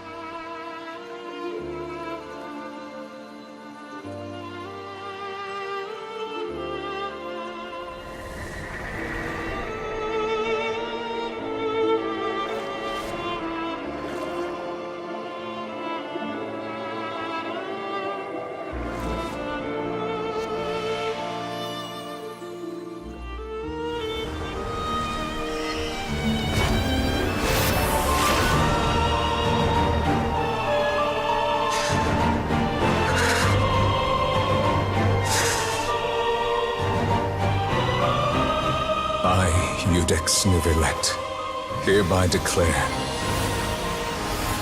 people of Fontaine, your sins are forgiven.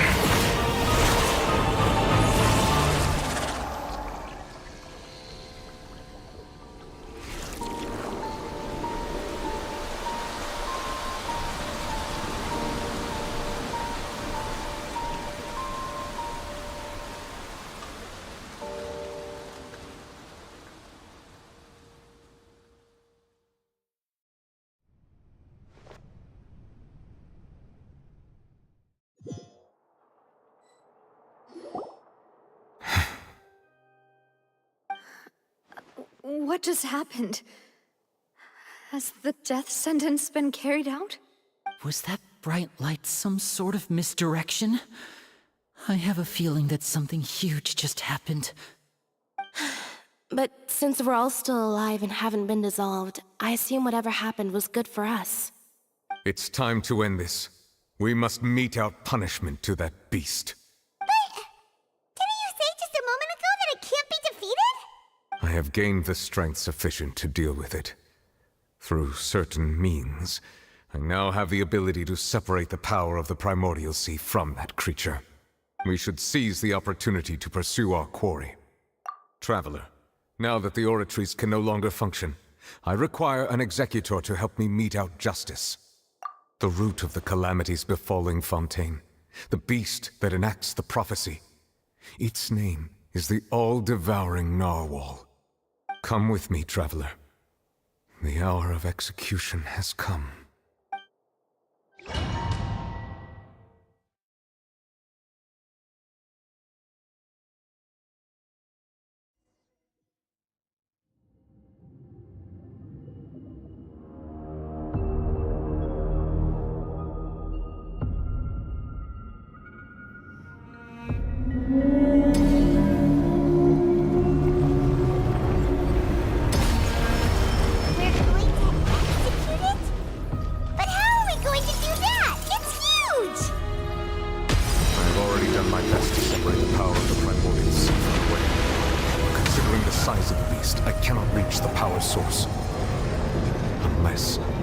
Find a way to attack it from within. I shall share a part of the ancient dragon's power with you. Look for an opening together.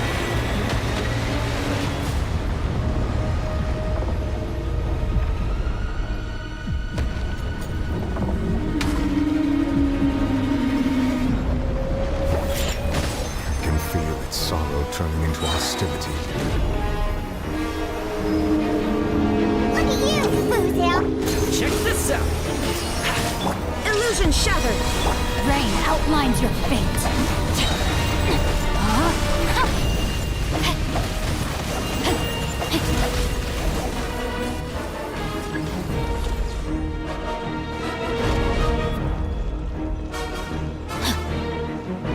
The all-devouring narwhal cannot resist its instinct to devour. Continue to trigger its hostility. It will present itself.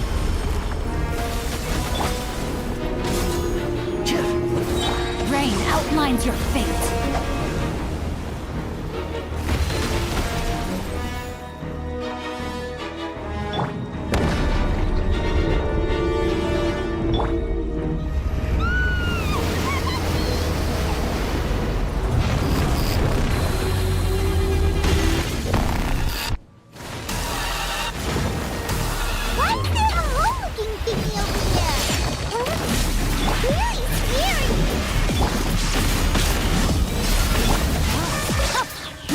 A verse.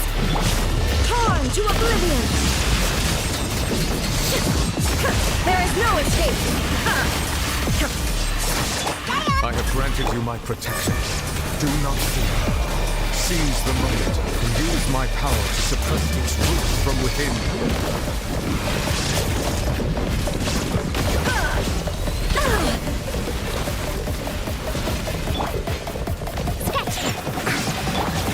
Fire it up! Shine down! Rain outlines your fate. Shake it and stir!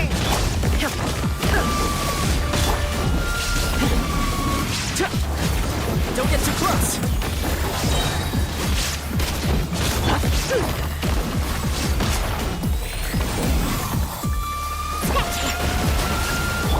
No, my sword!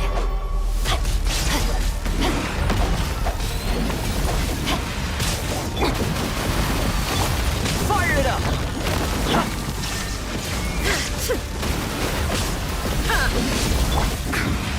It's not over yet! Can't handle your drink, huh? Shake it and stir!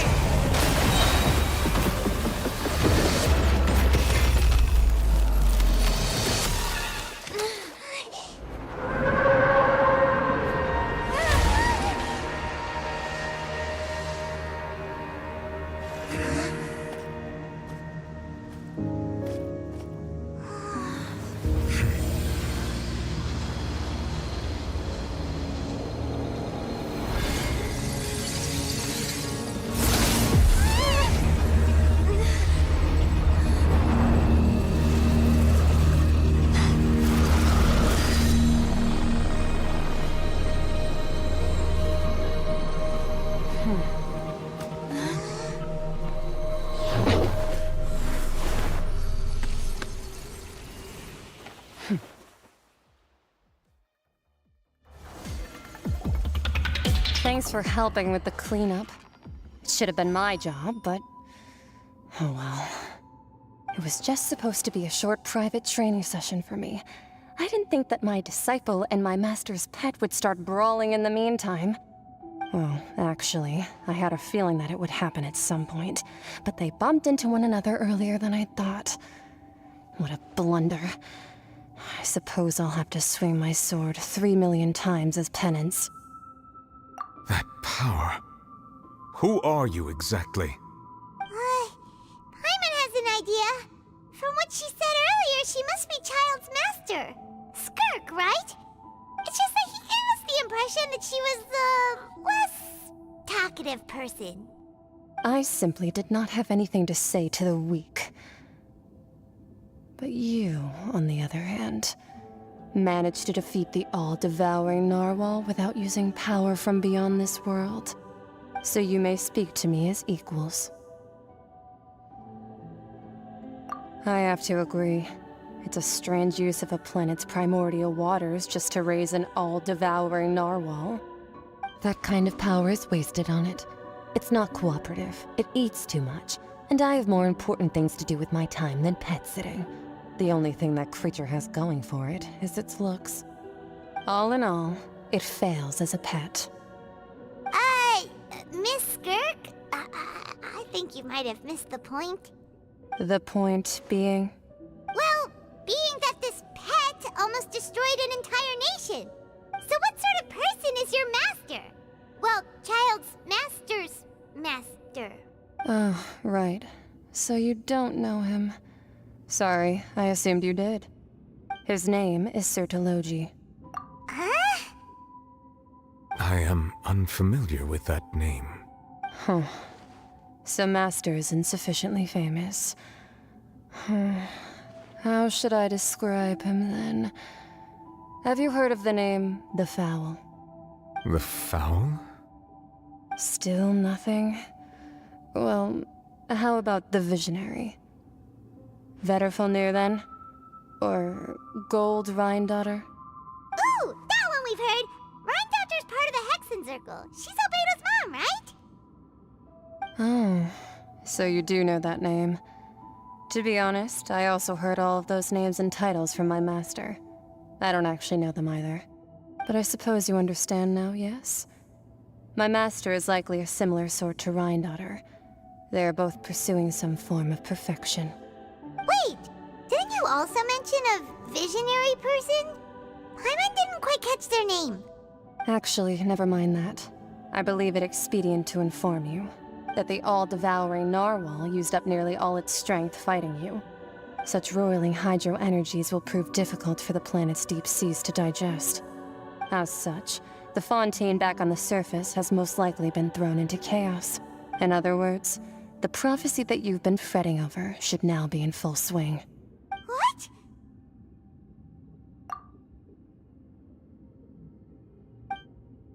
Not to worry. Focalor has already managed to deceive the heavenly principles. In the end, the people will all be dissolved into the waters, and only Furina will remain, weeping on her throne.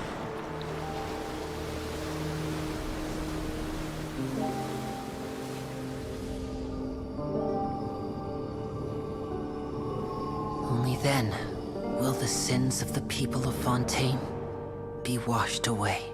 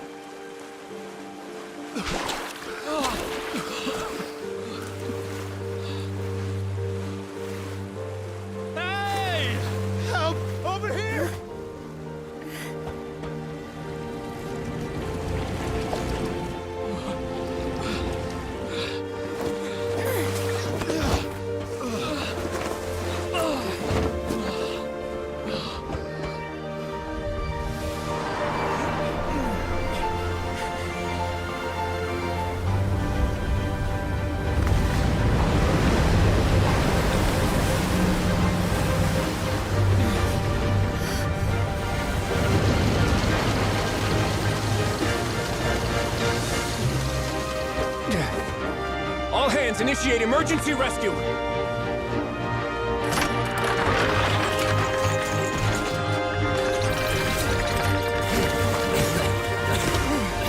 Hurry!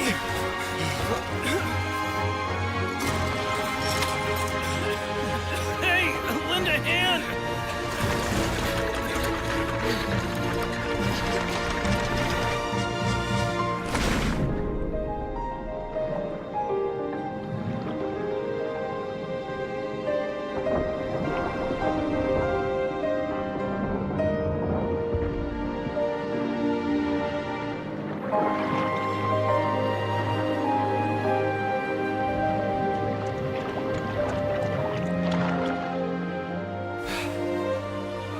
Look! The water's receding!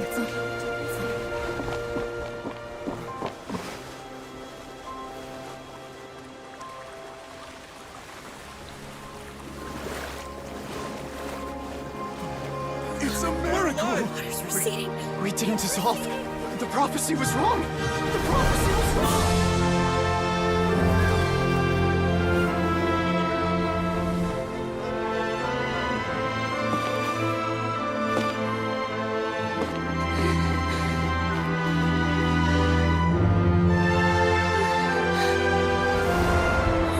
Are you alright?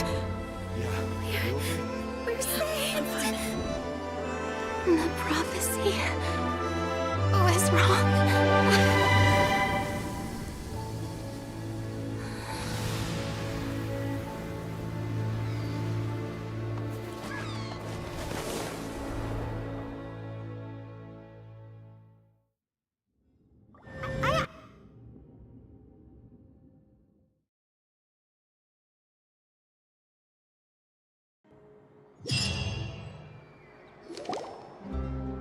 The soil renewed. The Spina di Rosula talks post-disaster rebuilding. I recently visited Poisson to meet with Miss Navia, spokesperson of the Spina di Rosula, and we spoke about Poisson's present and future. Old soil can still give birth to new bloom, Miss Navia stated. Hope is like seeing a small cookie when you're starving late at night. You just need a little of it. Skyship Winglet, lunar brain of the Fontaine Research Institute. The various disputes that have arisen on account of Mr. Edwin have suddenly become a shield over the Institute, with Jurier turning out to be a once overlooked hidden gem. People always call the first researcher mad, but few know what to call the second. And should that latter person achieve a miracle, they would find it all the harder to find a word with which to classify him and his team. Wow! Paimon barely recognizes the people in the reports. Are those really Jurier and Navia? They sound like real big shots. What do you think? Pretty enthralling, huh? The Steambird's idea was pretty simple. With the disaster just having passed, we would print a free edition packed to the margins with good news to calm people down. The value for these big scoops lies in their inevitable follow-ups. We'll publish further reports and go into the stories behind those people. Edwin's assistant, Jurier, created a true flying ship, while Navia is leading people in the reconstruction of their home. I'm sure that these stories could draw even your well-traveled eye. Paimon's curious too! Wait a minute. Didn't we watch everything happen from start to finish? What's there to be curious about? And that's exactly why I'd like you to come conduct interviews with me. You're the best incubators of news, if you haven't noticed. And also, with you around, I'm sure I'll get to see that Duke. Are you sure? Hasn't he turned you down several times already? Oh, this time will be different. Come on, let's head to Poisson first, and then make a trip to the fortress. There are some things you'll only know when you get there.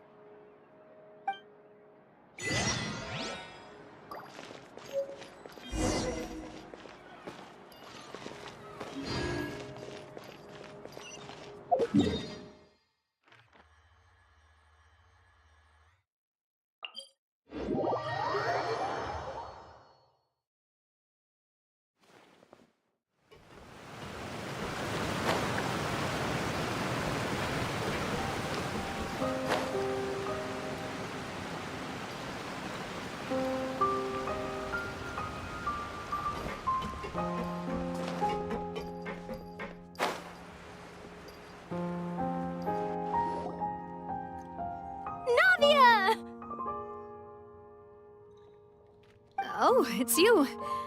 What brings you all here? Hey, we're just having a look around. I'm here to update myself on how things are going here. Oh, the Fatui are here too! Let me introduce you. This is Mr. Garunt Snezhevich. He represented the Knave in sending us a large amount of supplies, and is helping with our work. Our residents are hard at work as well. Thanks to everyone, work is progressing nicely. We've lost a lot of people, but we're moving forward. That will have to be enough. Hello, Miss Charlotte. I'm a big fan of yours. I especially like that article you wrote last year about Fontaine's stray cats. But if you don't mind, could you not emphasize our role too much in your report? It's not charity we're doing here. We just happen to share the same interests as the Spina. I get where you're coming from. I'll keep it as simple as possible. Or would you be willing to feature as friendly neighbors? That would be fine. Thanks. Oh, you're back too. How are things? We finished laying down the construction materials. It'll be another hour before the workers are able to go over there. Huh? You're here too, Clorand? Well, her reputation's greatly risen after that whole duel business with Miss Farina, so she's here in Poisson to wait out the heat. All right. She really came here to help me out. There's too much to consider in the reconstruction of Poisson. The Spina has need of more decision-makers. And, well, I do already happen to be connected to Mr. Callis. Oh, wait just a moment. Do you mind me asking a few questions? You know, about how you felt before the duel, about what it was like facing down a god. There's lots of exciting material there, I bet. Forget it. I'm sure you can find a better theme than that, Miss Charlotte.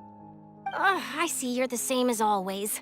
Couldn't you do me a favor, for Navia's sake? Well, if we're talking about doing things for my sake, you might as well just take a few more photos of me. Or of the Traveler. It's better than wasting time persuading Clorand, at any rate. Of course I will. I'm not gonna let her off that easy. All right, then everyone who wants to be in the photo, gather up. And...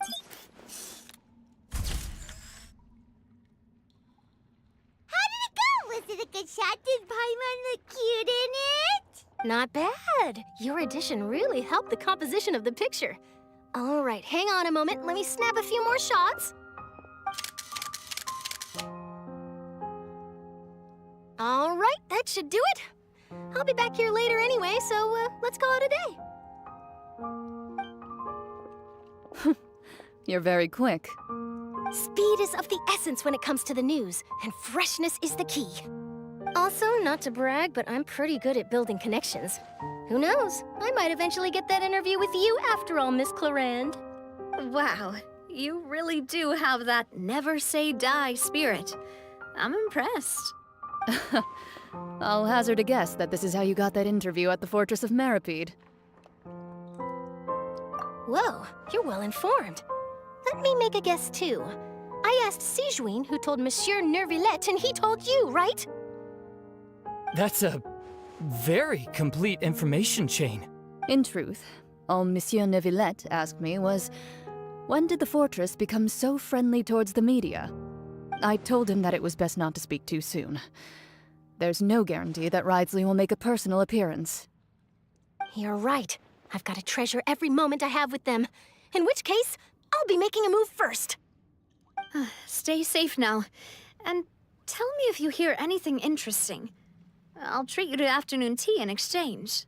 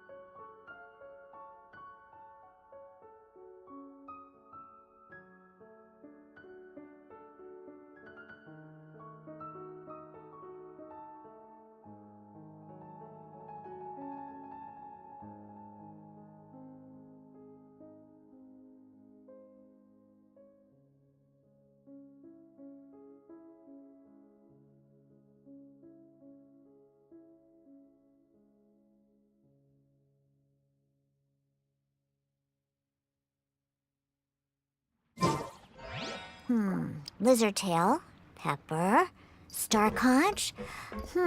What else do I need to create the most dreadfully disgusting cocktail?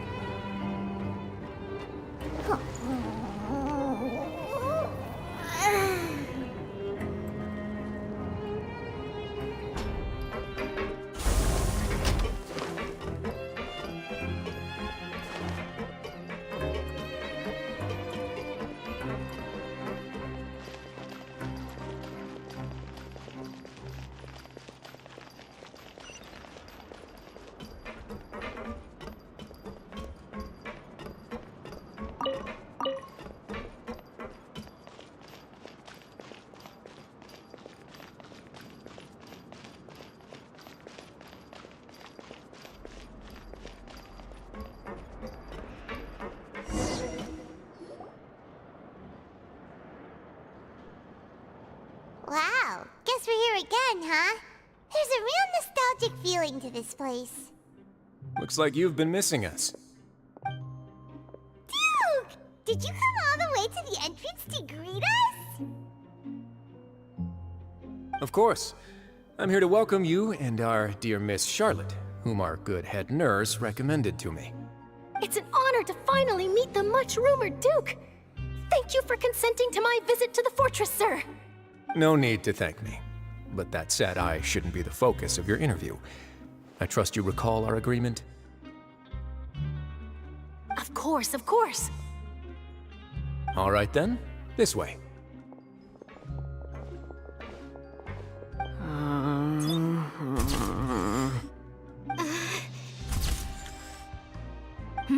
Hey, no need to be so nervous. I've already taken all the photos we need. Miss Charlotte, do these pictures really need to be published on the cover of the Steambird? It would seem that Miss Lorvine doesn't want her face to appear beside that of Mr. Jurier, Sir, please don't say things like that. But it looks like dear Mr. Jurier denies it.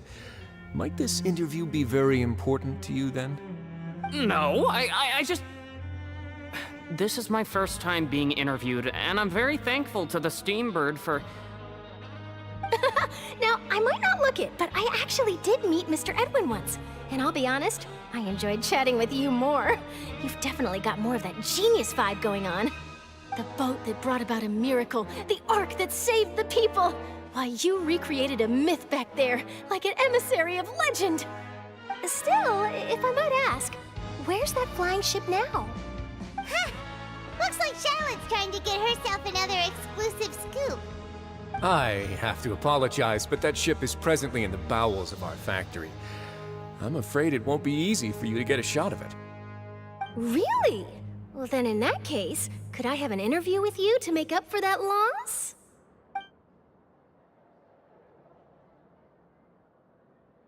You already know my answer, I'm afraid. Best you interview our head nurse instead. Or perhaps you'd like to take another photo of this couple of researchers? Did you really have to use the word couple? Well, then, 2 solo photos will do. Is my hair messed up? Please, someone help me have a look. Things sure are getting pretty lively here. We've seen this kind of thing before. Oh, seems like everyone's here. Would any of you like to try this new drink I came up with? Ah, Siegeween. Hey, Miss Charlotte. Why don't you, take some pretty photos of our head nurse? Sure. Come on, Miss Siegeween. Over this way. Let's find a brighter spot. Huh? Sure. Do I have to smile? So, how have things been at the fortress? Same old, as you can see. Fontaine's undergone some changes, but this place is still more or less the same. Other than that flying ship, it got a tad too much attention, I think. That's why I decided to let the interview go through. We should direct more public opinions toward the behind-the-scenes heroes. Am I right, Mr. Jurier? Miss Lorvine? You're too kind, sir. I believe that you too should have your day in the sun. Not that you would want that, which is a pity. I'll just leave the spotlight to you two.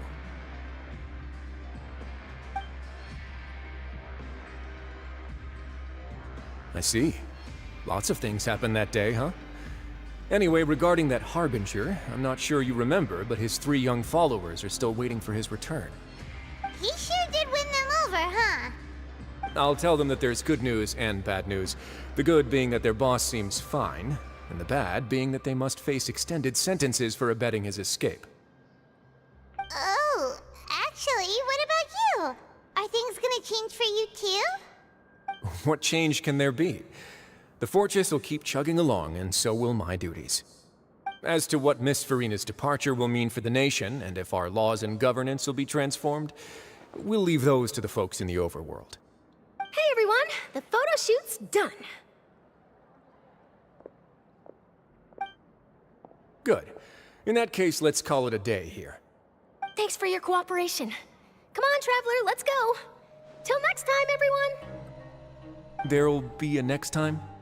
Maybe. Who knows? I might write a story about the underwater factory next time. Until then... All right, last stop, the docks.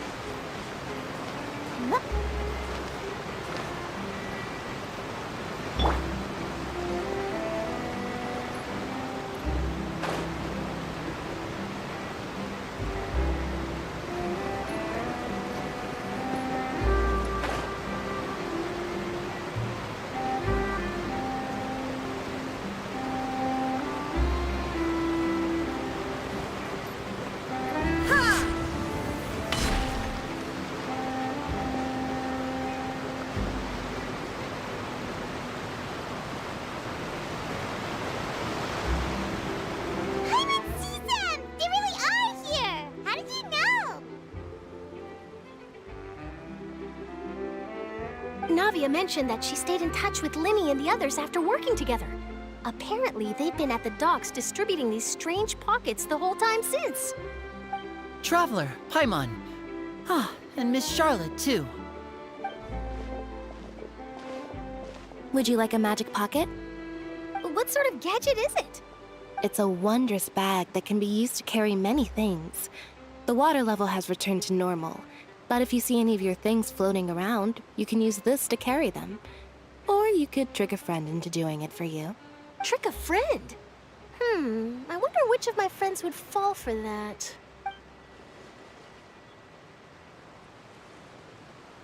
You could just make a friend like Fremine here.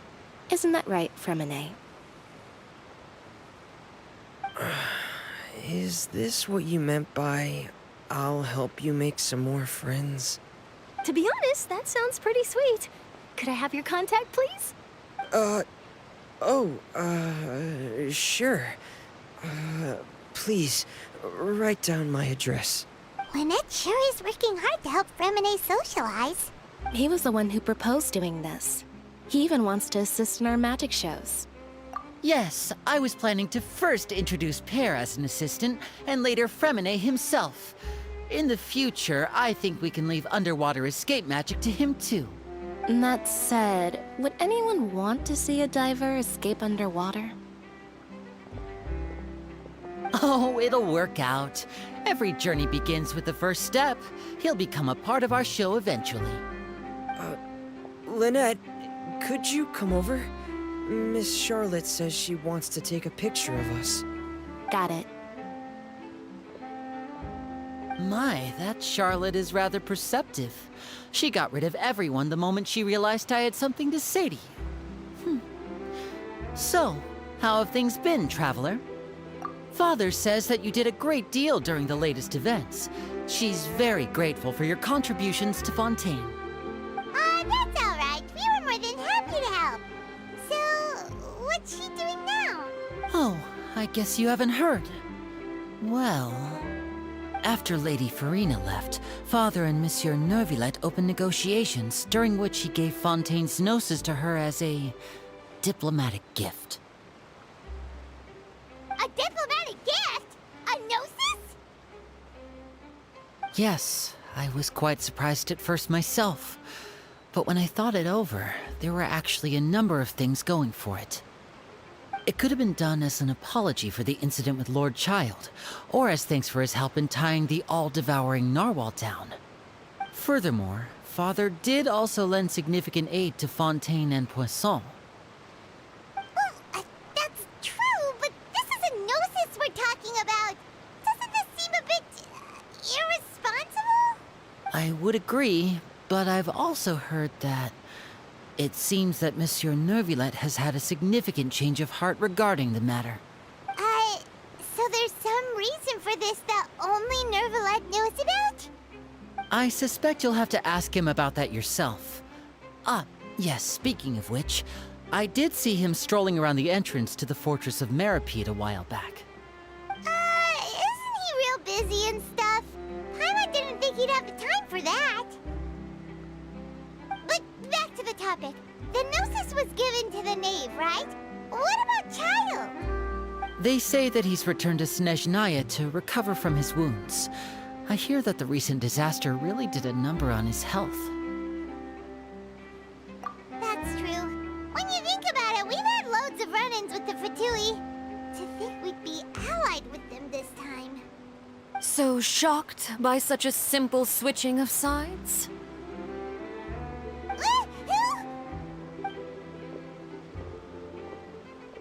Father! Well, what do you know? Come to the docks to see how my children are doing and meet the Traveler by chance. Please do not pay my accomplishments in Fontaine too much mind. I would have done them regardless. Are you going to take the Gnosis back to Snezhnaya? That is our duty as Harbingers, yes. Don't be too preoccupied with sides.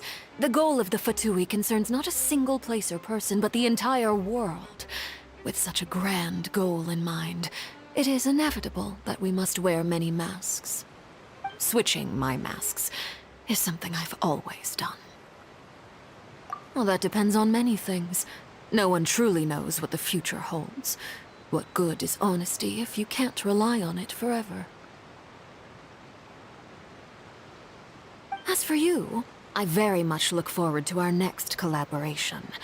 Good things cannot be achieved alone, and you've proved yourselves to be great partners.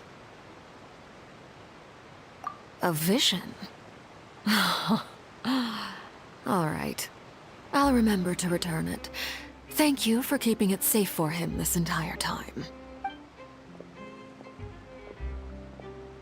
And that's a wrap for me. Huh? You're... Greetings, Miss Journalist. Hello.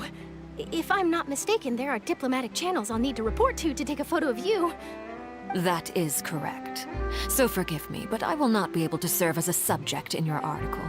However, feel free to write as much as you'd like about our dear magicians and our upcoming rookie talent. I will. The sea breeze is quite pleasant. I shall continue my walk while the weather remains so agreeable. Farewell. Farewell, Father. Oh, she has such an intimidating presence. I didn't even dare to take a picture. Thankfully, I've already wrapped up all my pre-scheduled interviews. Thank you all. This'll be more than enough for me to write about, I'm sure. Don't be too nervous. Why don't you take a magic pocket before you go? Here, Traveler, Paimon, you take one too. To move things about? That's right. Funny. I was giving out magic pockets when we first met too. And what do you know? I'm doing the exact same thing right now. So many things have happened, but the pockets are still the pockets. I guess this must be life. We will all follow our own paths, and serendipity will lead you to your fated friends. All right then. We'll be handing out pockets in some other districts later, so we'll get going now. Have a good day, you two.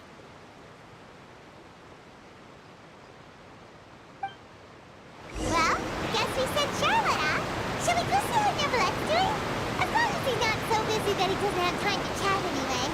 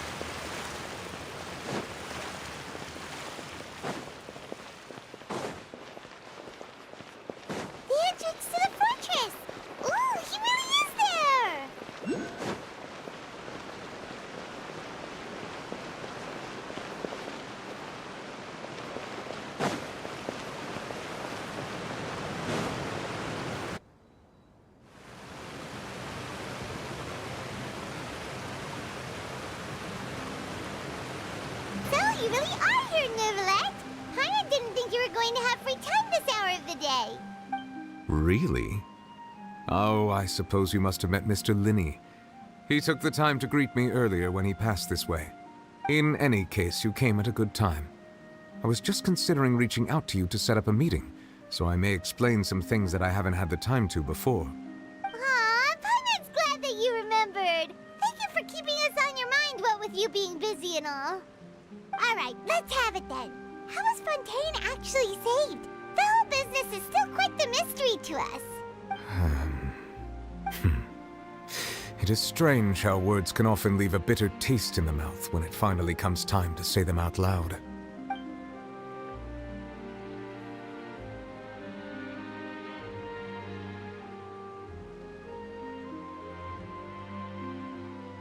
Whoa. So that's what happened?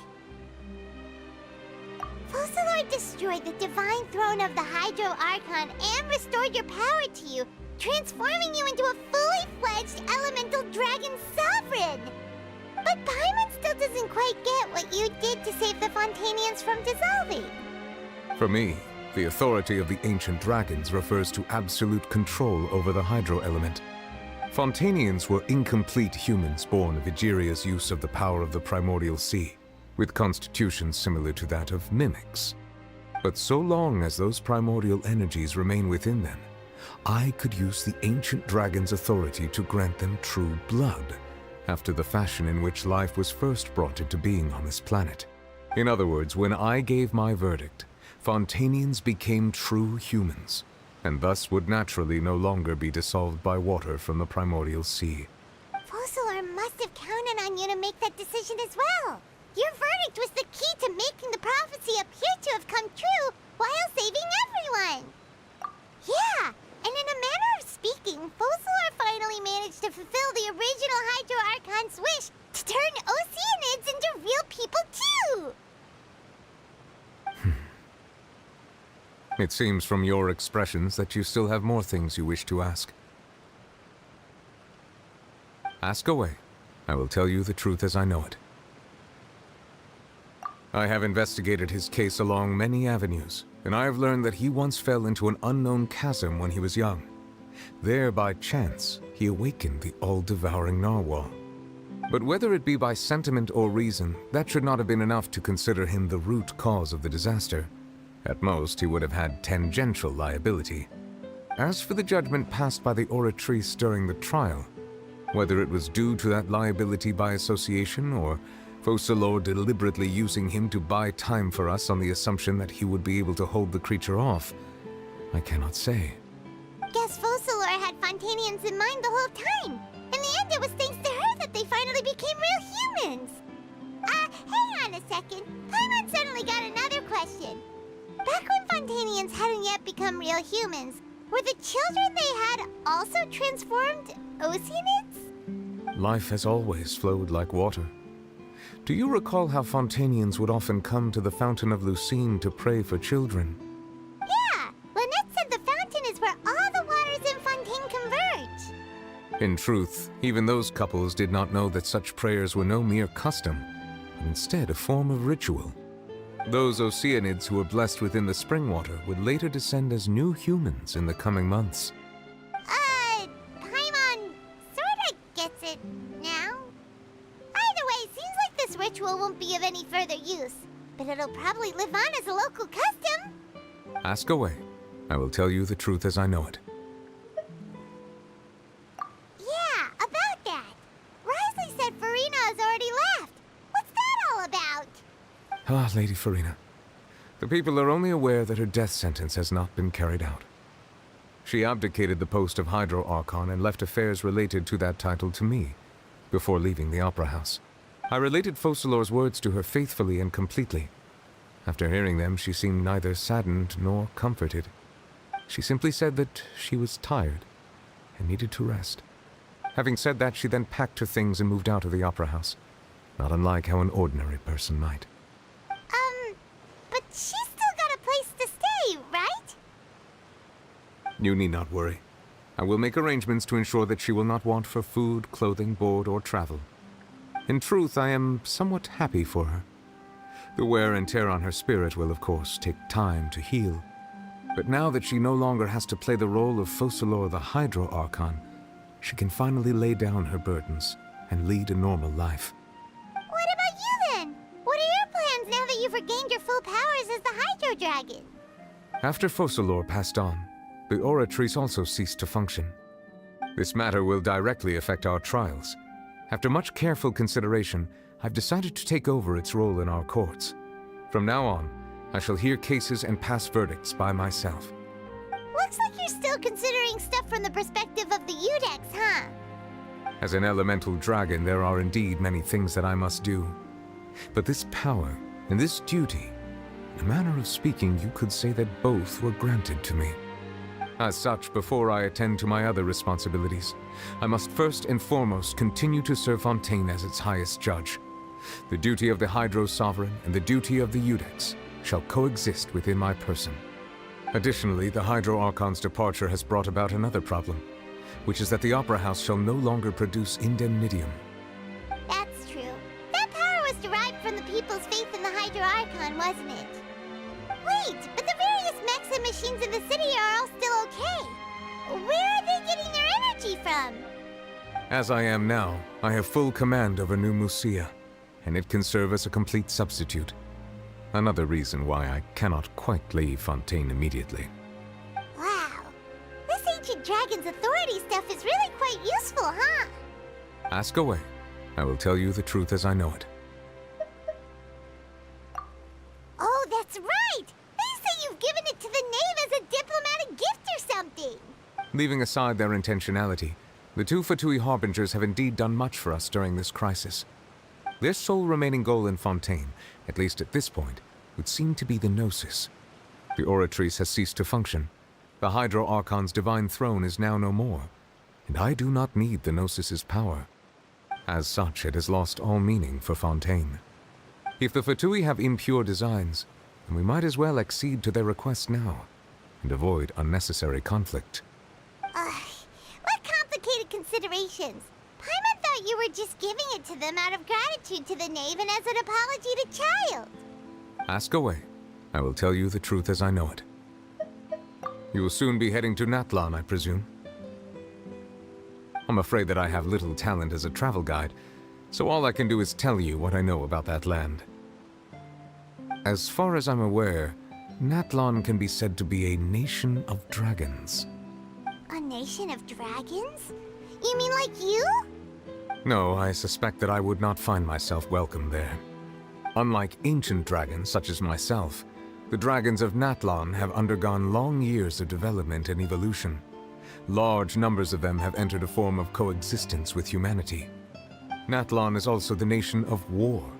War ravages those lands like an undying flame. There is one other piece of information I got incidentally from my negotiations with the Knave that I believe may be useful to you. The Harbinger known as the Captain has thrown his hat into the endless ring of war. The Captain. Sounds like a real tough customer. Seriously, everywhere you look, there's a Fatui Harbinger doing their thing. I suggest that you fully prepare yourself before going to Natlan. In the meantime, Fontaine's doors will always be open to you. Ask away. I will tell you the truth as I know it. Hang on a sec. Paimon's still got a question about the Gnosis. When we spoke to Linny earlier, he mentioned that your attitude towards giving away the Gnosis had clearly changed. We guessed that there might be some reason for it that only you were aware of. No wonder the House of the Hearth is the Fatui's intelligence division. They are certainly sharp. So regarding this specific issue, I was just getting ready to share something with you. What is it? In truth, I exchanged some further words with that lady named Skirk after sending you two back to the surface. It went something like this.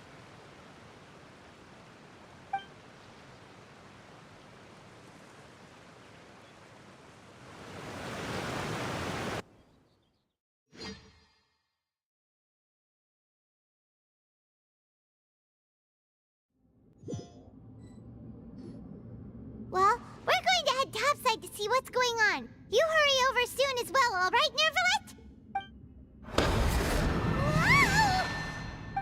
What next? The all-devouring narwhal isn't here, so I'm no longer getting any interference. I can finally catch the scent of your power, what it's made of. It is the authority of the planet's primordial dragons, but with something very similar to a god's curse mixed in. It's quite a novel blend. I'm sure I've encountered something like this before.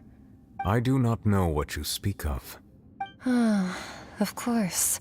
How could I forget? You should have the remains of the third descender on your person, yes? Remains? I've never heard of any such thing. According to your parlance, I believe it may be called a gnosis. Well, that much is true. After Focalor's divinity faded, she handed her gnosis to me. But I fear I have never heard of it described in the manner that you just did. I've been training with my master, the Foul, ever since I was young, and I have never returned to the surface since. So most of the information I possess, I got from him. It is only natural for those who are greater than humanity to possess a different sort of common sense, which is why there are so many problems in our attempts to communicate with humans. Regardless, you should probably get rid of objects of misfortune to prevent any disasters from befalling you. To live in itself is a blessing, but once a person dies, the bonds he once had with this world shall all turn to curses. What do you mean by that? No need to fret. These are just my personal thoughts, and my reason for no longer wishing to return to the surface. This third descender you refer to, who are they? And when did they die? Master never mentioned them to me. Perhaps it just wasn't that important for me to know. If you're interested, though, I could ask him. I'll be sure to pass the answer on to you next time. Next time? You believe we will meet again? I do. Wait. I have a disciple of my own, don't I? He can be the messenger then.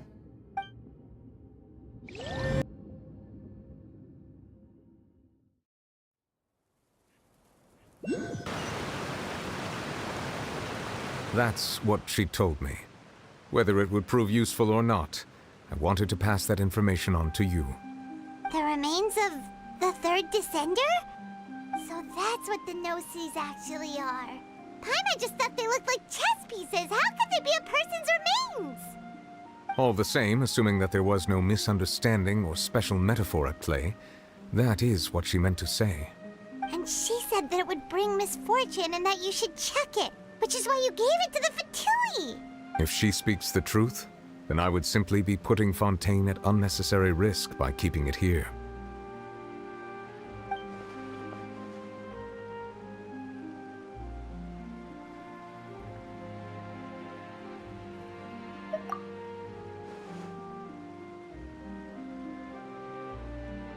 I had guessed that you might already be familiar with this concept, but I did not expect you to be one of them.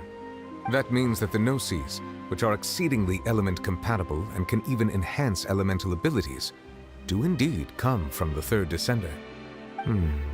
I wonder, does your body also possess similar properties? Like being able to use elemental powers without a vision! That does sort of count as special compatibility, right? No, let's not think about this stuff right now. It just feels creepy. Comparing the Traveler to the dead third descender and all. That's what you say, but this topic still feels like bad luck. Once Child recovers, let's get some more answers out of him. Or go look for his master and get the answers that way. I too believe it unwise to make too many blind guesses when information is lacking. The same is true of being at court. Alright. Whatever the case, it seems like the crisis here in Fontaine's over for now. Yes. All of Focalor's efforts were for this moment as well. But she sacrificed herself in the end as a god, and she suffered through all those years as a human. Was that really what she wanted? I suppose that would be the mystery of a god's will. I suspect not. But once in a while, I too would guess that if wishes were like the clouds in the sky, they will one day return to the earth as raindrops. Life flows like water, and rain is the final answer. The water levels may sometimes tilt one way or another, but the rain falls fairly upon all. And what, ultimately, is the difference between the rains that fall upon all of us?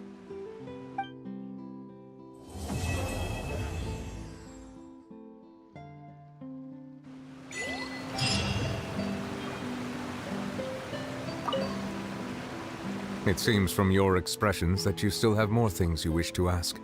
Ask away. I will tell you the truth as I know it. I suggest that you fully prepare yourself before going to Natlan. In the meantime, Fontaine's doors will always be open to you.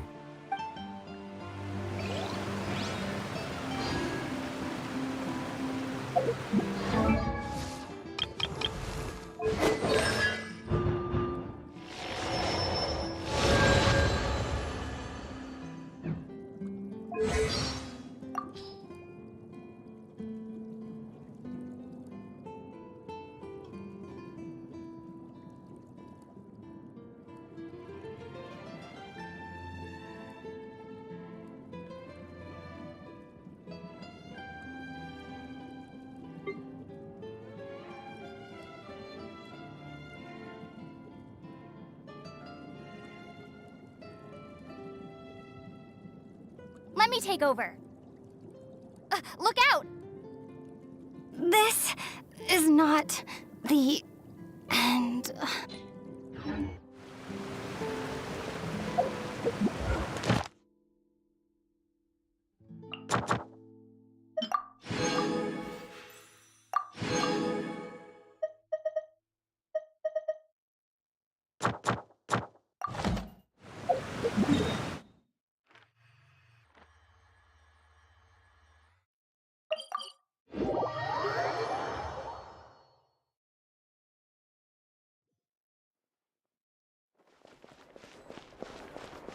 Ad Astra Abyssosk. Welcome to the Adventurers Guild. Thank you for completing today's commissions. Here is your reward.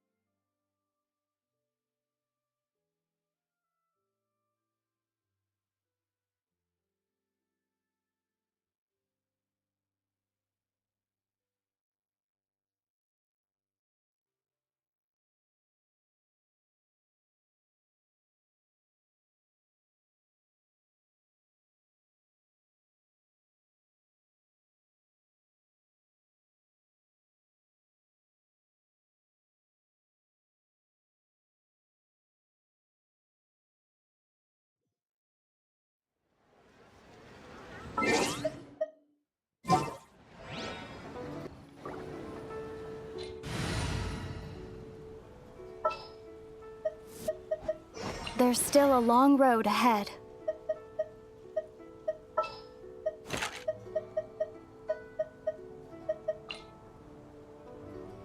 Ready to rumble.